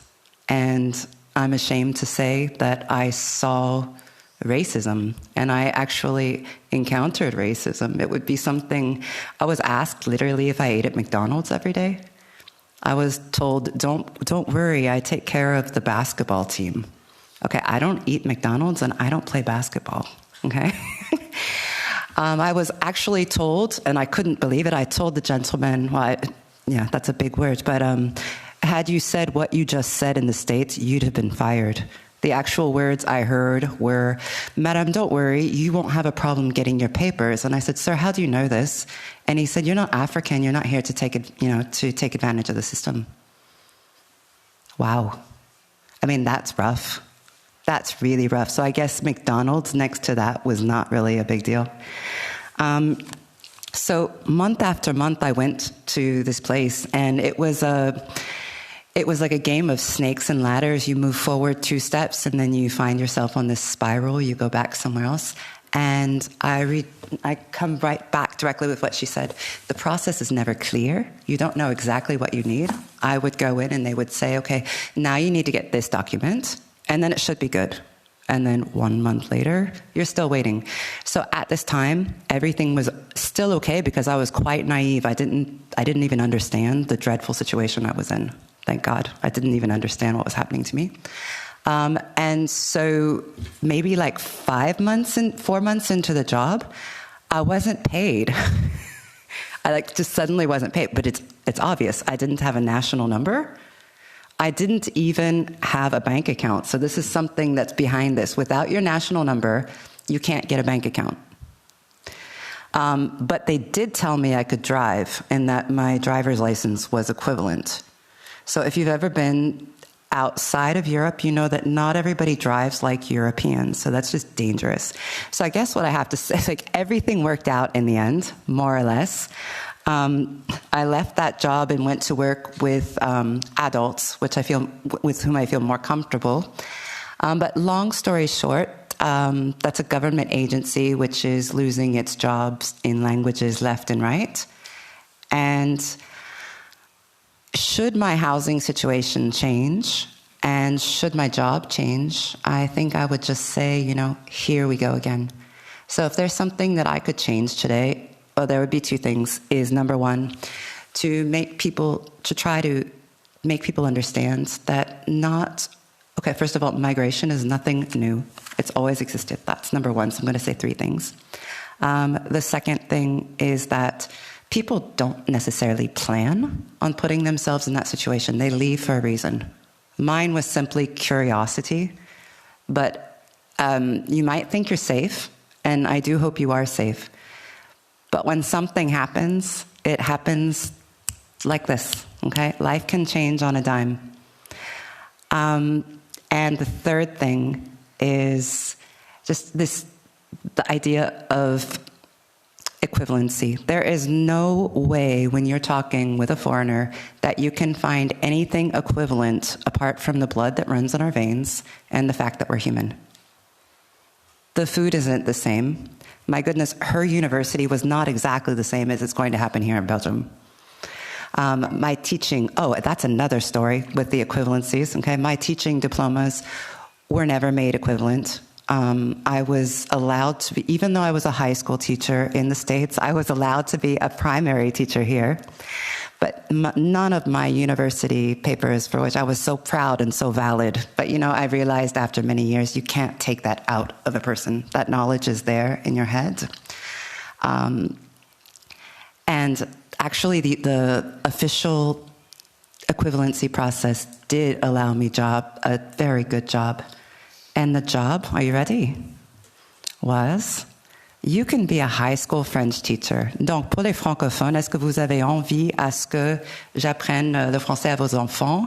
Una pregunta para aprender a sus niños el español es una chiste. It's a joke. So there definitely needs to be some work done in that. And my time is up. So.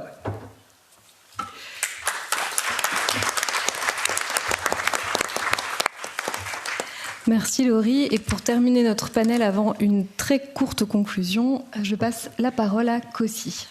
Merci.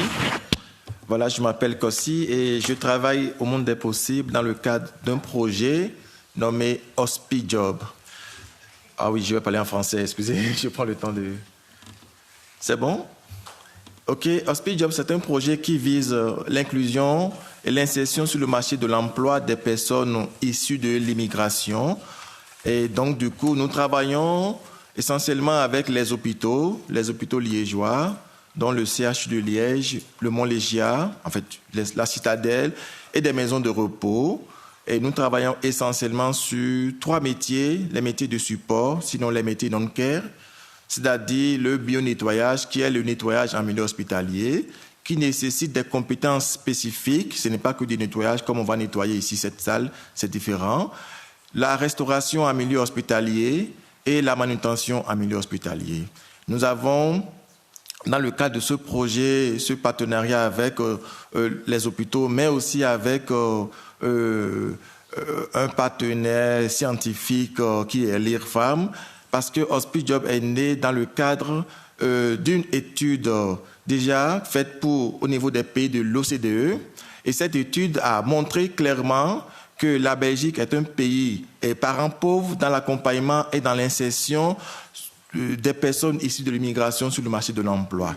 On a constaté que le marché de l'emploi en Belgique est complètement cadenassé, fermé, et il y a très peu d'opportunités pour les personnes issues de l'immigration. Deuxième étude sur laquelle nous nous sommes basés pour monter ce projet, c'est l'étude de la Fondation Roi-Baudouin, qui a également montré les différentes discriminations subies par les personnes issues de l'immigration, dont leur accessibilité sur le marché de l'emploi est vraiment limitée. Par conséquent, nous avons réfléchi à qu'est-ce qu'il faut faire. Vous avez entendu ici la question de Rana sur la question de la langue, qui est une priorité sine qua non quand même quand on est en Wallonie, pouvoir parler, parce que en Wallonie, pour aller sur le marché de l'emploi, les entreprises souhaitent un niveau de compétences linguistiques acquis, donc au moins le niveau A2 pour accéder au marché de l'emploi.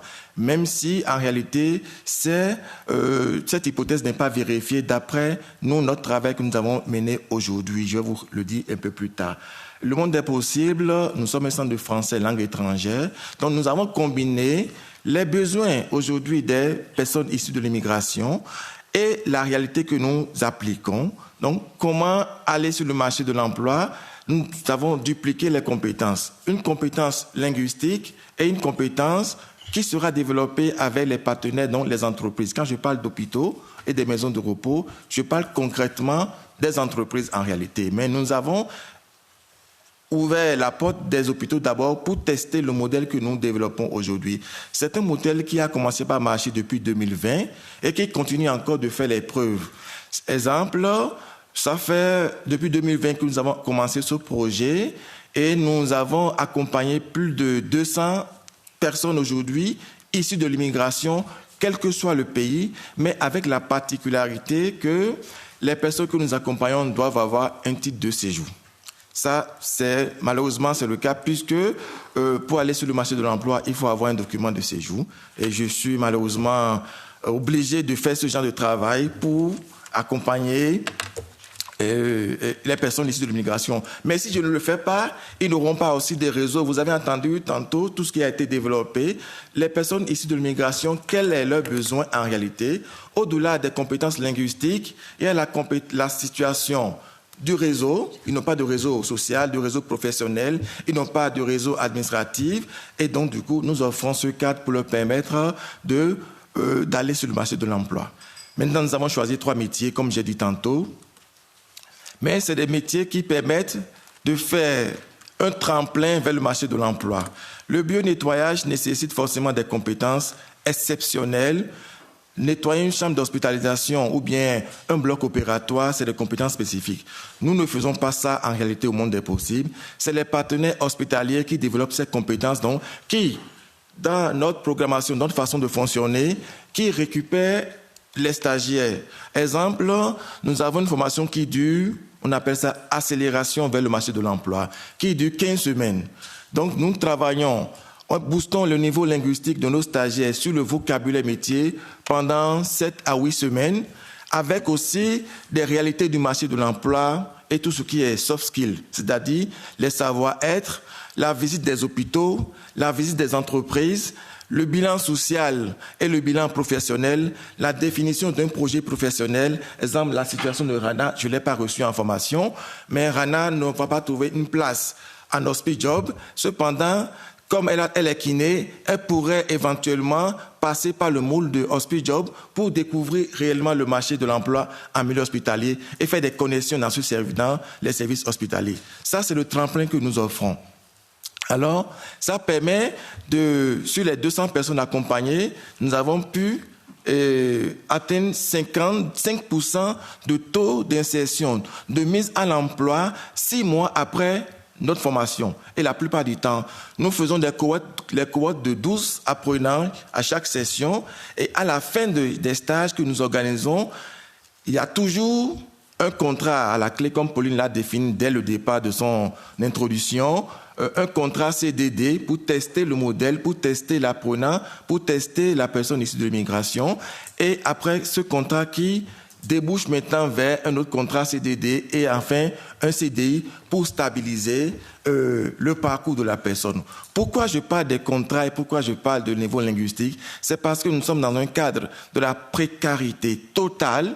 Au-delà de ce que Rania vient de décrire, les personnes issues de l'immigration, quand ils font leur parcours et qu'ils ont les documents, c'est la porte ouverte à la précarité, à la pauvreté, la question de logement, la question de la santé, la question de l'équivalence des diplômes et la question de la garde des enfants. Dans le cadre de Hospice Job, nous rencontrons 66% de femmes, mamans solo, femmes seules, et qui viennent dans la formation parce qu'elles ont déjà un parcours dans leur pays, elles sont mobilisées, elles sont compétentes, elles sont motivées pour pouvoir faire une formation, mais quand elles viennent, il y a toujours ce souci de comment je vais faire. Comment je vais faire garder mon enfant? Où est-ce que je vais faire garder mon enfant? Et autre chose, la question du logement. Nous avons déjà constaté dans le cadre de notre formation que même après le dispositif que nous mettons en place, c'est-à-dire tout l'accompagnement que nous mettons en place, certaines femmes ont pu décrocher des contrats suite à la fin de leur stage qui est évalué de manière positive. Malheureusement, ces femmes sont obligées de décliner l'offre parce que n'ayant pas les moyens pour pouvoir faire garder les enfants et n'ayant pas aussi les questions de l'hôpital est parfois très éloigné de leur maison, donc les questions de mobilité posent souvent problème. Nous sommes dans un cercle vicieux de la pauvreté. La question du logement aussi se pose généralement pour certains de nos personnes accompagnées que nous accompagnons et ça se répercute forcément sur le résultat. Donc j'aimerais partager avec vous la situation de 2 stagiaires que j'ai rencontrée en 2022, Keila. J'ai rencontré Keila, elle est femme seule, elle est venue de Cuba, elle s'est retrouvée toute seule ici en Belgique, à Liège, dans un quartier, sans réseau social, professionnel, sans famille, et elle doit se débrouiller toute seule. Elle n'avait pas de revenus, elle a 2 fois, 3 fois travaillé dans les champs, c'est-à-dire pour la cueillette des pommes et des poires, mais c'est un travail difficile. Et donc, du coup, elle s'est retrouvée un jour, de fil à aiguille, elle a entendu parler de notre formation, elle s'est présentée à notre entretien, à notre séance d'information, puis à un entretien de sélection. Son niveau en français n'était pas suffisant, mais j'ai vu en cette dame, en Keila, que c'est une femme, je l'ai encore rencontrée il y a 4 semaines, formidable, motivée, déterminée et cherchant à sortir de la pauvreté de sa situation et qu'elle n'a pas du tout apprécié, qu'elle n'apprécie pas. Et alors, je lui ai tendu la pêche, donné la main avec mes collègues. Nous l'avons accompagnée, intégrée dans la formation. Keila a fait une formation de 15 semaines, 8 semaines chez nous, 6 semaines en milieu hospitalier. Elle s'est démarquée de manière positive lors de son stage dans un hôpital à Montlégia. Elle a pu avoir un contrat CDD en 2022. Et aujourd'hui, Keila est chef de secteur avec un contrat CDI. Elle a pu faire venir sa famille, sa mère. Elle est très épanouie aujourd'hui grâce à ce projet que nous avons mené pour sortir Keila de cette situation de pauvreté dans laquelle elle était. Il n'y a pas que la pauvreté financière, il y a toutes sortes de pauvretés comme on l'a entendu ce matin. Son logement, elle a déménagé, elle a acheté une voiture, elle a passé son permis de conduire et donc du coup elle s'est retrouvée dans une dynamique qu'elle aimerait bien, dans laquelle elle aimerait se retrouver. Je vais vous parler d'une deuxième personne qui est Rachida, que j'ai rencontrée en 2020, donc bien avant Keila, donc juste à la sortie de Covid, parce que Hospice Job, nous avons lancé ce projet pendant le Covid, où les premiers stagiaires avaient le masque, avaient les combinaisons pour aller nettoyer les hôpitaux, servir dans les restaurants de l'hôpital et faire de la manutention. Alors, Rachida, femme venue du Maroc, dont le titre de séjour est lié au titre de séjour, au statut de son mari, et s'est retrouvée aussi dans le moule de Hospice Job. Elle a suivi tous nos conseils, elle a pu décrocher, après un stage au CHU de Liège, dans un grand hôpital aussi, un contrat qui lui a permis de s'épanouir, de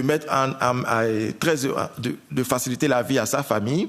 Malheureusement, avec le temps, le titre de séjour de son mari a expiré.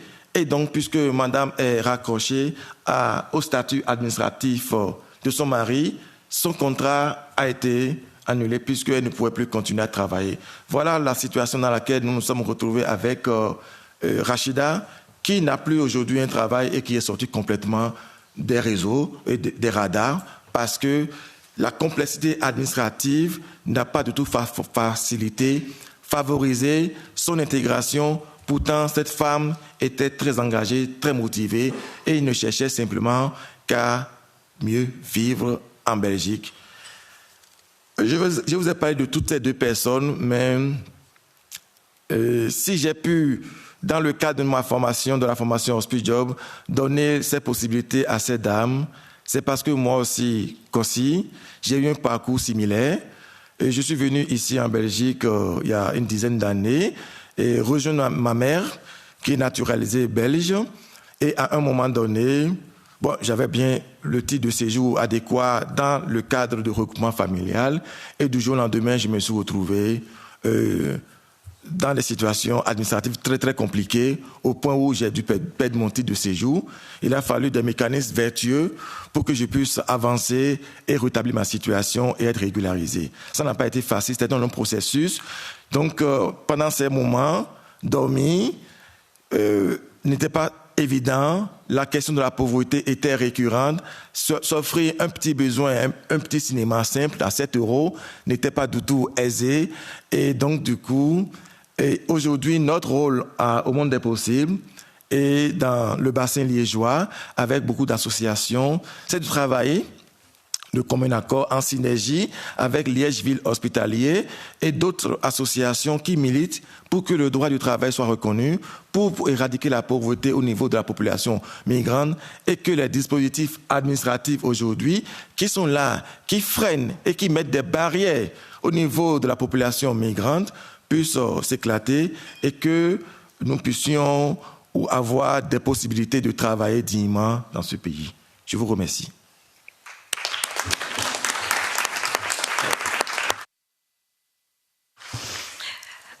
Nous clôturons ce panel et nous allons passer à une courte conclusion. Vous l'aurez compris, avec ces illustrations de réalité concrète, on a voulu vous faire part des situations de pauvreté diversifiées et aussi très complexes qui font ce labyrinthe administratif.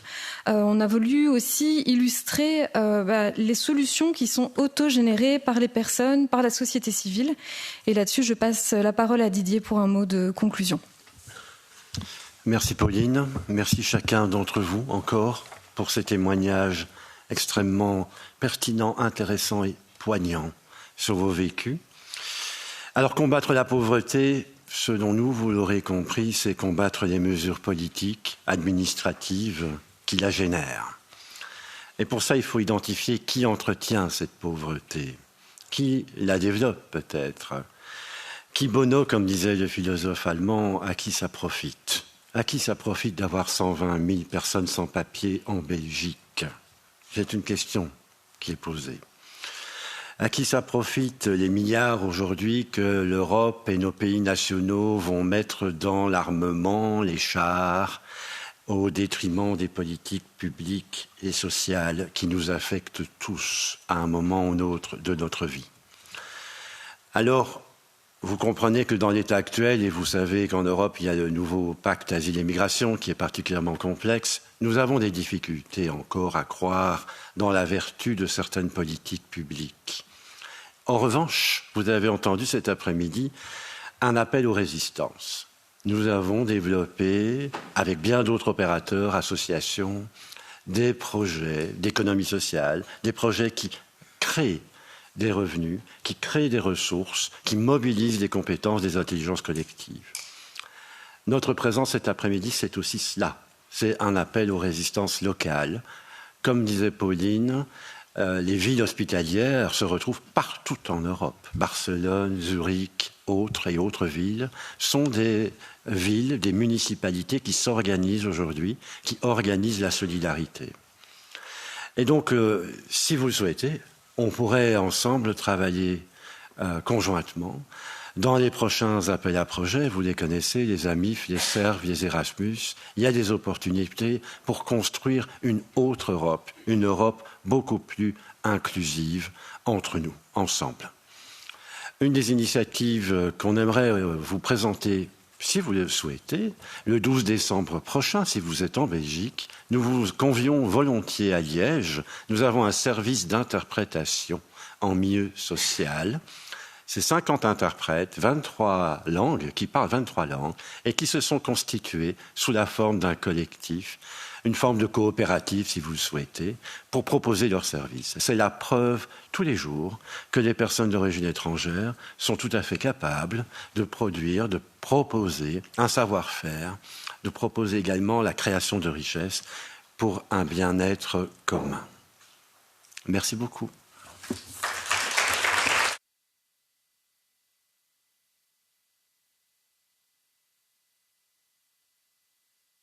Je ne sais pas, est-ce qu'on a le temps de prendre des questions ou pas? Non.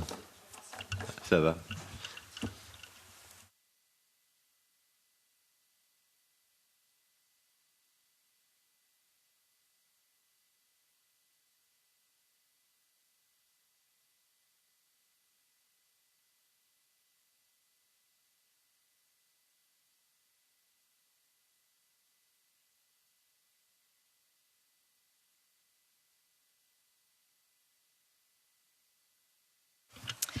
Alors, est-ce que vous souhaitez réagir peut-être à ce qui a été dit ou commenter ou poser une question de clarification, puisque nous avons quelques minutes pour prendre une ou deux questions, s'il y en a, ou des réactions.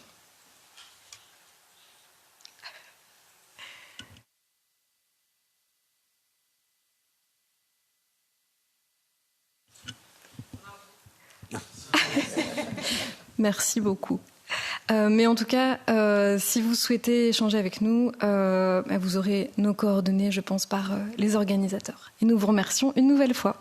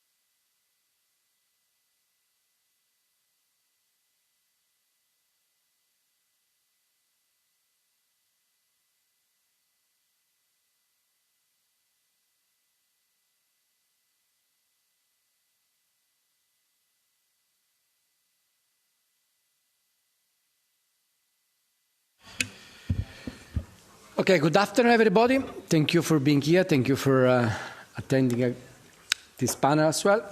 It is very nice and very important for all of us to be here. We are going to discuss rooting the fight against poverty and fundamental rights. Let me start quoting Pope Francis in his encyclica Fratelli Tutti. Pope Francis said basically that capitalism produces residuals, what has been cynically called human residuals and environmental residuals. Public policy should take care of these cynically called residuals. Well, dysfunctioning capitalism actually produces even more than that, and this is the real reason why we should tackle through public policy fundamental right like the right to live in dignity. Many countries recently have introduced a scheme, anti-poverty scheme. Despite that, still in Europe we do have around 21 million of people living in risk of poverty. While we do have around 7% of people living in condition of absolute poverty, or extreme poverty, or extreme deprivation of basic rights. The policy that Europe implemented in the last years were basically addressing both workers in the labor market and people outside of the labor market.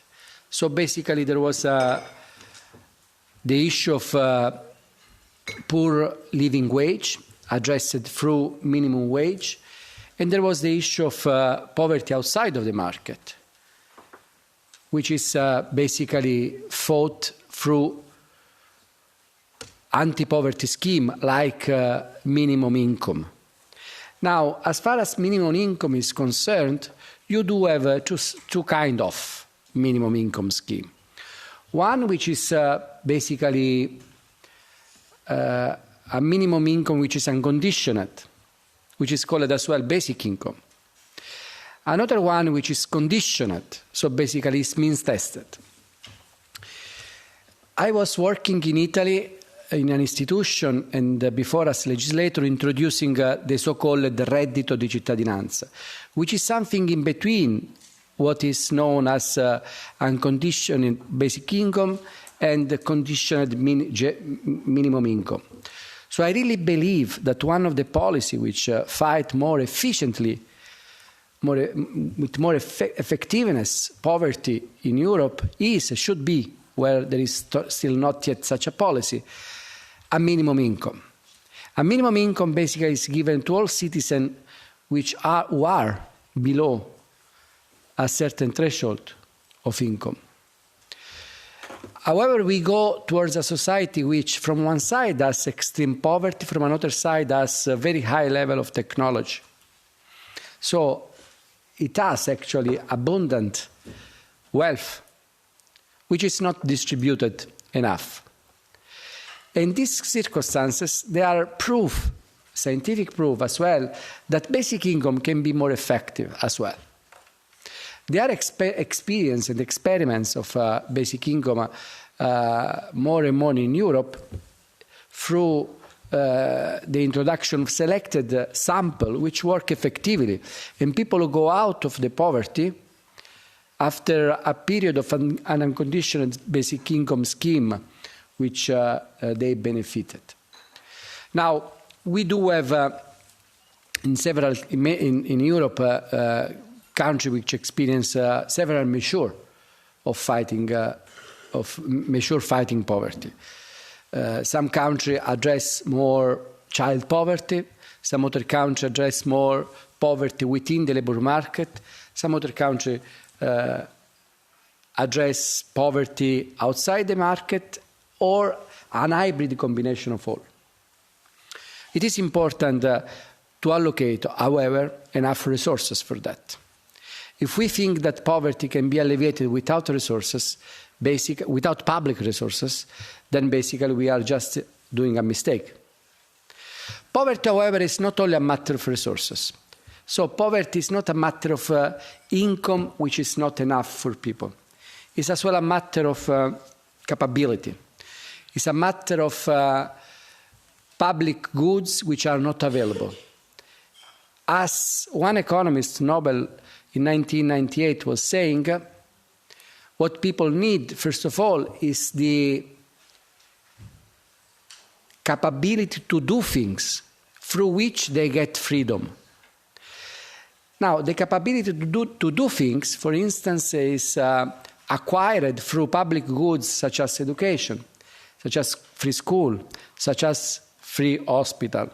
And in fact, when we measure the income of a country only through GDP, we got far sometime from the real situation of people. Because you can have even people who have income on average in a country, but then their life expectancy is very low. I will give you just a couple of examples. In the United States, life expectancy on average is, around 8 years, very similar to European one. But if you do a break between life expectancy of black Americans and the life expectancy of white Americans, well, the division is between 10 and 15 years. So black American lives 10, 15 years less than white American. Why? Well, because of the access to healthcare. And then we come back to Amartya Sen. Poverty is not only a matter of money, it's a matter of public goods like healthcare, which is available to all and not to few. In fact, life expectancy in China, for instance, is even higher than life expectancy of black Americans. Even with the fact that Chinese have a GDP per capita smaller than average American. These examples basically gives you, and there are plenty of examples like that in the literature, gives you the an idea, should give you an idea that, of course, money is important, but as well public policy are as well important to fight poverty. I will not make it longer, and I will pass the floor to our distinguished speaker, as we said. And today we have the fortune, the privilege to have 4 people beside me who have a lot to say on these issues. We start with Barbara Koren from Austria, a person experiencing poverty. Then we follow with Member of Parliament Hristo Petrov from Renew. Then we go to Michaela Moa from EU Anti-Racism Coordinator. And then we end with Amana Ferro, Senior Policy Officer, Ergo Network. I will start with Barbara, and I will ask, being you free to say whatever you want, but if you like, I will point out some issue that you may elaborate, which is, for instance, the answer to what should be the priority to guarantee respect for the fundamental right of people experiencing poverty. And how can EU policy do better at recognizing the link between poverty and disability in access housing, for instance, healthcare and employment? And if you could tell us what you think about the need of a change, what we need to change, what should be improved. Thank you. The floor is yours, Barbara. Yes. I have prepared a short speech to you, so I warmly welcome you to this panel. So we will be discussing about human fundamental rights and their violation through socio-economic discrimination. And I'm very grateful to be able to speak to you as a person experiencing poverty. I'm coming from Austria, and I'm very engaged there in a grassroots initiative called Becoming Visible, a grassroots initiative by PEPS, Persons Experiencing Poverty, which is closely associated with the Austrian EAPN. And I will, if you don't mind, I will tell you my story. I will tell an anecdote and my experience connected to poverty and discrimination. So I am a cancer survivor, and as a result of my illness, I experienced many facets of poverty. For example, because my lease expired, no one was willing to give me a rent while I was sick or unemployed, and so I became homeless. Since Housing First didn't exist back then, I applied for an emergency shelter. The social worker handed me the assignment for the shelter with the words, "You are a human being too." I'm sure he meant it well, but at that moment I no longer felt like a human being, but rather like a creature stripped of its abilities and history. Of course I'm a human being. That should go without words. So this was the anecdote I experienced. So this wasn't a violation of my human rights, but it was certainly a violation of my feelings. However, multifaceted socio-economic discrimination does indeed violate human rights. There is structural, institutional, and individual socio-economic discrimination. So, and I have experienced some of it myself or witnessed others experiencing it. So, for example, on November the 2nd, so 3 days ago, in Austria, there was the Equal Pay Day. And in Austria, it's very early in the year. So this is the day from which women, statistically speaking, work without pay until the end of the year. So women in Austria earn an average of 16.3% less than men. And those who also belong to a minority group are doubly disadvantaged. Women with disabilities earn an average of 21% less, and those with a migration background even 25%. So women face multiple forms of discrimination, not only in everyday life, but also in the workplace. However, this inequality is not a law of nature, but rather a result of entrenched structures, and these can be changed. For example, the European Union Pay Transparency Directive is intended to lay the foundation for this. Although this European Union directive is not yet in force in Austria. So in my working life in the arts and culture sector before my illness, it was characterized by this wage inequality. I earned very little. So my sick pay and subsequent emergency assistance were so low that I had to supplement them with minimum income support. Minimum income is the very last social safety net. So everyone affected should be entitled to it, and it should be that high enough to actually live on. Although I could barely live on it, I was very grateful that minimum income support exists in Austria. Unfortunately, there are currently political efforts to lower minimum income support levels across Austria. That will hit many people hard, and amongst them also refugees, their families, and many children. Like all migrants, they often suffer from multiple forms of discrimination. For example, on the labor market.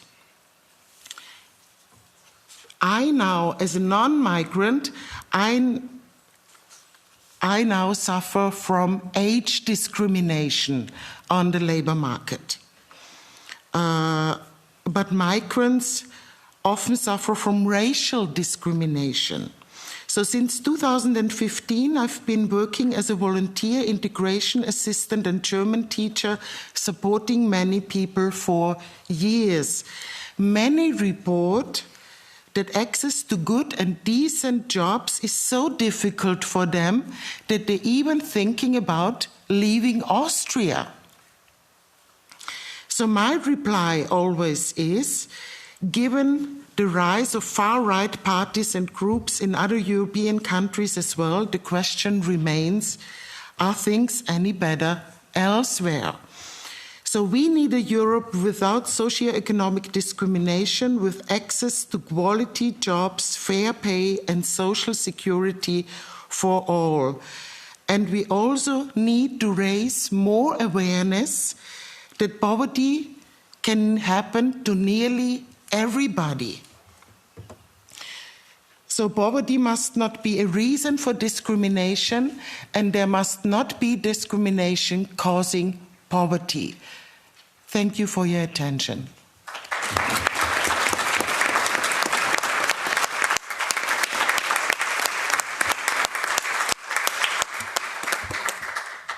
Thank you very much, Barbara. Now we go to Christo Petrov, Member of Parliament for Renew. Again, Christo, you are free to elaborate your speech as you like. If you don't mind, I will just ask you a specific question, which then you move abroad, you move in a wider terms. Could you outline the main elements of the intergroup roadmap in which we are, both of us, and how you see its role in connecting the work of different committees such as Employment, LIBE, FEM, in addressing poverty from different angles? And what steps are needed to keep poverty and social exclusion high on the EU political agenda and translate commitment into measurable change? Thank you. Thank you. Thank you, Pascale. That's an excellent question to start our discussion. Well, the intergroup roadmap is built on a simple and cross-cutting principle. People experiencing poverty must actively shape policy. Someone who has never seen the sea simply cannot teach you about sailing. Those affected should be partners, not passive beneficiaries to measures they might not even need. As good sailors would, we must understand both how the sea works and what to avoid for smooth sailing. We advocate for impact assessment across EU policies, whether on the labour market, migration, or the green transition, to analyse what real impact measures have on reducing poverty and inequality, especially for those in severe deprivation. The right to access to essential services such as water, sanitation, energy, transport, health, housing, education should be guaranteed for everyone. Vulnerable groups like parts of the Roma community face structural barriers in enjoying their rights. We must remember poverty is not just about income, but if we can ensure a minimum income, we can ensure that no one is sentenced to a life in indignity. Lastly, and a top priority for me, is the future of the child guarantee. The number of children at risk of poverty is growing, and this rings alarms that we cannot afford to overlook. The intergroup will focus on reinforcing the instrument so that we help break the cycle of intergenerational poverty and invest in the most innocent among us. So the intergroup is the meeting point from EMPO, LIBE and FEM to ensure a rights-based intersectional approach to poverty reduction. EMPO minimum income directive can effectively reduce poverty. LIBE ensures fundamental rights and respected and marginalized groups, including the Roma, are not abandoned. And FEM will help us addressing the specific vulnerabilities of girls in education and women in the labor market. And when it comes to the steps, well, Europe made a promise of fairness, dignity, and opportunity for all. To make that happen, we must view eradicating poverty as a central pillar, not a side task for later.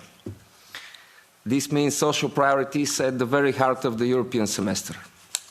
We need to make economic governance serve people's needs. And the social convergence framework is a great tool for strengthening EU monitoring of social rights. With child poverty on the rise, the semester should provide clear guidance on implementing the European Child Guarantee, a strategic tool to fight poverty at its root. We must strengthen Eurostat indicators and national statistics to capture the full reality of experiencing poverty, from housing and health to access to culture and digital inclusion. We cannot close the gaps we cannot see. There are remarkable local and regional initiatives that really change lives.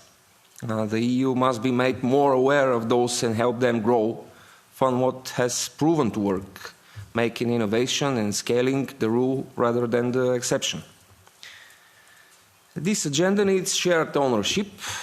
We must strengthen the dialogue between our committees in the European Parliament, with the Commission, and with national parliaments to make our social goals enduring. Today, the fight against poverty competes with priorities such as defense and competitiveness. This makes it even more important that we are wise in how we invest, ensuring that every euro strengthens both our economy and our society.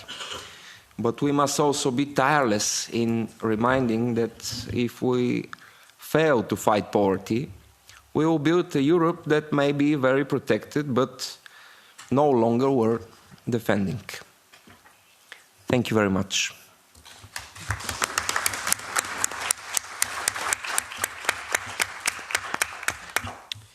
And now, I didn't mention before, but we go to Florian Sanden. Sorry about that. Florian is a policy coordinator at European Network on Independence Living. Florian, I would like to ask you some issue concerning dependency on poverty. So many people with disability live in poverty because of lack of access to work, education, and accessible environments. What structural reforms are most urgent to break this cycle of dependency and poverty? And moreover, people with disability are too often viewed through a lens of dependency or charity rather than rights and equality. How can the EU and the member states challenge this stigma in social and employment policy? Thank you.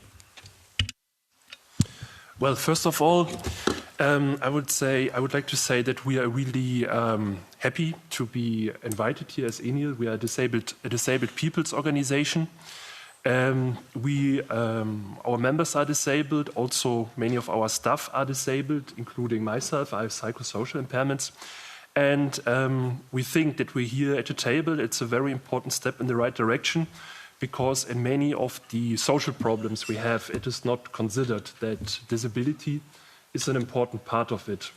It's usually just overlooked, ignored. For example, when it comes to poverty, the difference is quite large. I brought some figures. 28.8% of disabled people are at risk of poverty compared to 17.9% of non-disabled people. So if you meet a person at risk of poverty, there's a really high probability this person is disabled, as a matter of fact, with all the negative consequences for this person we are aware of. What is the cause for this, or what are causes? There are really many causes. So to solve this, one would have to address all the factors that exclude disabled people from participation in life. I'm focusing more on the core issues around income now. The disability employment gap is certainly probably the most important reason, like the barrier to access income. Also, I brought some statistics. Only 51.3% of disabled people are in employment, compared to 75.8% of non-disabled people. So disabled people are really largely excluded from employment. Also, this gap has, since 2010, this gap has grown quite substantially because the employment of non-disabled people has improved a lot, but of disabled people, very little. It grew like 1.3%. So it's really lagging behind. This has a number of consequences. Disabled people are much more dependent on social transfers because of this. But there are a lot of problems with this. They can be hard to access because of accessibility problems, especially many people think having social benefits is kind of you have the sweet life then, but in reality it's linked to very tough bureaucratic requirements, lots of closely knit control and sanctions, and especially people with psychosocial impairments quickly drown in this and give up. Then also when it comes to disability assessments, it can be very difficult due to similar reasons to get through of this. My own assessment, it was a bit more like an interrogation, honestly. It was quite uncomfortable. Then also discrimination. Also often benefits are not high enough. This has several ramifications. For example, difficulties in accessing housing because the lack of income. Disabled people are often overwhelmed by the costs of housing. Living in substandard accommodation, and disabled people are also overrepresented in the homeless population. So, and this is another example what is often not considered, that many homeless people are in fact disabled. And this can also lead to institutionalization. This is one of the most serious forms of discrimination and exposes to violence on many levels. According to Eurofund, this has increased quite substantially in the last decade. What are we proposing as remedies? First of all, we need to tackle the disability employment gap. There's really no way around this. We have the Employment Equality Directive, which in theory is supposed to take care of things, but in practice we still see a lot of discrimination in the work environment. So the question is if this directive is very effective. But then, unfortunately, so far it has been communicated to us that there's no political will to open this directive again. Something we are campaigning at the moment on, where the EU has also a lot of competences and what is not considered, is the field of state aid legislation. The EU, it's a bit an obscure area of law, but very important one. The EU has exclusive competences here and can regulate how authorities fund companies, organizations, undertakings, how they can subsidize them. And because the way this is currently set up, so it is possible to, it allows authorities to fund positive things like assistance at work or modifications to the built environment, making things accessible, but also sheltered employment. And we know it has been well documented that the transition rates from sheltered employment to proper employment are very poor, barely exceed 1%. So it is a trap essentially. And we also, very recently, we got evidence that the effectiveness of supported employment, it's really good actually. Some studies show it reaches rates of 65%. Unfortunately, the way services are funded does not take this into account at all. Member states focus their resources on sheltered employment because it is considered that this is the proper thing to do, or disabled people don't belong in the working environment. So ableist concerns really. And we are asking the EU to adjust its framework on state aid and take sheltered employment off the menu, because if confronted with these options, everybody goes for option sheltered employment. We work with disabled people who would be perfectly qualified to work in a regular job, but the social services which are supposed to help say, you know what, let's just put you in sheltered employment and we'd be done with it. So this would be very important. And then also another point I would briefly like to raise is anti-discrimination legislation. The EU has been working since 2008 on the Equal Treatment Directive, which would oblige to treat disabled people equally when accessing social security, social protection, education, goods and services, including housing. This directive, it has been blocked in the Council for a while. It is only 3 member states resisting at the moment: Italy, the Czech Republic, and Germany.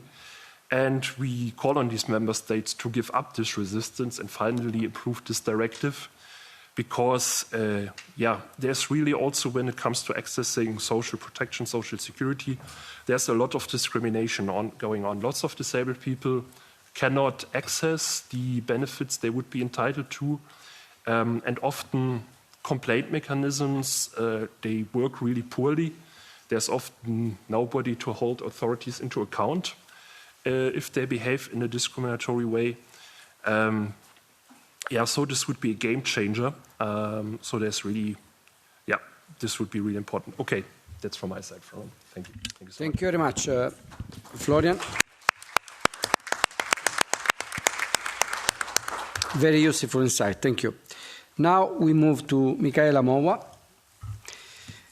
EU Anti-Racism Coordinator.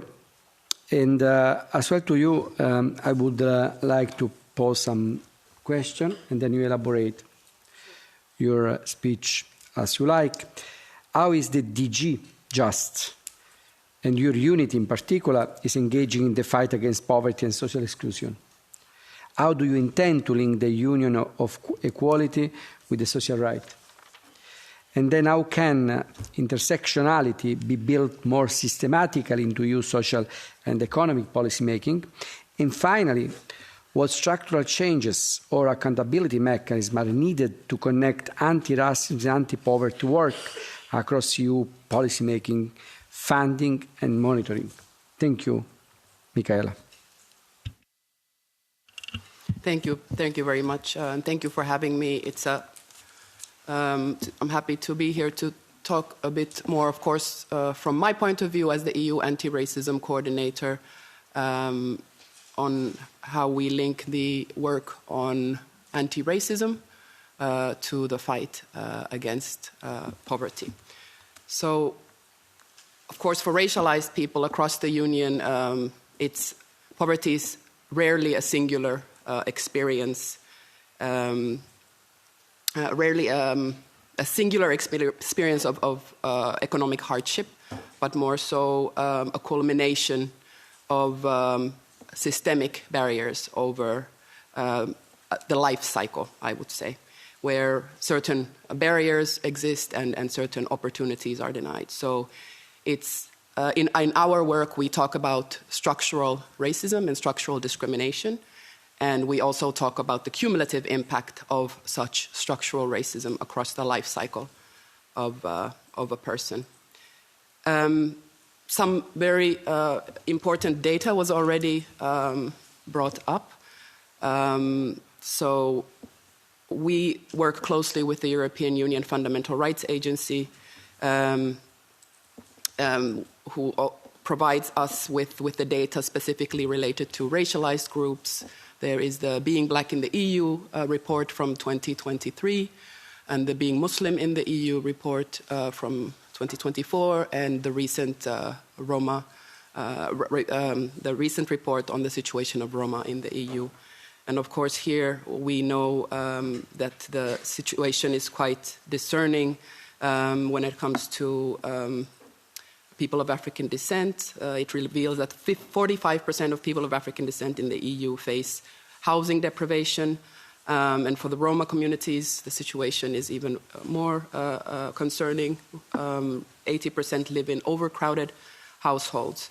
When it comes to OECD report that was published recently in March of this year, it highlights that across the member states, people of African descent face an employment gap of over 15 percent points compared to their native-born peers. So these are really indicators of these kinds of structural entrenched barriers related to reasons leading to poverty.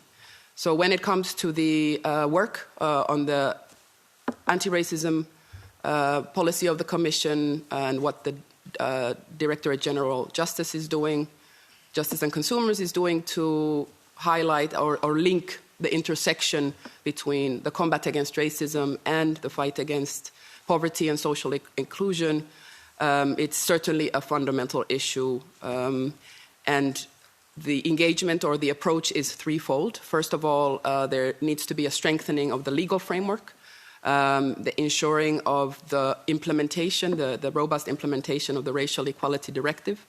And here we are, of course, supporting member states, but more so we are also asking member states to ensure that there are national action plans against racism in place that also take into account the socio-economic aspect of equality.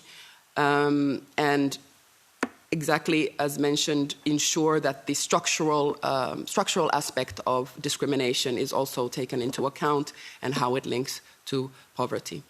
Second, part of my job is to ensure the mainstreaming of anti-racism across different Commission policy areas related to social policy, so ensuring that through this anti-racism lens, so to speak, is applied in different areas related to social inequality.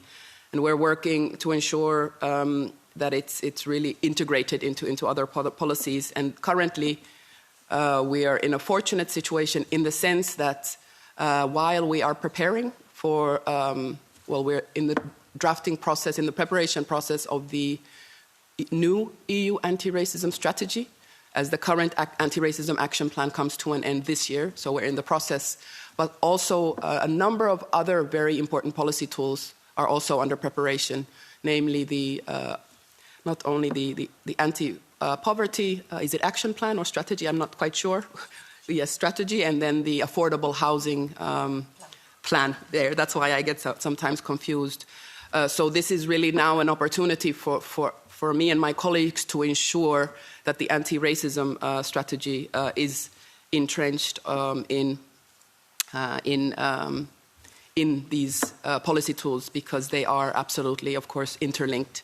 And this aspect of intersectionality is something that we are now seeing more so in Commission policy tools. The language is there, but since I joined the Commission in 2021, there still is a lack of operationalization of this language of intersectionality, of understanding the impact of structural racism and how intersectionality is interlinked. So this is also something that I think now, with these upcoming policy tools and the fact that we're working on them simultaneously, is an opportunity to ensure this fact. And then to the last question, perhaps related to monitoring and accountability mechanisms, I can go a little bit into that. Of course, it again involves encouraging this kind of systemic assessments across different policy files to truly understand which are the vulnerable communities, and doing this kind of impact at every aspect of the policy cycle is crucial to ensure that, in a sense, nobody is left outside of policy or legislation. From the Commission side, for us, it's very important to strengthen. I think sometimes the challenge is we work very much in silos in the Commission. This is my job, and that is your work, and a lot of information is lost, rather than us really trying to find where are those intersections and links For us, it's with DG such as DG Empl or DG Regio, who we certainly need to strengthen the work with. And then lastly, I would say also there is a lack of disaggregated equality data to where we are able to assess them through the collection of data on the different 6 grounds that are in the treaties, for us to assess indeed not only the intersectionality based on the different grounds, but how they impact how those people are impacted on different areas, be it in education, employment, in the socio-economic realm. And here we're trying to encourage member states across the EU to move towards a harmonized approach in equality data collection, meaning that member states would collect disaggregated data at least on the 6 grounds that are in the treaty. So we would have a better and full understanding of the state of equality and beyond. So I will leave it here now. Thank you.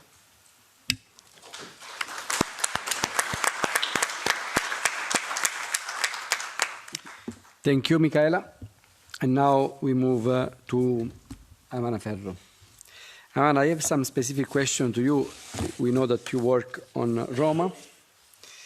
And what are the main barriers Roma people face in escaping poverty, and how can EU strategy better respond? How can the forthcoming EU anti-poverty strategy build on the Roma framework lesson to ensure the structural inclusion of Roma across all social policy? And what monitoring or accountability tools are needed to ensure commitment translate into measurable progress for Roma communities? And finally, if I may, a personal and specific question, which is out of curiosity. I've read a phrase on something here, which say that Roma are all queer. Can you explain that for me? I can, yes. Thank you. Good afternoon, everybody. Thank you very much. Thank you, first of all, to the European Anti-Poverty Network and also to the Intergroup and to this House and to the honorable MEPs present here for hosting today and for inviting Ergo Network also to be a part of it. My name is Amana Ferro. I work for the European Roma Grassroots Organizations Network, which is the largest EU-funded membership civil society network in Europe representing Roma communities. I want to say straight off that I am not Roma myself. I speak from a position of allyship, and I hope today I can do justice to the voices that can't be in the room. To start with the first personal question, perhaps to get that out of the way, I have a sticker on my phone that says, Roma are queer, get used to it. And it's a sticker by the European Roma Rights Network to normalize something that we are talking about in here, which is intersectional identities. You can be Roma, you can be queer, and that very often means a double jeopardy. It means a double disadvantage. It means that you go through life doubly penalized. Which is why we want to normalize that we are all parts of different boxes, and that should be a wealth that we build on rather than something that we fight. So I hope I answered the first question correctly. Very much. Thank you. That's a very warm welcome. I actually wanted to start by referencing something you said in the opening, Onorevole Tridico, which is or rather, going back to the opening remarks this morning, Fintan Farrell, founder of EAPN, former director and great anti-poverty activist, used to say, you cannot, talking about poverty without talking about wealth is like trying to organize the Winter Olympics without having access to snow. Building on that and what you said in your introduction about capitalism, we cannot speak about poverty and we cannot speak about beginning to fight it without looking at what's causing it. And what is causing it is the faulty economic system in which we are, which is a competition-based model. Moreover, it's a zero-sum competition where for some people to win, others must necessarily lose. And this is something that we intrinsically accept every day, that there will be losers so that some of us can be winners.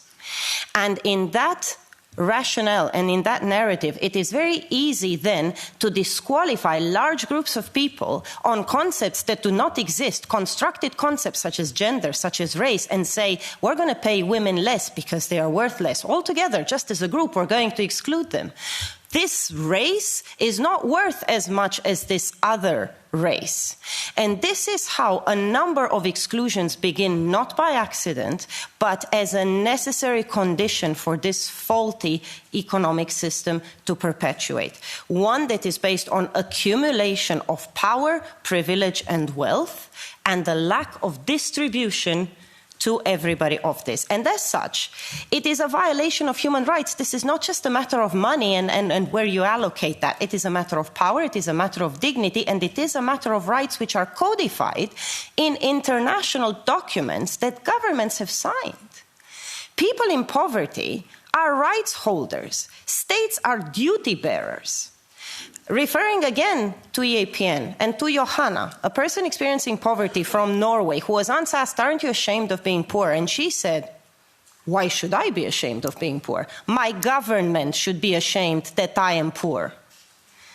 And I believe that there is a lot of truth in that, because if we anchor poverty in fundamental rights, it means that we ensure that public policies are accountable to people. This is not about charity, this is not about goodwill, this is about enforcing rights.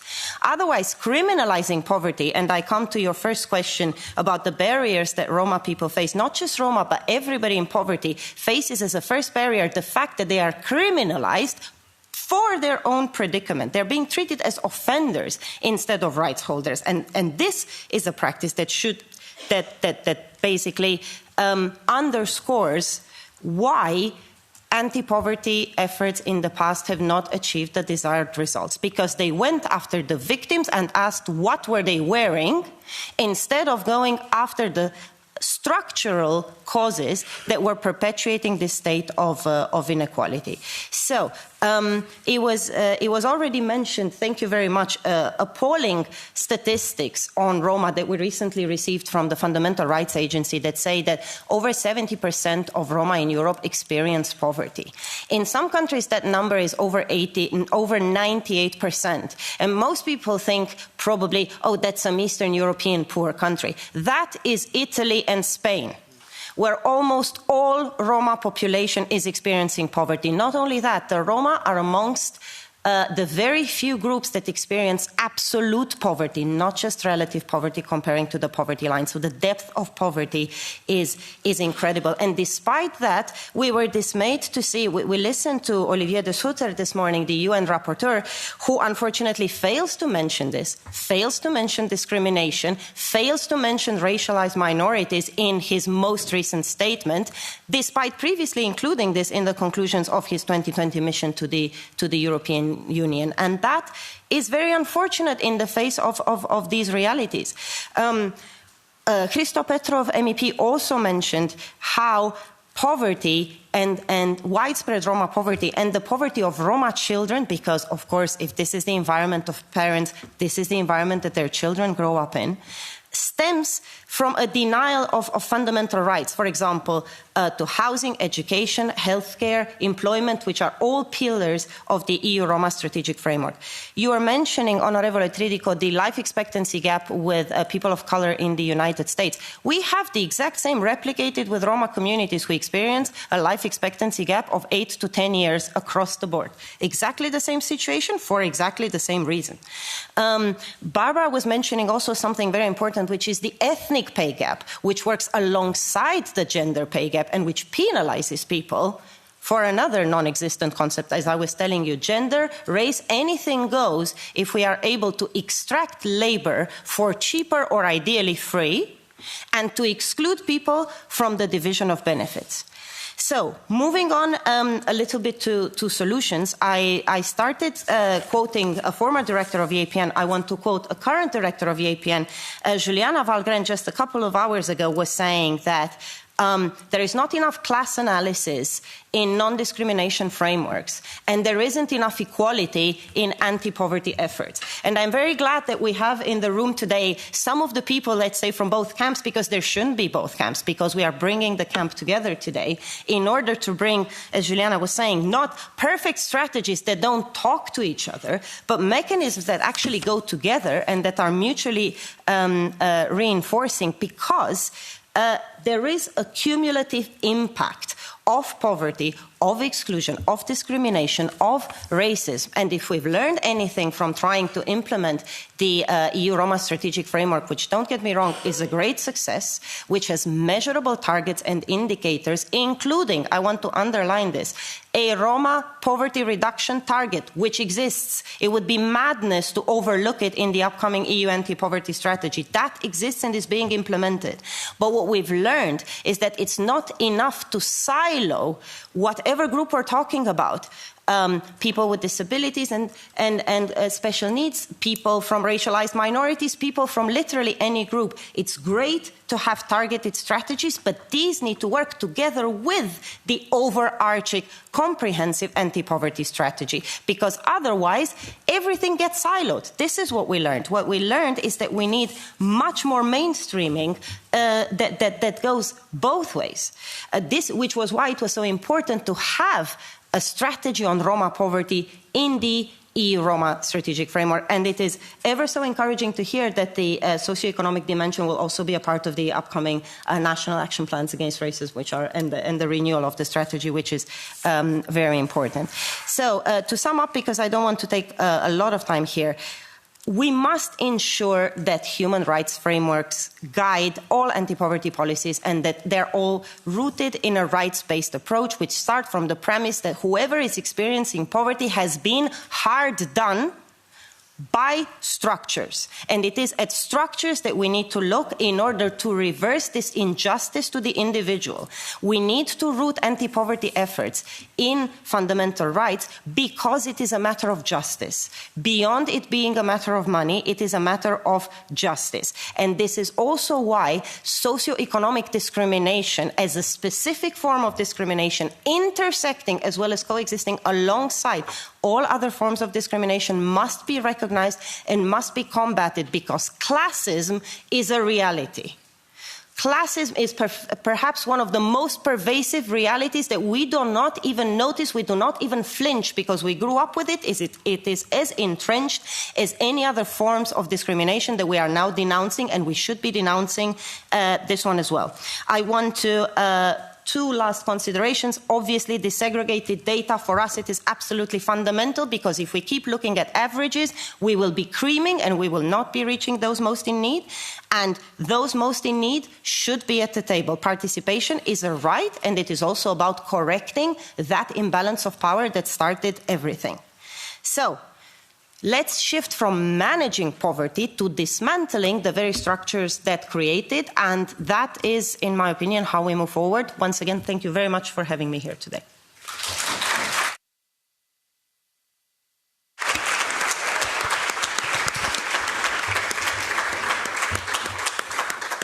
Thank you, Amana. I agree with your considerations. Actually, I am the chair, so I have to let people speak. But let me say that we live in a society where basically we tolerate poverty and unemployment. And actually there is no need to do. So, in fact, we pay poverty and unemployment twice.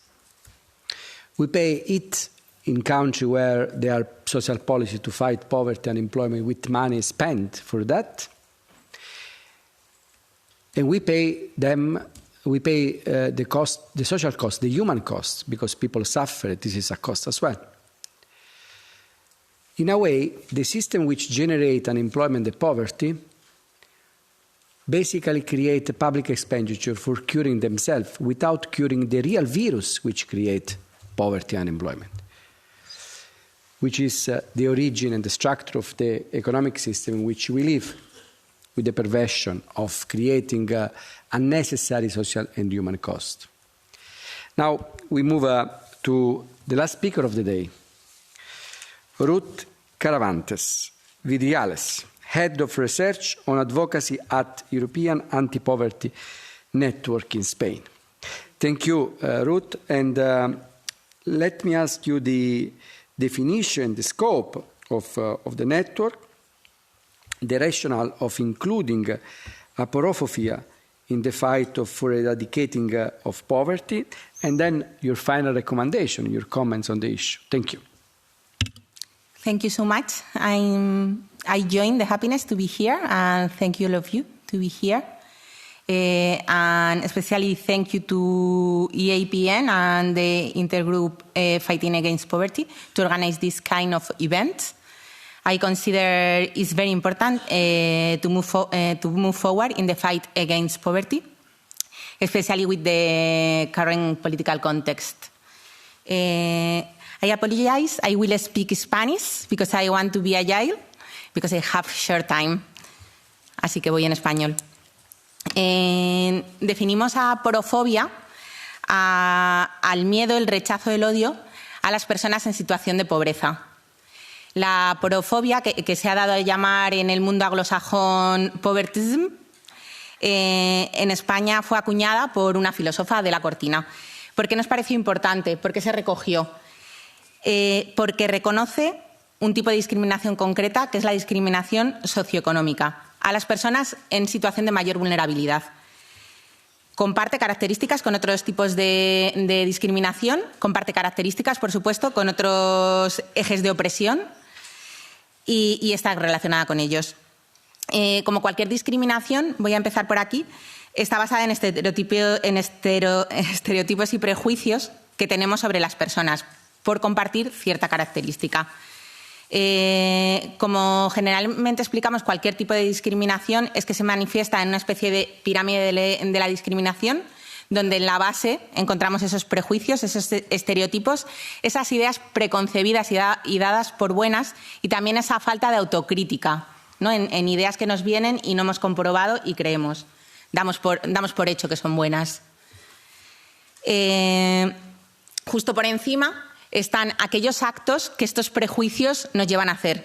Estos actos prejuiciosos, cuando todavía no son de gran gravedad, pero están relacionados con el aumento de la gravedad, que pueden ser bromas, insultos, burlas, que contribuyen y comienzan a contribuir a la deshumanización de las personas, ¿no? Basada en características, recuerdo, que hemos dado características comunes con unos estereotipos que hemos dado por buenos, que no hemos sometido a autocrítica. Por encima de estos actos prejuiciosos estaría la discriminación sistémica, que es la que encontramos cuando una persona racializada, una persona que ha migrado, busca una vivienda y le es imposible alquilar, incluso a que tenga los medios para hacerlo. Es lo que encontramos cuando una persona en situación de pobreza presenta sus ingresos y, pese a tenerlos, no son válidos porque vienen de las ayudas sociales, ¿no? Es lo que encontramos cuando personas con una identidad de género no normativa buscan una vivienda y no tienen acceso a ella. Lo mismo podríamos decir con el empleo o con la falta de derechos sociales. Por encima de esta discriminación sistémica, en la que luego vamos a entrar porque tiene mucho que ver por lo que estamos aquí ahora, estaría la violencia, ¿no? Cuando entramos en violencia ya hablamos de agresiones, acoso e incluso asesinato. Eso es lo que venimos a llamar, cuando están movidos por la discriminación, por el hecho de querer discriminar, por el odio, es lo que venimos a llamar delitos de odio. Por encima de los delitos de odio todavía está el genocidio, ¿no? Como el que acabamos de presenciar en Palestina. ¿Qué característica común tienen todas las discriminaciones? Que lo sufre una persona en concreto por tener esas características, pero no está solo dirigida a esas personas, está dirigida a todas las personas que comparten cierta característica. Es decir, cuando se comete una discriminación por aporofobia, los estereotipos que están funcionando son los que va a tener con toda y cada una de las personas que consideren que están en pobreza, no solo contra esa persona. Lo sufre una persona, pero quiere dar una lección. Es importante decir que la discriminación se basa en los sistemas de poder que hablábamos antes y en esa asimetría de poder, La discriminación sucede, los delitos de ocio suceden desde un lugar de poder a uno que tiene menos poder. ¿Qué diferencia la aporofobia? Y aquí ya me meto más en tema de aporofobia, del resto de discriminaciones. Que aunque tenga muchas características en común, la pobreza no es una característica intrínseca. No nos estamos moviendo en el marco de la diversidad. La pobreza no es algo que tengamos que aceptar como diversidad. No, las víctimas por aporofobia son personas que a su vez sufren una injusticia estructural, ¿no? Que son víctimas, a su vez, no solo de aporofobia, sino de un sistema económico injusto. Cuando emerge la aporofobia, y esto es muy importante, ¿qué sucede? ¿No? ¿Qué nos dice de la pobreza cuando emerge la aporofobia? Que las personas en situación de pobreza han de tener vergüenza por estar en una situación de pobreza, porque se las culpabiliza, porque la aporofobia lo que hace es individualizar la responsabilidad a la persona que la sufre y además irresponsabiliza tanto a la comunidad, que no ha sabido sostener a sus miembros más vulnerables, como a los poderes políticos, ¿no? Como a la administración pública. Claro, cuando se transfiere esta responsabilidad, ocurren diversos procesos. Estoy resumiendo mucho, me disculpáis, pero para ajustarnos al tiempo. Uno es que las personas como ciudadanía, cuando asumen que la pobreza, que esto es una asunción aporófoba, es culpa de la persona que lo sufre, en realidad te deja en un contento social, hay una paz social, porque mientras yo no lo haga mal, no voy a estar en pobreza. Porque esto no es el sistema, no te puede tocar. Es mientras tú no lo hagas mal, ella es la responsable. ¿Qué más ocurre? Que se desresponsabiliza, se quita la responsabilidad a los poderes públicos. Y por ello seguimos teniendo, aunque estemos avanzando en ello, pero seguimos teniendo normas que tienen la aporofobia interiorizada, ¿no? Cuando tienen que ver con derechos sociales, cuando tienen que ver con erradicar la pobreza. Lo hemos hablado hoy varias veces. O sea, hay una visión caritativa de medidas, de acciones para erradicar la pobreza, que esta visión caritativa tiene un carácter opcional y además es un folio en blanco de requisitos. Por si te hago un favor, yo te puedo pedir lo que tú quieras. Y hay otra visión, que es por la que apostamos, que es la visión de derechos, que responsabiliza tanto a la comunidad como a la administración pública, tanto de la existencia de la pobreza como de su erradicación, ¿no? Y aquí la pobreza tiene soluciones y tiene soluciones políticas. ¿Por qué decimos que sigue primando, aunque veamos mejoras, esta visión caritativa? Porque nos seguimos encontrando con que todas las políticas que tienen que ver con los derechos sociales tienen una extremada burocratización que aplasta a las personas en la violencia administrativa. Son políticas de vigilancia, vigilan a las personas a ver si lo están haciendo bien o a ver si están llevando el itinerario que se supone que tienen que llevar como buenas personas para ser merecedoras de un derecho social. Y son condicionadas, es decir, te dicen lo que tienes que hacer para cobrar una garantía de ingresos, que es una ayuda de base, o sea, que nadie quiere depender económicamente solo de una garantía de ingresos, te obliga a hacer un itinerario profesional, aunque esa persona sepa que no va a salir bien, porque la culpa del mercado laboral generalmente no tiene las personas que están desempleadas. Y además también viene la meritocracia. Quien sale de la pobreza es quien se lo ha currado, es quien se lo ha trabajado. ¿Qué pasa cuando se juntan estas tres cosas? Esta idea de yo no voy a caer en pobreza porque si yo no cometo el error no voy a caer en pobreza. Más, tenemos unas normas con una aporofobia tremendamente interiorizada, ¿no? Que burocratizan, culpabilizan, vigilan, etc. Más, nos estamos encontrando cada vez más discursos irresponsables a nivel político. ¿Qué pasa cuando se juntan estas tres cosas en una olla? Es que al final las medidas las medidas innovadoras que se están presentando en contra de la pobreza tienen que ver en algunos lugares con la criminalización de la pobreza. Y por eso es muy importante nombrar la aporofobia, povertism, o sea, nombrar que existe esa discriminación y enfrentarla. Y además, ¿por qué otras dos cosas es importante? Uno, porque es la parte central de la experiencia de la pobreza. Las personas que están en situación de pobreza, aunque el punto inicial sean carencias materiales y aunque haya que restaurar esas carencias materiales, esos derechos materiales, el enfrentarse a la burocracia, al desprecio, al odio, es lo que crea una herida que aun cuando consiguen solventar lo material, sigue quedando en ellas. Esto lo dicen las personas en situación de pobreza. Esa aporofobia está en el centro de la experiencia de la pobreza para las personas en situación de pobreza o que han vivido una situación de pobreza. Y hemos de repararlo. Y además, esta discriminación ahonda en los procesos de exclusión social. Es decir, si tú estás en situación de pobreza, acudes a un empleo, no te lo dan porque tienes pinta de estar en situación de pobreza, entonces piensan que es que a ti no te gusta trabajar, va a ahondar siempre en tu situación de exclusión social. Lo acrecenta. Intersecciona con otras discriminaciones, voy a acelerar. Primero, porque las causas estructurales que provocan la pobreza impactan mayormente con aquellas personas que pueden ser víctimas de otro tipo de discriminaciones, pues personas migrantes, personas en situación administrativa irregular, madres solas, madres con hijos solas, personas trans, etcétera, personas con discapacidad, etcétera. Y porque la pobreza te supone a una exposición permanente al no poder proyectar tu vida y al no tener los bienes materiales necesarios, te pone en una exposición permanente que multiplica el riesgo a discriminación, no solo de aporofobia, sino de todo tipo de discriminaciones. Por último, voy a cerrar con lo que creemos que tiene que pasar o que puede ir pasando. Es importante que no vamos a erradicar la pobreza si no enfrentamos la aporofobia, ¿no? Por todo lo que he dicho. Pero la mejor política para enfrentar la aporofobia es erradicar la pobreza. Y en esa dualidad tenemos que trabajar. No podemos olvidar, para erradicar la aporofobia, para erradicar la pobreza, que necesitamos garantía de vivienda, empleo de calidad, garantía de rentas, un sistema fiscal justo y redistributivo de verdad, y necesitamos medidas ambiciosas en el plano de lo social, pero también necesitamos armonizar a nivel europeo cómo se combate y cómo se persigue la discriminación por causas socioeconómicas, ¿no? La aporofobia, povertism. En España contamos con legislación en dos planos importantes. Uno es el penal, el delito de odio por aporofobia está reconocido, y otro es el administrativo, con la Ley de Igualdad de Trato y No Discriminación. Está reconocida la discriminación socioeconómica.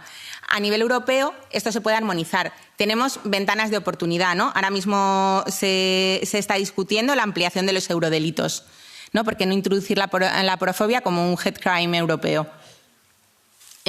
Por otro lado, creemos firmemente que necesitamos prevenir que ocurra la pobreza, por supuesto, y la aporofobia. Prevenir en dos niveles, y aquí con la estrategia de pobreza europea también tenemos una ventana de oportunidad. Prevenir en dos niveles, uno en el individual, ¿no? Que no se alimente, que no se materialice esa discriminación que existe de persona a persona. Y uno de los lugares donde más discriminación hay, donde más... no es en los centros educativos. Los niños y las niñas que vienen de familias en situación de pobreza, desde pequeños tienen muy claro lo que la gente espera de ellos y de ellas, ¿no? Y esto es un problema. O sea, este es un lugar de los muchos que podemos incidir. Pero también necesitamos combatir esa aporofobia interiorizada en el diseño de normas, ¿no? que hablaba anteriormente. Y por eso creemos que tenemos una ventana importante de oportunidad con la estrategia de pobreza europea, porque, ¿por qué no? Ha llegado el momento de crear un sistema de gestión de calidad para los derechos sociales, ¿no? Que esté basado en dos cosas: en la experiencia de las personas en pobreza, porque si no nos vamos a equivocar, como nos hemos venido equivocando, y en las evidencias. Porque si nos basásemos en la experiencia de las personas en pobreza y en las evidencias que tenemos, sabríamos que en época de crisis o de no crisis, la mejor forma de enfrentar la pobreza es agrandar los derechos sociales. Sabríamos que el PIB, el crecimiento económico, por sí solo no va a acabar con la pobreza. Poner todos los empeños en el crecimiento económico no nos va a ayudar a erradicar la pobreza, va a crear mayores desigualdades. Sabríamos que la condicionalidad, el que condicionemos para que la gente cobre un derecho social a que haga un proceso, un itinerario, no funciona, porque ni encuentran trabajo y lo que sí que produce son grandes bolsas de non-take-up. Sabemos que la universalidad es una medida muy fuerte, muy potente para enfrentar grandes problemas como la pobreza infantil. Y sabemos además que el fraude en derechos sociales, que la gente que pide derechos sociales y no tiene derecho a ellas, es mínima. Y creo que creemos que tenemos esta oportunidad a día de hoy y que además es una oportunidad también para hacer Europa más democrática. Gracias.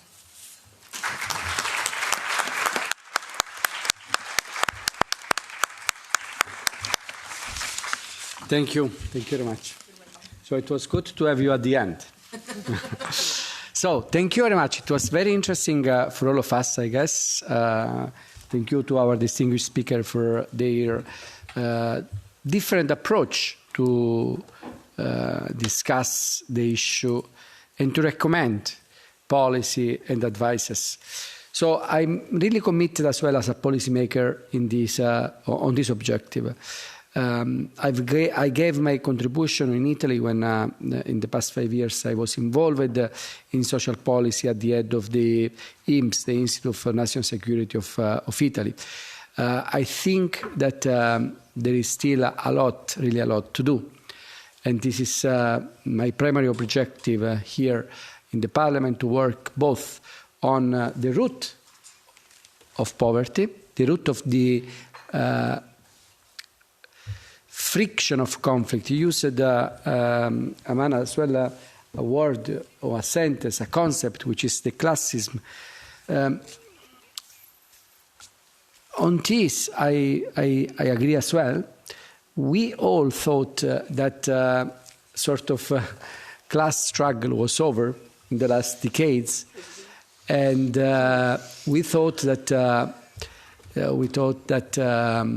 well, we could live beyond that, because actually there is no struggle of class any longer. However, in the meantime, somebody else won the struggle of class, which are the elite in the financial sector, for instance. So exactly when we thought that the class struggle was over, somebody else won it. So that's why I think that this is still an issue that to which we need to pay attention in order to tackle the root of poverty, the root of inequality, the root of unemployment. Because actually the system can run without poverty, without inequality, without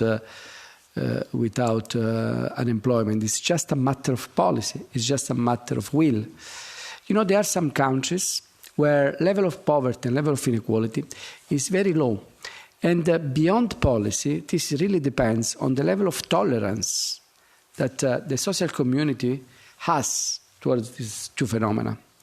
When the level of, even in Europe, if we compare Europe and states, you see that in Europe, level of inequality and level of poverty is lower than in states. And this is mostly because European society, with different degree among us, have a lower level of tolerance against poverty and inequality than the United States. But actually it's not enough, because we still see a trend which is going very much in the same direction, where there is a small fraction of people, around 1-2%, which own most of the wealth in the world. And in fact, it's not only a matter of social justice. You know, when 12 people in the world own the wealth owned by 3.5 million people in the world, it's not only a matter of justice, of economics. It's a matter of philosophy at the end. I repeat the number because it's important to keep. When 12 people in the world own the wealth of 3.5 billion of people in the world, which is basically half of the world population, there is a big issue here. And it is an issue which is not only involving economics, but it's an issue which involves the way we decide to live. That's why I quote philosophy, which goes beyond. So I think that all of us should keep this alarm, should be this, because in the end it's a matter of people will. It's a matter of people will to decide how we are ruled in a country, how we are deciding to live in a country. And, you know, again, in Europe, mostly we developed in the last decade two main cultures, two main ideas how to fight poverty. One was, let's say, belonging to the religious world, in which to the religious, whatever the religion is, mostly in Europe Christian, but anyway, to the religion. And this approach has been very paternalistic in a way. A second approach, again rooted in the European society, has been very much labor-oriented. But this both approach, of course, are good in saying, okay, we recognize the problem. However, the first delegate poverty only to the sort of caritatival approach, paternalistic approach, and the second only to the labor approach, believing that poverty is all a matter of lack of work, lack of job. But it's not only about that. And more than that, poverty is not something that we choose. Otherwise, we end up with the mistake that in the end, we justify the system. We believe that poverty is a matter of personal choices, which is not true. So we still have a lot of things to do, a lot of things to think, a lot of policy to introduce, a lot of things to change. But sometimes big changes come from new idea, which we don't really have, because otherwise it will not be called a new idea, innovation. We don't know as far as when we get it. So thank you to all of you for this reflection. Thank you to all of you for these comments, for participating in this discussion, which is at the heart of which should be, and which is at the heart of our primary interest here in the Parliament, at least as far as our intergroup is concerned. Thank you very much.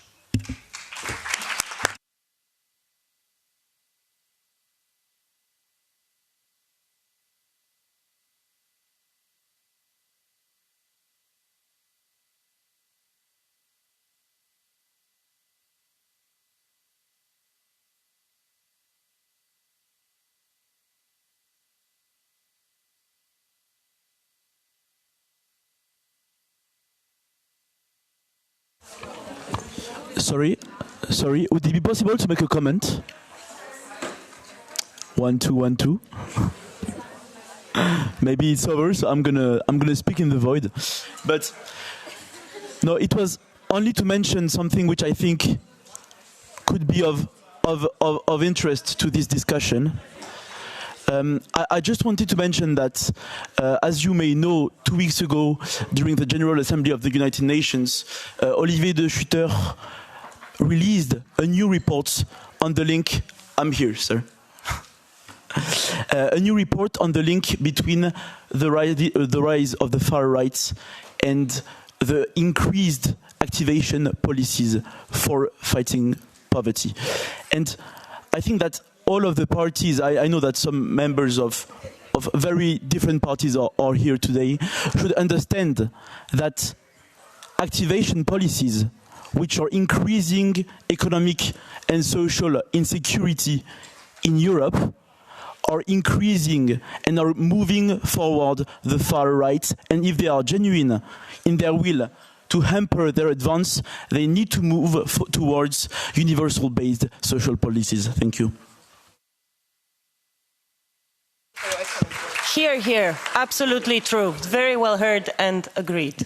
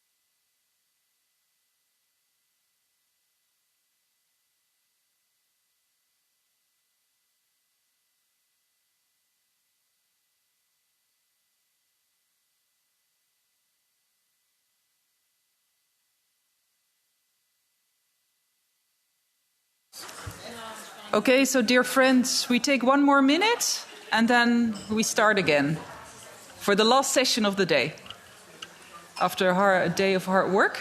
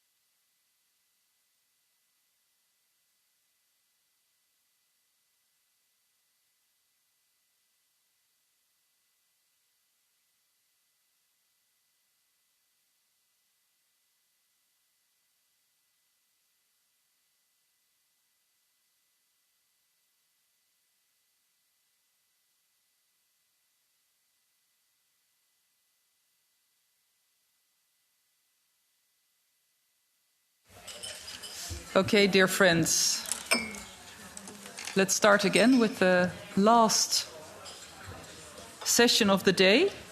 We have a number of distinguished speakers.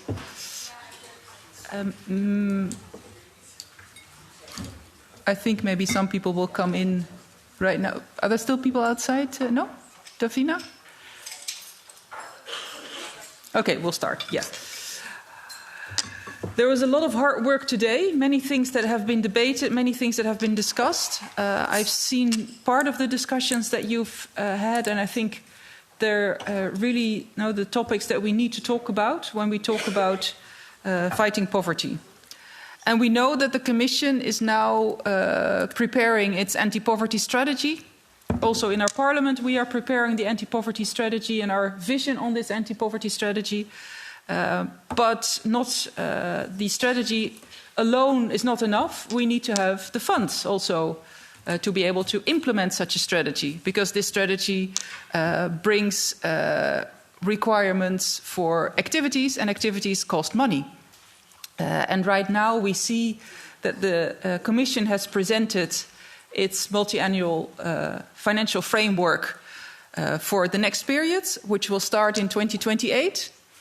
We see that there is a lot of pressure on this budget because we all want many things. And of course, if you want many things and even more things than before, you need more funds and you need maybe more money to do also those activities, which is difficult. And we see that there is a lot of pressure because there is a need for funds for security, for physical security, for defense. At the same time, we feel in our intergroup for fighting poverty that security is not only the physical security, which is defense security. Security is also being able to have a proper life in our society, a proper life in the European countries, to feel socially secure and to feel connected, to know that you will be able to continue your work and your life inside the European Union, inside your countries, inside your communities, because that is the social fabric that we need, which brings security. So here we need funds for the anti-poverty strategy, and we need to see where we go from there. And we will do this discussion with a distinguished panel. Let me briefly give you the names, and then I'll give the floor to the panelists one by one. So on my right, we have Mario Nava, who is the Director General for the Director General on Employment. Very important in this context of the anti-poverty strategy. I have Jessica Maciakova from EAPN there in the middle. And I still see longer hair, but it's not there.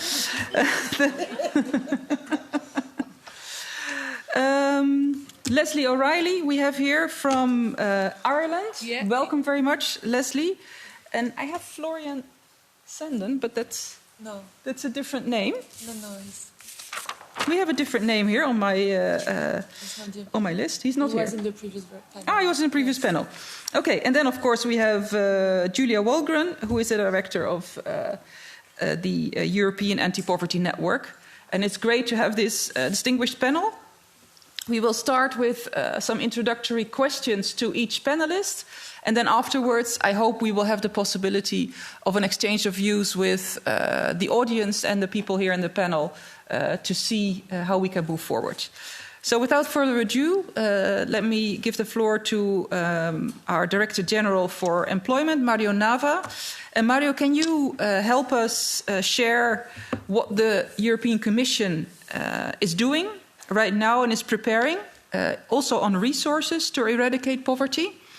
And can you also share with us, within the multi-annual financial framework, so the budget as of 2028, what proposals does the Commission have to eradicate poverty and to make sure that the poverty within the European Union is eradicated by 2050, as is the goal that was stated?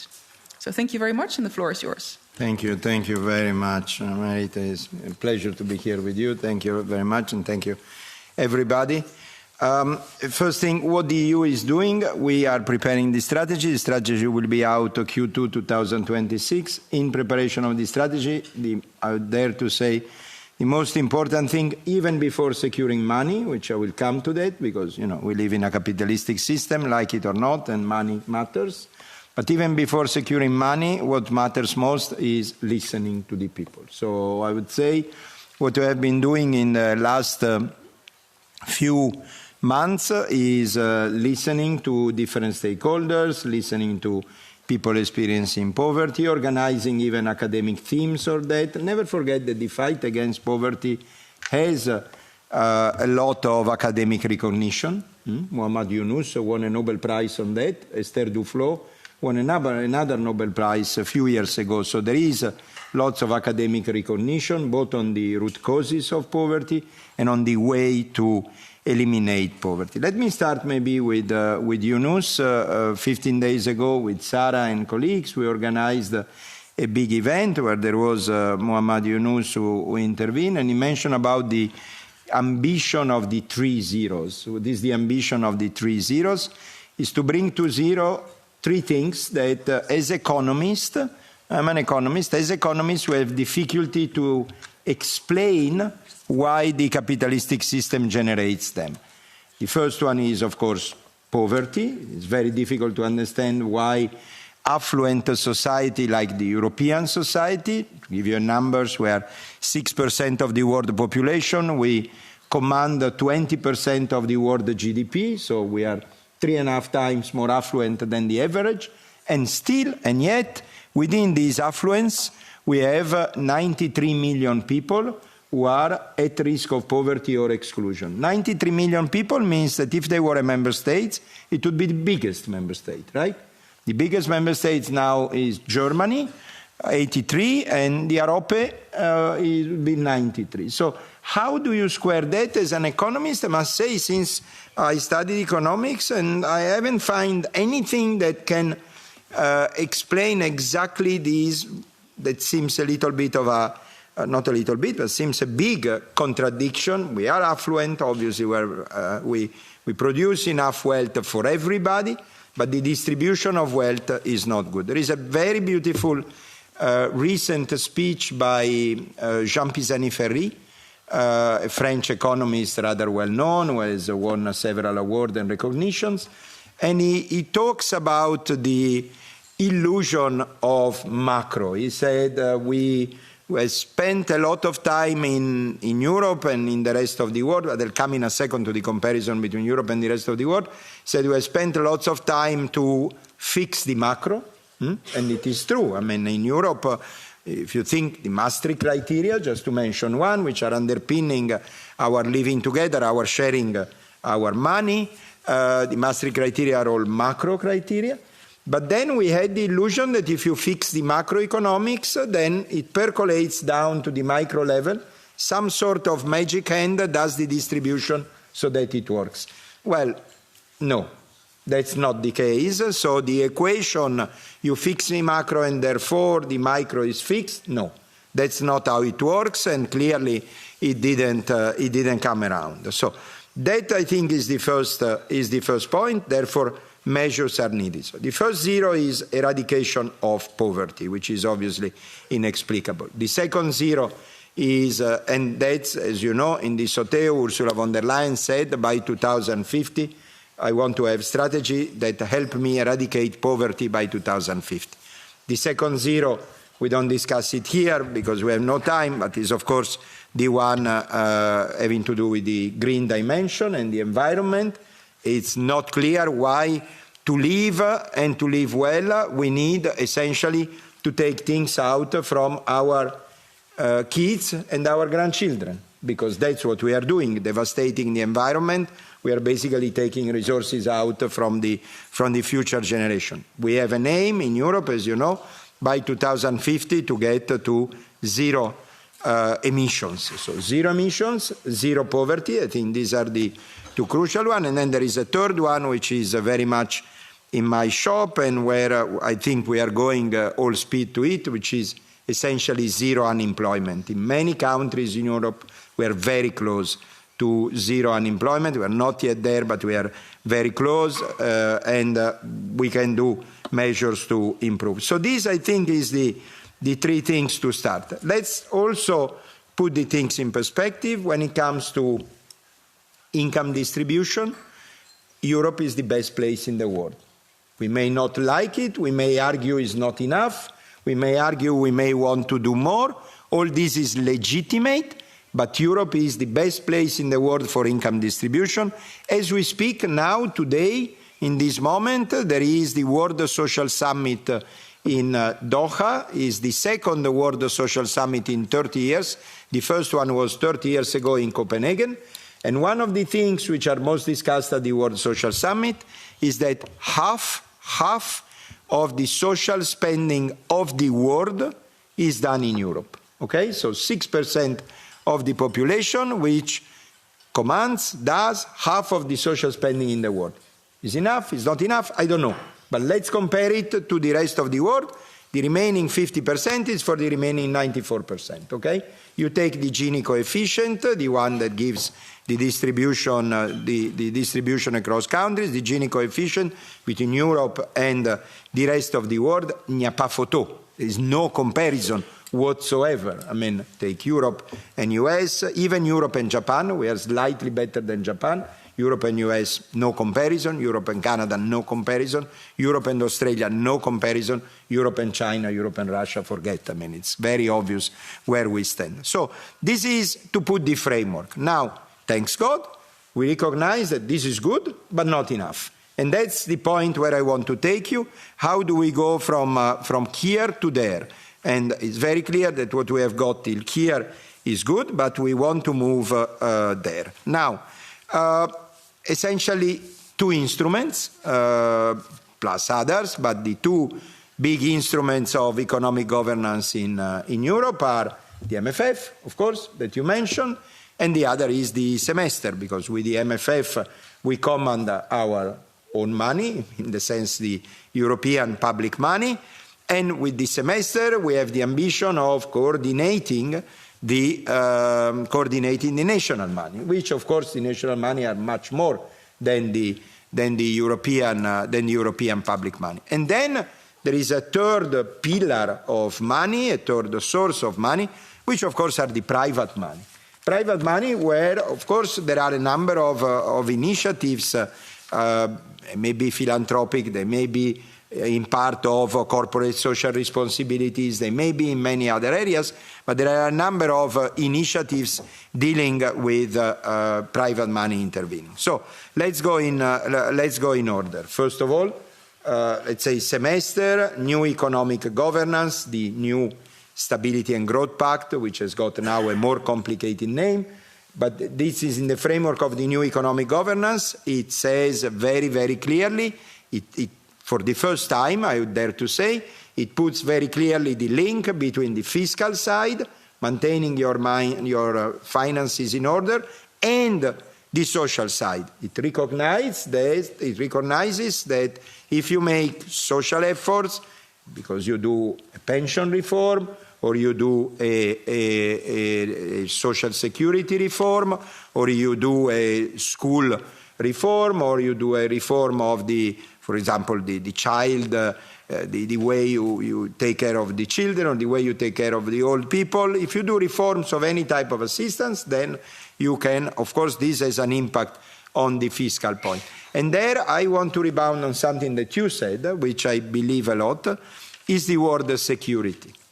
In some places, in some bubble, you say security, and you may be excused to think war, drones, missiles, whatever, the defense.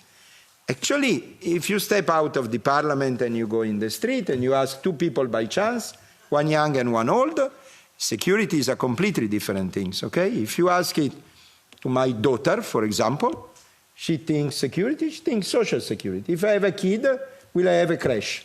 Yes or no? That's social security. If you ask to my mother, who is 85, and you ask her, what do you think? If I tell you the word security, what do you think? I can tell you she thinks social security, because she thinks her pension, and if she breaks a leg, how many months does she wait before getting the leg operated? So on this point, we should never forget. It's clear that the geopolitics is challenging. We look at the Journal Télévisé, we know what happens, but I think the point you made is extremely important, that security for most of the people outside of the bubble still means the social security, or what you may want to call the internal security. So that is the first thing, the semester, the way to do it. If you read the semester of last year, because I like to substantiate the things, if you read the semester of last year and the country-specific recommendations that we made to each and every country, there is one country-specific recommendation which is addressed to all countries, which is about skills. That's not immediately linked to poverty, but not very distant, because improving skills is a way to, of course, making sure everybody gets to work. But then the majority, slim majority, but still the majority of country-specific recommendations are in the social area. So I would say there, on the semester, we have got something. And then, from the semester, which, as I said, is coordination of national public money, let's move to the MFF and the current and the future MFF. The current MFF, honestly, I think on the ESF Plus, we have tried really to do as much as we could. For example, not many people know that in France, there is a super valid institution which is called Restos du Cœur, which basically ensures that people experiencing poverty have at least 6 or 7 repas chauds a week, and 1/3 of that is financed by us. But that's just an example. There are many, many other areas where we truly try, through the ESF Plus, the European Social Fund Plus, to secure the basic needs. The basic needs are having some food, having a house, all the Housing First initiatives. The other day I was in Bratislava. I went to visit one of the centers that we support. Is a Housing First center, and there again we support a sizable part of it. So food, housing, and work, skills. So being able to go to work. So I would say in the past, the ESF, in the past meaning 21-27, the ESF has been the main provider. We have had also other people. We try to quantify the impact of that. We have quantified in about 50 billion for the direct spending for food and primary assistance, and we have quantified about 700,000 people who have entered the labor market thanks to the upskilling and reskilling that we are providing. Now, the future MFF, the Commission has put forward the proposal, which will be discussed with the Council and Parliament. The Council and Parliament are starting to say what they think about that. What I can say till now in the Commission proposal is that we have secured a ESF regulation, so we do have the regulation for the European Social Fund. We do have a minimum amount of spending, which is expressed in percentage of the total spending of the European, of the national and regional partnership plan. So we start having those two parameters, and I'm absolutely sure that in the discussion with Council and Parliament we'll get to the third, we'll get to improve even more that. And then to conclude, the third area, private money. What I have been seeing in the last few years, 5-10 years, is finally a recognition that poverty is not a destiny, poverty is not an issue of only of the people experiencing poverty, but poverty is a market failure. And therefore, the actors who are in the market, they feel the responsibility of correcting poverty. And I've seen several laudable initiatives, either within the corporate social responsibility framework or outside it, or in a more philanthropic environment where this happens. I think will be extremely important in the years to come to leverage on those. There are areas where it's easier to leverage. Again, skills is clearly an area where the private sector comes a lot. To give you two numbers, in 21-27 we have been training about 40 million Europeans, 35 million Europeans, and the private sector by 2030 will get to about 25. Not exactly the same, but not so distant. So I think there is clearly an area where we can ask even more from the private sector, but also many other initiatives, for example, the food issue, avoiding waste, and all of that is something where we can go. So I hope I gave you a reply on the three questions where the money come from. They need to come from everywhere. And let's not make any illusion. There is no policy on earth that I know. I've been doing this job at the Commission for 31 years, not 31 years Director General. I entered as a desk and then I did the rest of the career. But 31 years that I work at the Commission, there is not one single policy that you can do it without money. That's the truth. Thank you very much.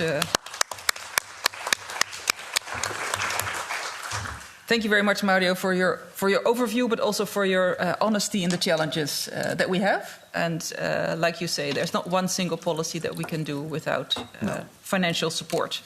And how do we think that, what are the concerns maybe from the side of EAPN on this policy and on what we see for the next couple of years in the next multi-annual financial framework?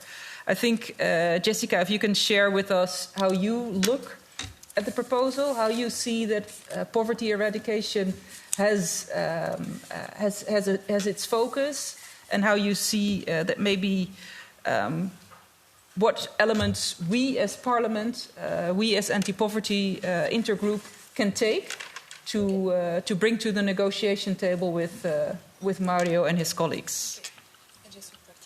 How long do I have? Yeah, I think we are.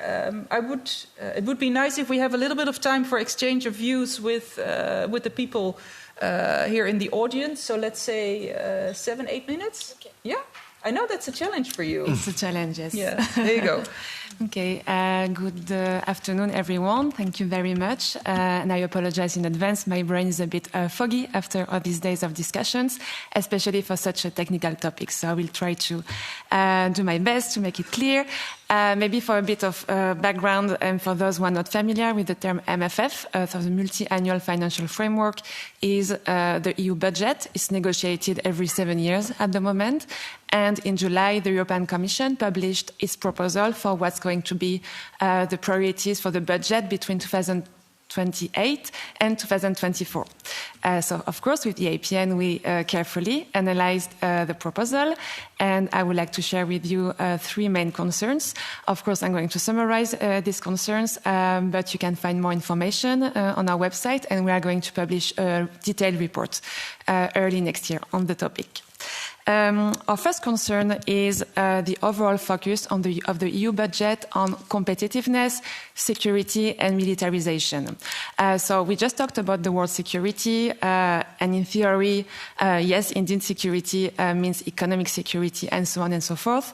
However, what we see in practice is crumbles when it comes to poverty eradication.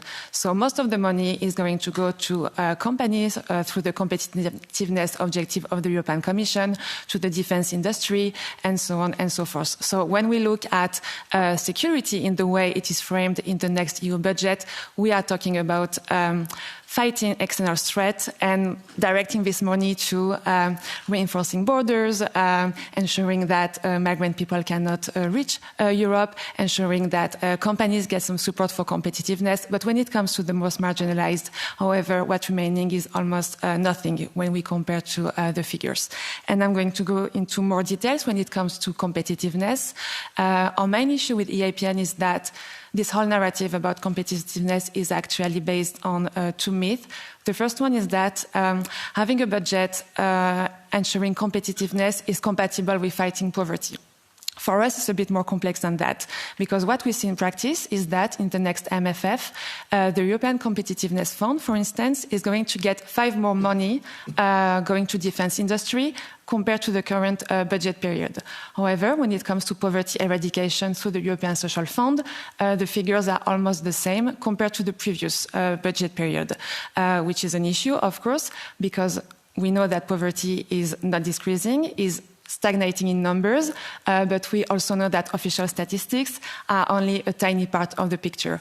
And drivers of poverty are getting more and more complex, and we still did not address patriarchy, colonialism, and other root causes of poverty, which are actually leading to this stagnation. The second myth that we see in this MFF proposal is that this focus on competitiveness is inevitable on the fight against poverty. So basically, this is based on the assumption that if you boost growth, if you boost the gross domestic product, so if you increase competitiveness, you will get more resources, and then these resources is going to be redistributed among the population, and this way you are going to decrease poverty. We think this is a political choice because there is no consensus on the topic. So on that one, I would like to refer to the report of the UN rapporteur, once again on extreme poverty, Olivier de Schutter. He published a report in 2024, which is called Beyond Growth, and which explains in details why this growth-based model and this pursuit of competitiveness is actually not compatible, because this has led to environmental disaster and social disaster. Rushing a bit through the details, I would like to jump to the militarization aspect as well of the budget. So the new budget proposal is more and more focused on defense and securing military infrastructures of the EU. This is not a debate today of whether it's right or wrong, but what it creates actually from our assessment on social policy is that militarization of economy is correlated with austerity. And on that one, I will take the example of Rearm Europe, which is a plan which was proposed by the Commission a few months ago. In this plan, the Commission has proposed to amend the current European Social Fund Plus so that the remaining money of this fund could be actually redirected to defense, to increasing defense. We think that the fact that this proposal came up and the fact that this proposal overlooked social challenges and poverty-related issues shows a bit illustrates how in the current situation we cannot find the compatibility between putting more money on militarization, but also fighting poverty. Also, I would like to come back on the Stability and Growth Pact, which was also mentioned several times today. According to this pact, which is enshrined in the EU treaties, a member state cannot... Public deficit is limited to 3% of GDP and debt 60% of GDP. I'm always confused between both.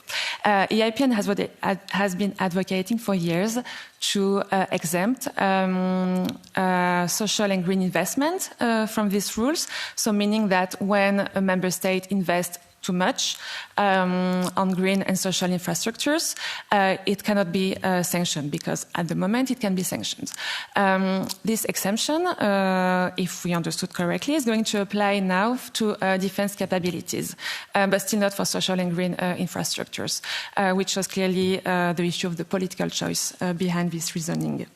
Then a second concern is a lack of focus of the MFF proposal on social inclusion and poverty eradication. I will go to the example of the European Social Fund. We are very happy that the proposal has been saved as a separate proposal. However, it's almost copied and pasted from the current ESF. As I mentioned before, drivers of poverty are more and more complex, and the hardship experienced by people living in poverty as well. So we think that using the current recipe of ESF for the next years is actually not the most appropriate strategy, especially if we want to reach the 2030 Porto target and the objective of eradicating poverty by 2050. And for that, we are advocating for more preventive and structural intervention, stronger links with social protection and essential services, and real involvement of people experiencing poverty at all stages of the process. Another point is the lack of link with anti-discrimination funding. I will take the example of, I will jump directly to the example of migration. So I mentioned before the example of, using the MFF to build Fortress Europe in the new Asylum and Migration Fund, which will take effect in 2028. There's no earmark anymore on social inclusion of migrants. So it means that member states will have the possibility in the next management of the fund to allocate most of the money to deportation and to detention of migrants. I already mentioned that one, and I will jump because time is running, and I would like to leave the space as well to Leslie, to what EIPN is going to push for in the negotiation phases. Of course, this is only a first overview of our recommendation, and also because sky is the limit at this stage, a very early stage of the negotiation, at least from EIPN perspective, we will push both the European Parliament and Council of the EU to increase the funding for poverty eradication, to make poverty eradication as one of the first objectives of the future national and regional partnership plans, which are going to manage the regional funds. We will also focus for a stronger earmark on social inclusion. So in the next governance version of the social inclusion, there is an earmark of 14%, which is foreseen on social inclusion. We think that this earmark should be dedicated in priority to poverty eradication. As it is at the moment, we find it a bit broad, and we are afraid that most of the money is going to go to employment policies and overlooking the poverty eradication aspect. And we will also fight to introduce a social conditionality clause, conditioning the payment of EU funds to social and green investments, but also to the adoption of local and national anti-poverty strategies. I hope it was not too rushed or complex. Don't hesitate if you have any questions, even after the event. And thank you very much for your time.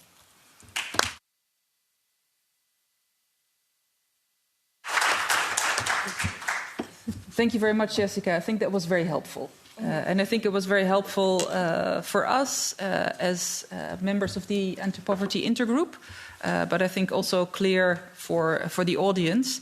I did hear something in common between Mario and you, Jessica, that you both say if we create a lot of wealth, competitiveness or wealth, as you mentioned, in the economic terms, but if we do not do anything to distribute that wealth properly, then it's not going to be equally distributed, and then we will continue to have a large division between poverty and rich people, which is not, of course, what we want to, and which is what we try to look at right now to see how we can avoid that.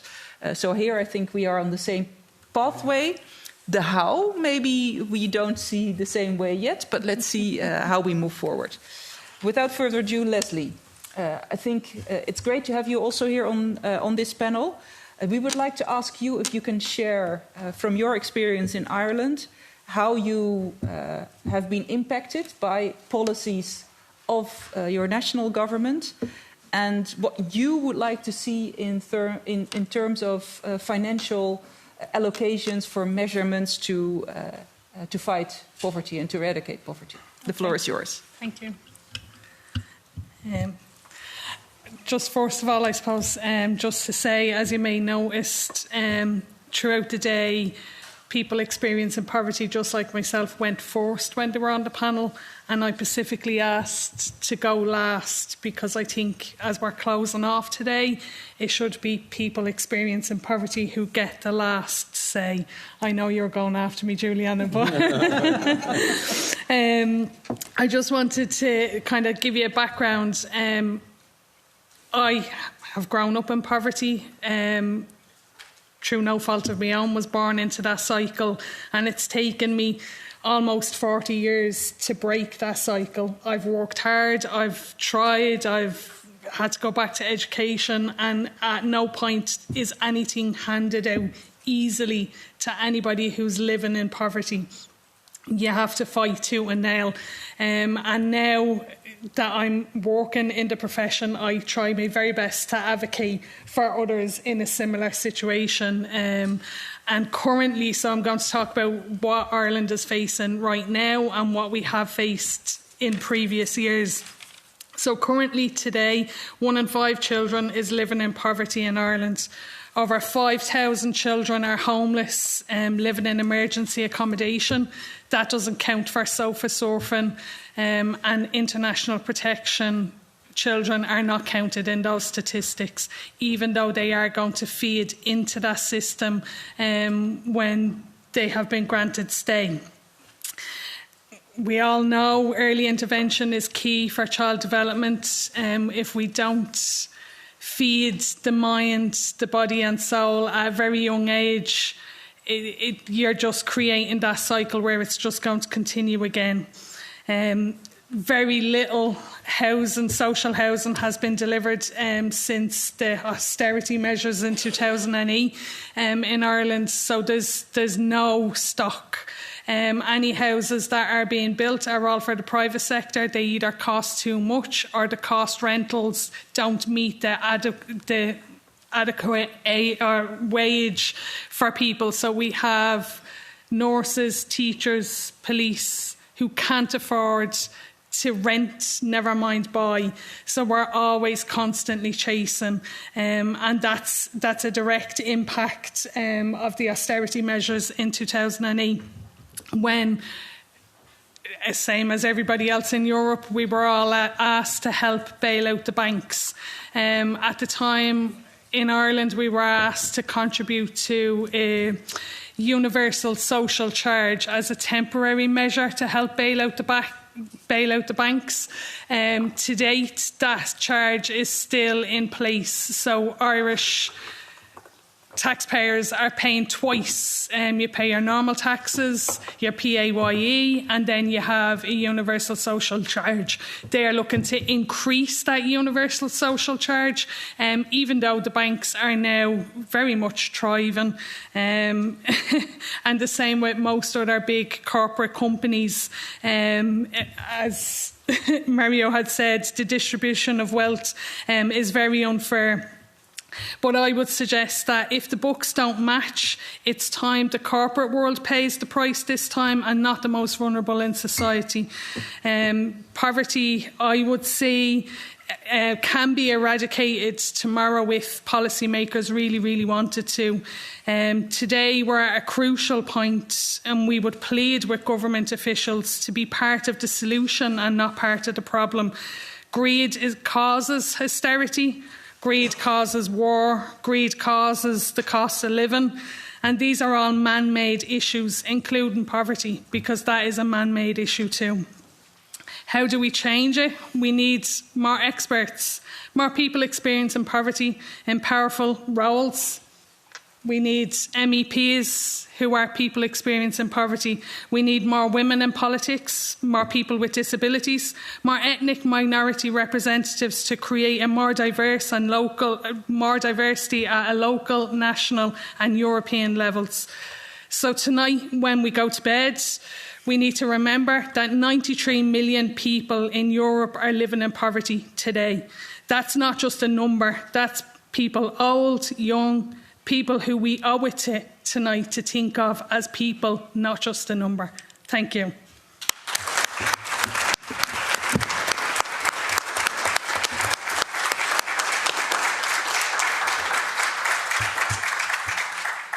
Thank you so much, Leslie, for those really powerful words. We have about 10 minutes for a Q&A from the audience. Is there anyone who wants to ask a question? Yes. Oh, I see several already. The lady over there. Yes, please. Hi. So I'm Kahina from EAPN, and I have a question for you, Mr. Nava. We mentioned the European semester, and Leslie finished her intervention by talking about the need for participatory action from people experiencing poverty. So my question or my reflection is, how can we make the European semester more democratic, more participatory as well at national level? How do we make sure that both civil society organizations and people experiencing poverty are not only consulted, but really taking on board by the European semester process? And also talking about the European semester, how do we make sure that the European semester, in light of the target of 2050, actually promotes social inclusion and become a more binding mechanism towards member states to push for ambitious anti-poverty work? Thank you. Thank you. Shall we take a couple of questions and then we give the people on the panel? I'm the boss. That's nice. Mario says I'm the boss. I think that's good. We saw a gentleman over there. Yes, please. Yes, you see, this system can mean that a question is not answered again.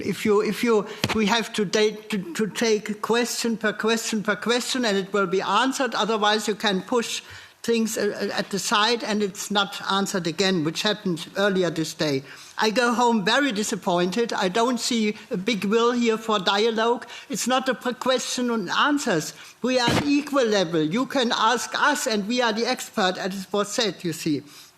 There's a nice last voice from Ireland, and congratulations. I read that what we should call the basic income grant or guarantee is introduced in Ireland next year, at least for artists. I think this information is right. This is a big success. I should come to Ireland as an artist in order to survive. You see, mainly it's the will to have a dialogue, to speak to each other. Money is important, but money comes later. And with the same money, you can organize the same with a bit of logistics, a bit of experience, which are offered already. No response until now. And the last word, and this was only addressed very poorly from this side here. Maybe next year there will be not such a meeting possible, because the big right-wing danger in many European countries and in the parliament itself, you see, we have here these fractions which are present here, but there are other fractions in the European Parliament. You know what their aim is. And if we are not totally active, there will be no future for these questions, because there are other politicians in Europe who have very different aims, you see. And why didn't we discuss this more clearly? This is the real danger for all of us. And then we have the same problems. You survive a bit longer than we, but it's a bad future for all of us.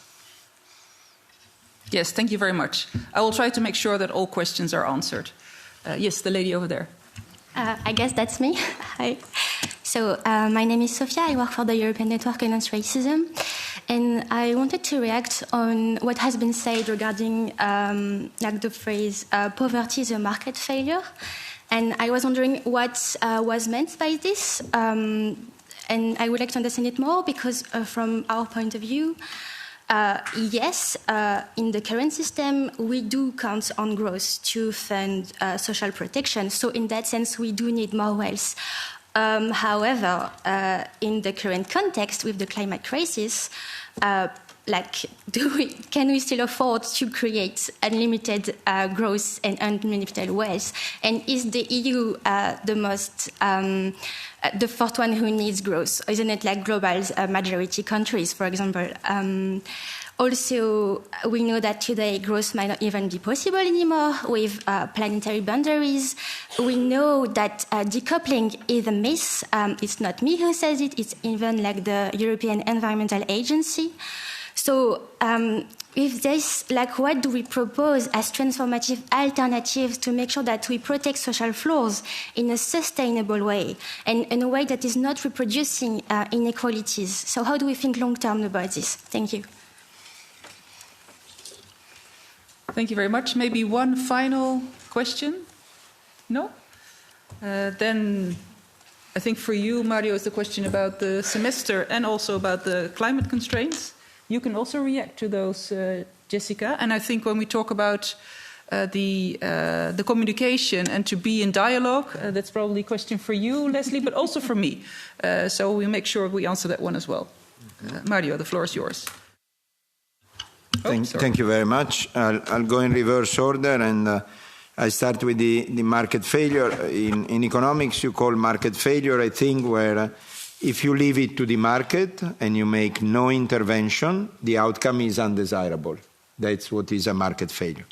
So what I wanted to say is that if you make no intervention, the environment gets polluted and you experience poverty, and in the past we had lots of unemployment.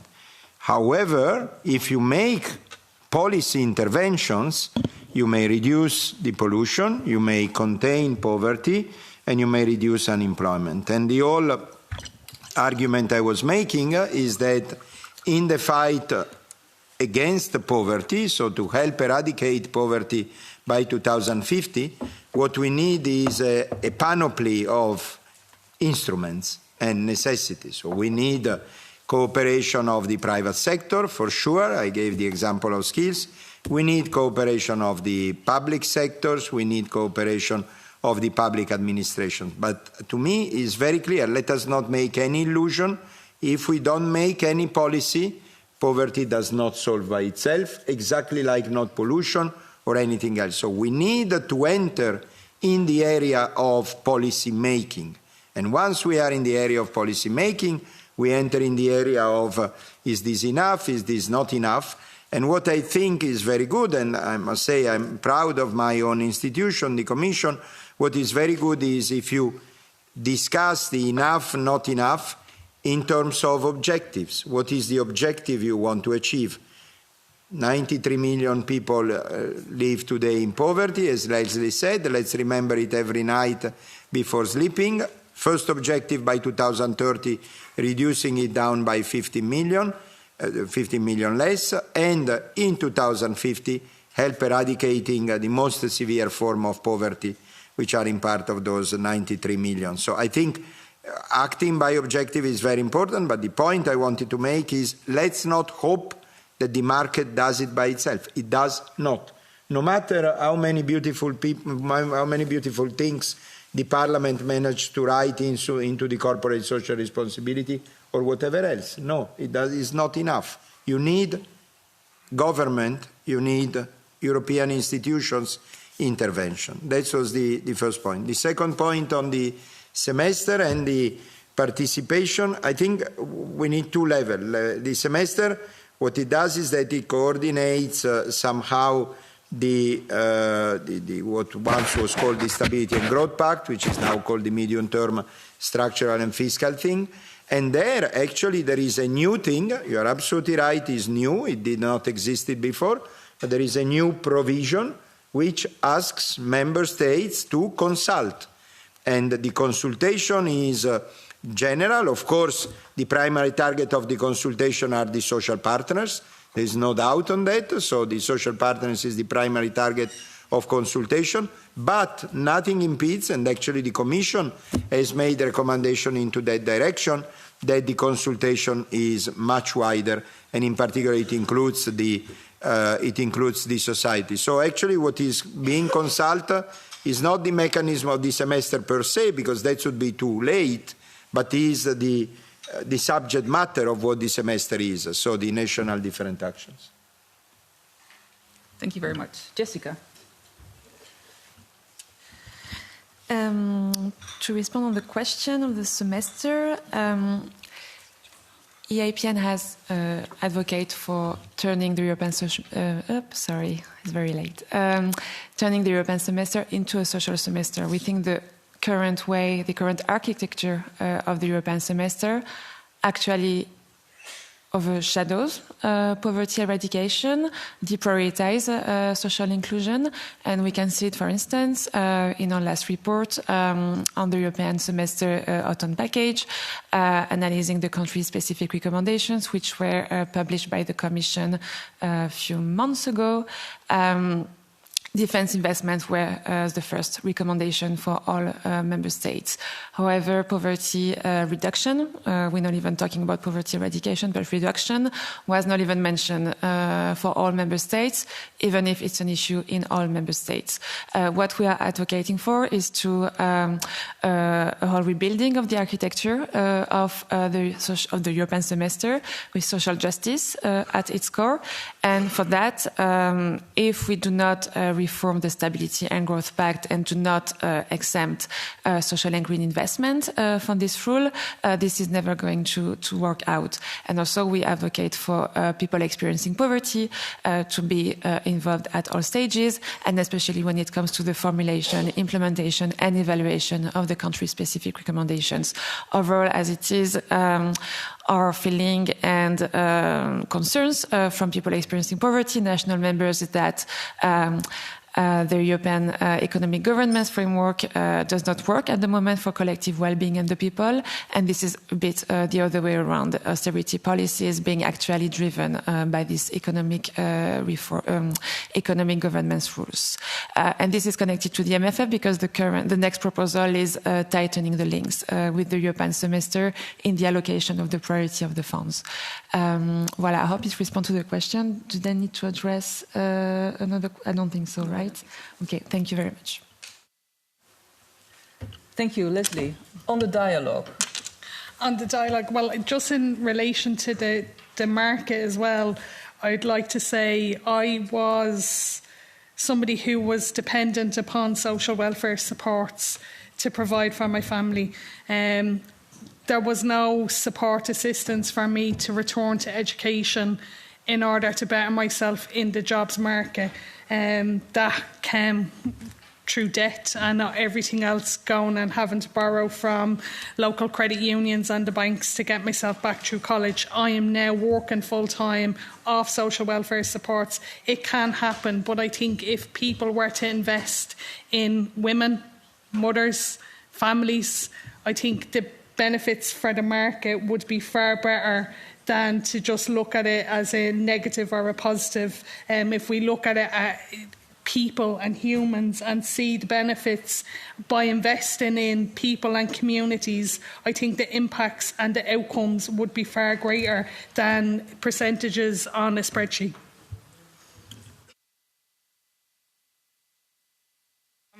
Okay. Maybe just to refer to your question, sir, I think it's very important that we have this meeting. I think it's very important that we try to have this dialogue. I must say this is the first anti-poverty day that we have organized here in the European Parliament. And I share your worry that the Parliament is moving to the right and to the far right, which is not a direction that we, the colleagues also from other parties, stand for. But at the same time, we feel very strong with this intergroup that we are able to at least unite a number of political families who sometimes do not agree, but we do agree, all of us, on the fact that we need to fight poverty. And we do agree, all of us, that we need to try and do that as much as possible also in dialogue with those that are experienced or have experienced poverty. It's a first step, and it can be improved. It obviously should be improved because you are disappointed, but I think it's necessary that we do this, and we try to continue doing this, and we also try to continue doing this next year. This is our first day, but let's make sure that this is not our last day. We have 2 more minutes, and I saw the gentleman on the right there raising his finger. So you have the last question, sir.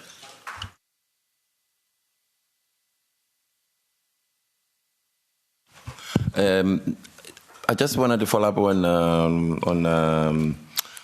what Mr. Mario was saying, because I understand the idea of when you say that poverty can be as a result of the marketing failures, and I understand because if we consider that frame within the economic system in which we are living, then that can be I can see the point, but I just wanted to question: is it the right direction when we look at how we are prioritizing the market as a way of lifting Europe from poverty, if we consider that the same market has been actually the reason why most of the people ended up in poverty? Because through these decades, what we have seen so far is that we have few people accumulating more wealthy than most of the people in the world, not only here in Europe, meaning that the more governments invest in putting, let's say, investing in marketing and ensuring that the market doesn't go banana or crazy, as he was saying, but on the other hand, the return on it's paid by poor people or mid-class people, increasing, of course, the level of poverty. So I understand if we contextualize it in the context of the capitalism that we're living in, but my question now is, isn't it time for Europe to challenge this capitalist model that we are living in and starting to build a new model of economy that looks at how we as a people can feed not the market and as such, but in terms of services, in terms of ensuring people's better lives, or in a way.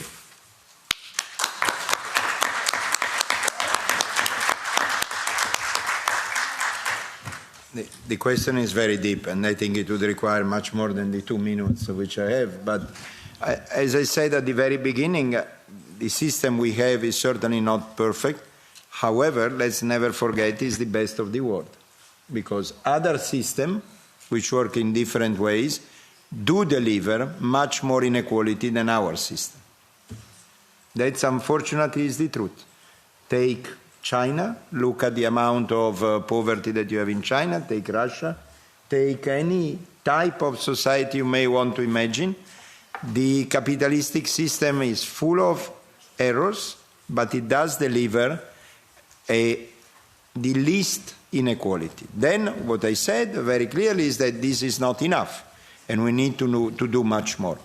Then if we want to, I think the lady there objects, so I'd like to hear her, but if we want to make a deeper thinking about what type of system could it be, fine, and certainly not for 1 minute at the end of a conference, but the framework in which we are is that within a system where, I repeat, the 6% of the population does the 50% of the world social summit, of the world social expenditure, that's the system where we are, and it's not surprising that that is the system that delivers the least unequal result. So I think there is space for everything. There is certainly space for thinking more.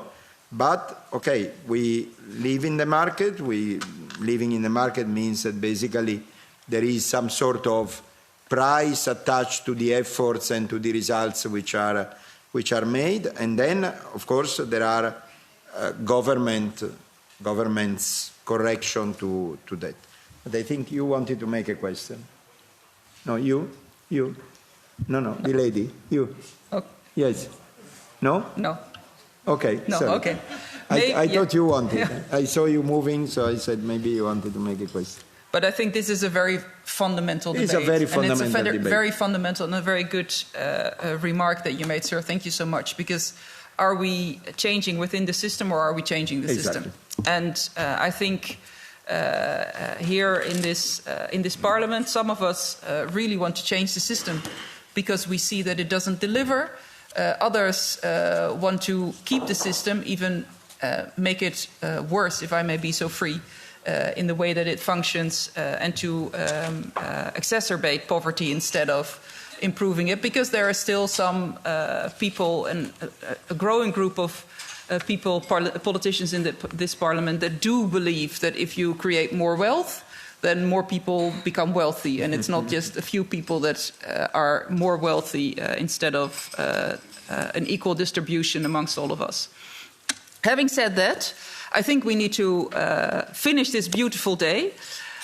Before I give the floor to Juliana, I want to thank the assistants of Risto, Pasquale, Marie, and myself, who have worked very hard on organizing this, EAPN, who's worked very hard on organizing this, and I want to mention Dafina. Dafina, where are you?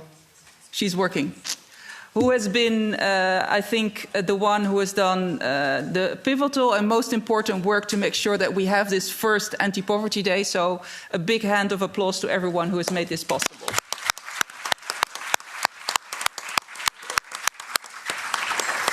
And for final remarks, I would like to give the floor to Juliana. Hello, everyone. Good evening, I believe, I presume. It has been a long day. I was requested to do a short summary of the day, so bear with me. You are not here? Yes. So bear with me. I just want to also say that I don't know if you know, but we started this dialogue in February, and it took us all these months to come to this day today. So to all the members of the Intergroup, to Marie, to Marit, to Petrov, to all the members of the Intergroup, a big thank you, because without you it would be not possible. But coming back to what we learned today, I think I would like to start by quoting Elena, which was one of the PEP from North Macedonia, that says that there is no way that we can eradicate poverty without representation, participation, because it's about the fight for democracy. And I think her quote summarized the day, not only because poverty puts at risk democracy, people's and community rights, but also because the mechanism to end it requires strong participation of people at all levels, like we mentioned before. I want to highlight a small victory. Today we moved from advocating for participation to actually reflect on how participation must work and take place. So this is also something that is a victory for today. We did also saw democracy in action, which is very important. It's not something intangible. It's something that can be done every day. After months of working closely with the European Commission, today we learned more information about what is going to be its EU anti-poverty strategy. We applaud, we salute that we take into account the multidimensionality of poverty. There is a preventive approach. There is the desire to address discrimination aspects of poverty, a strong commitment to fight child poverty, and participation that can take place at all stages with people experiencing poverty. We are all told that they are listening and taking into account recommendations of hundreds of people across Europe, EAPN and far beyond, and that are putting forward the anti-poverty strategy at the core of all the policies. So we hope that this symbolizes the beginning of a compromise at political level.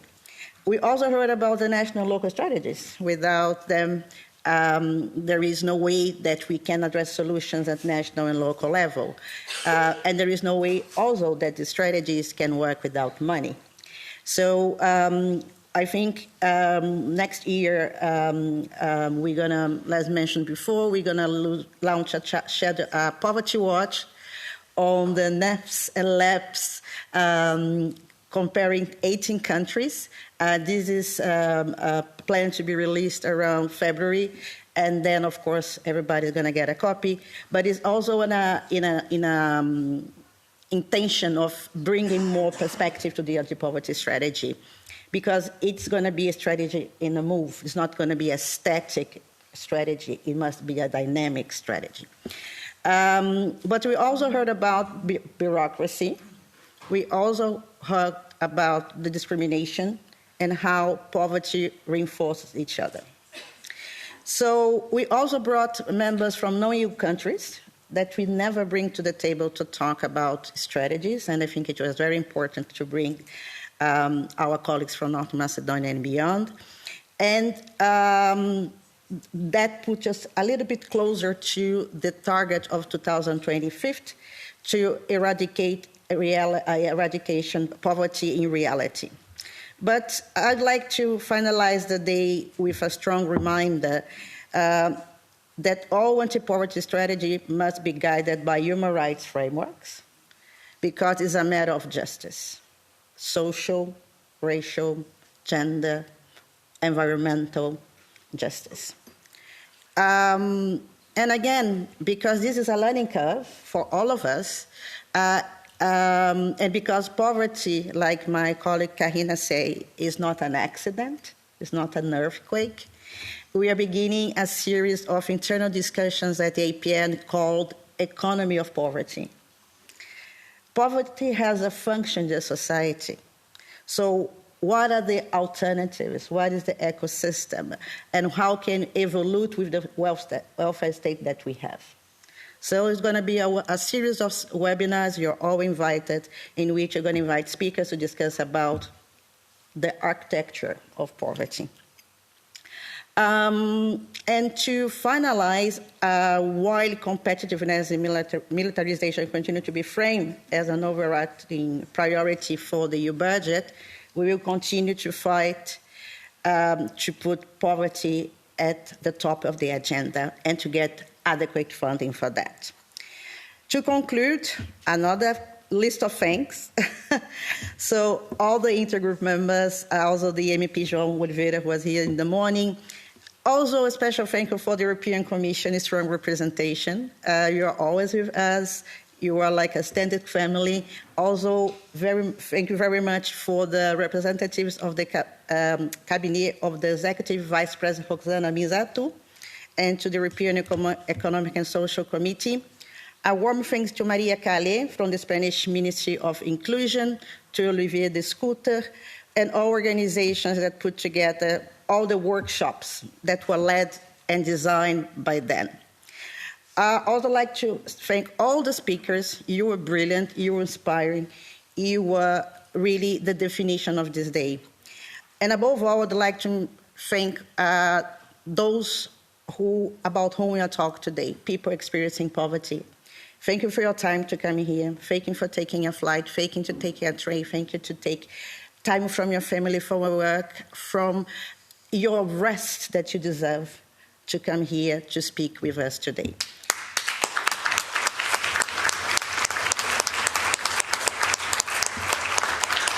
I also want to thank my team, our European team. They were being wonderful.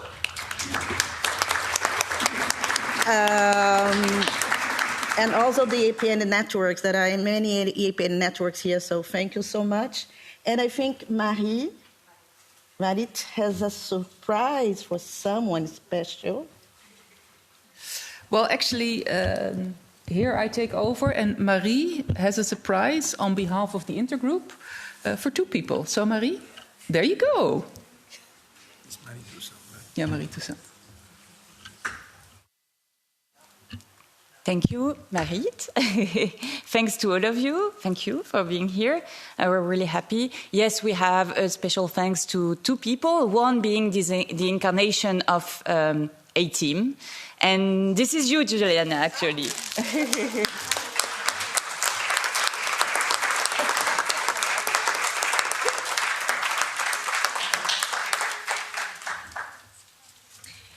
And And the other one is quite discreet. She's hiding at the back right now, as quite often in the day, but I think you have seen her face. And we want to show her face this time and to come here, up in the stairs.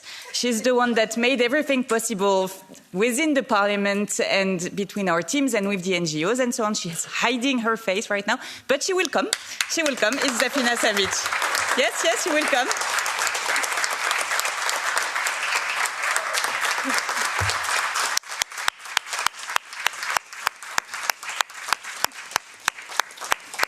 Viens déjà ici parce qu'elle ne va pas monter. Non, attends. Rose. Okay, so now let's begin again. Zafina Savic.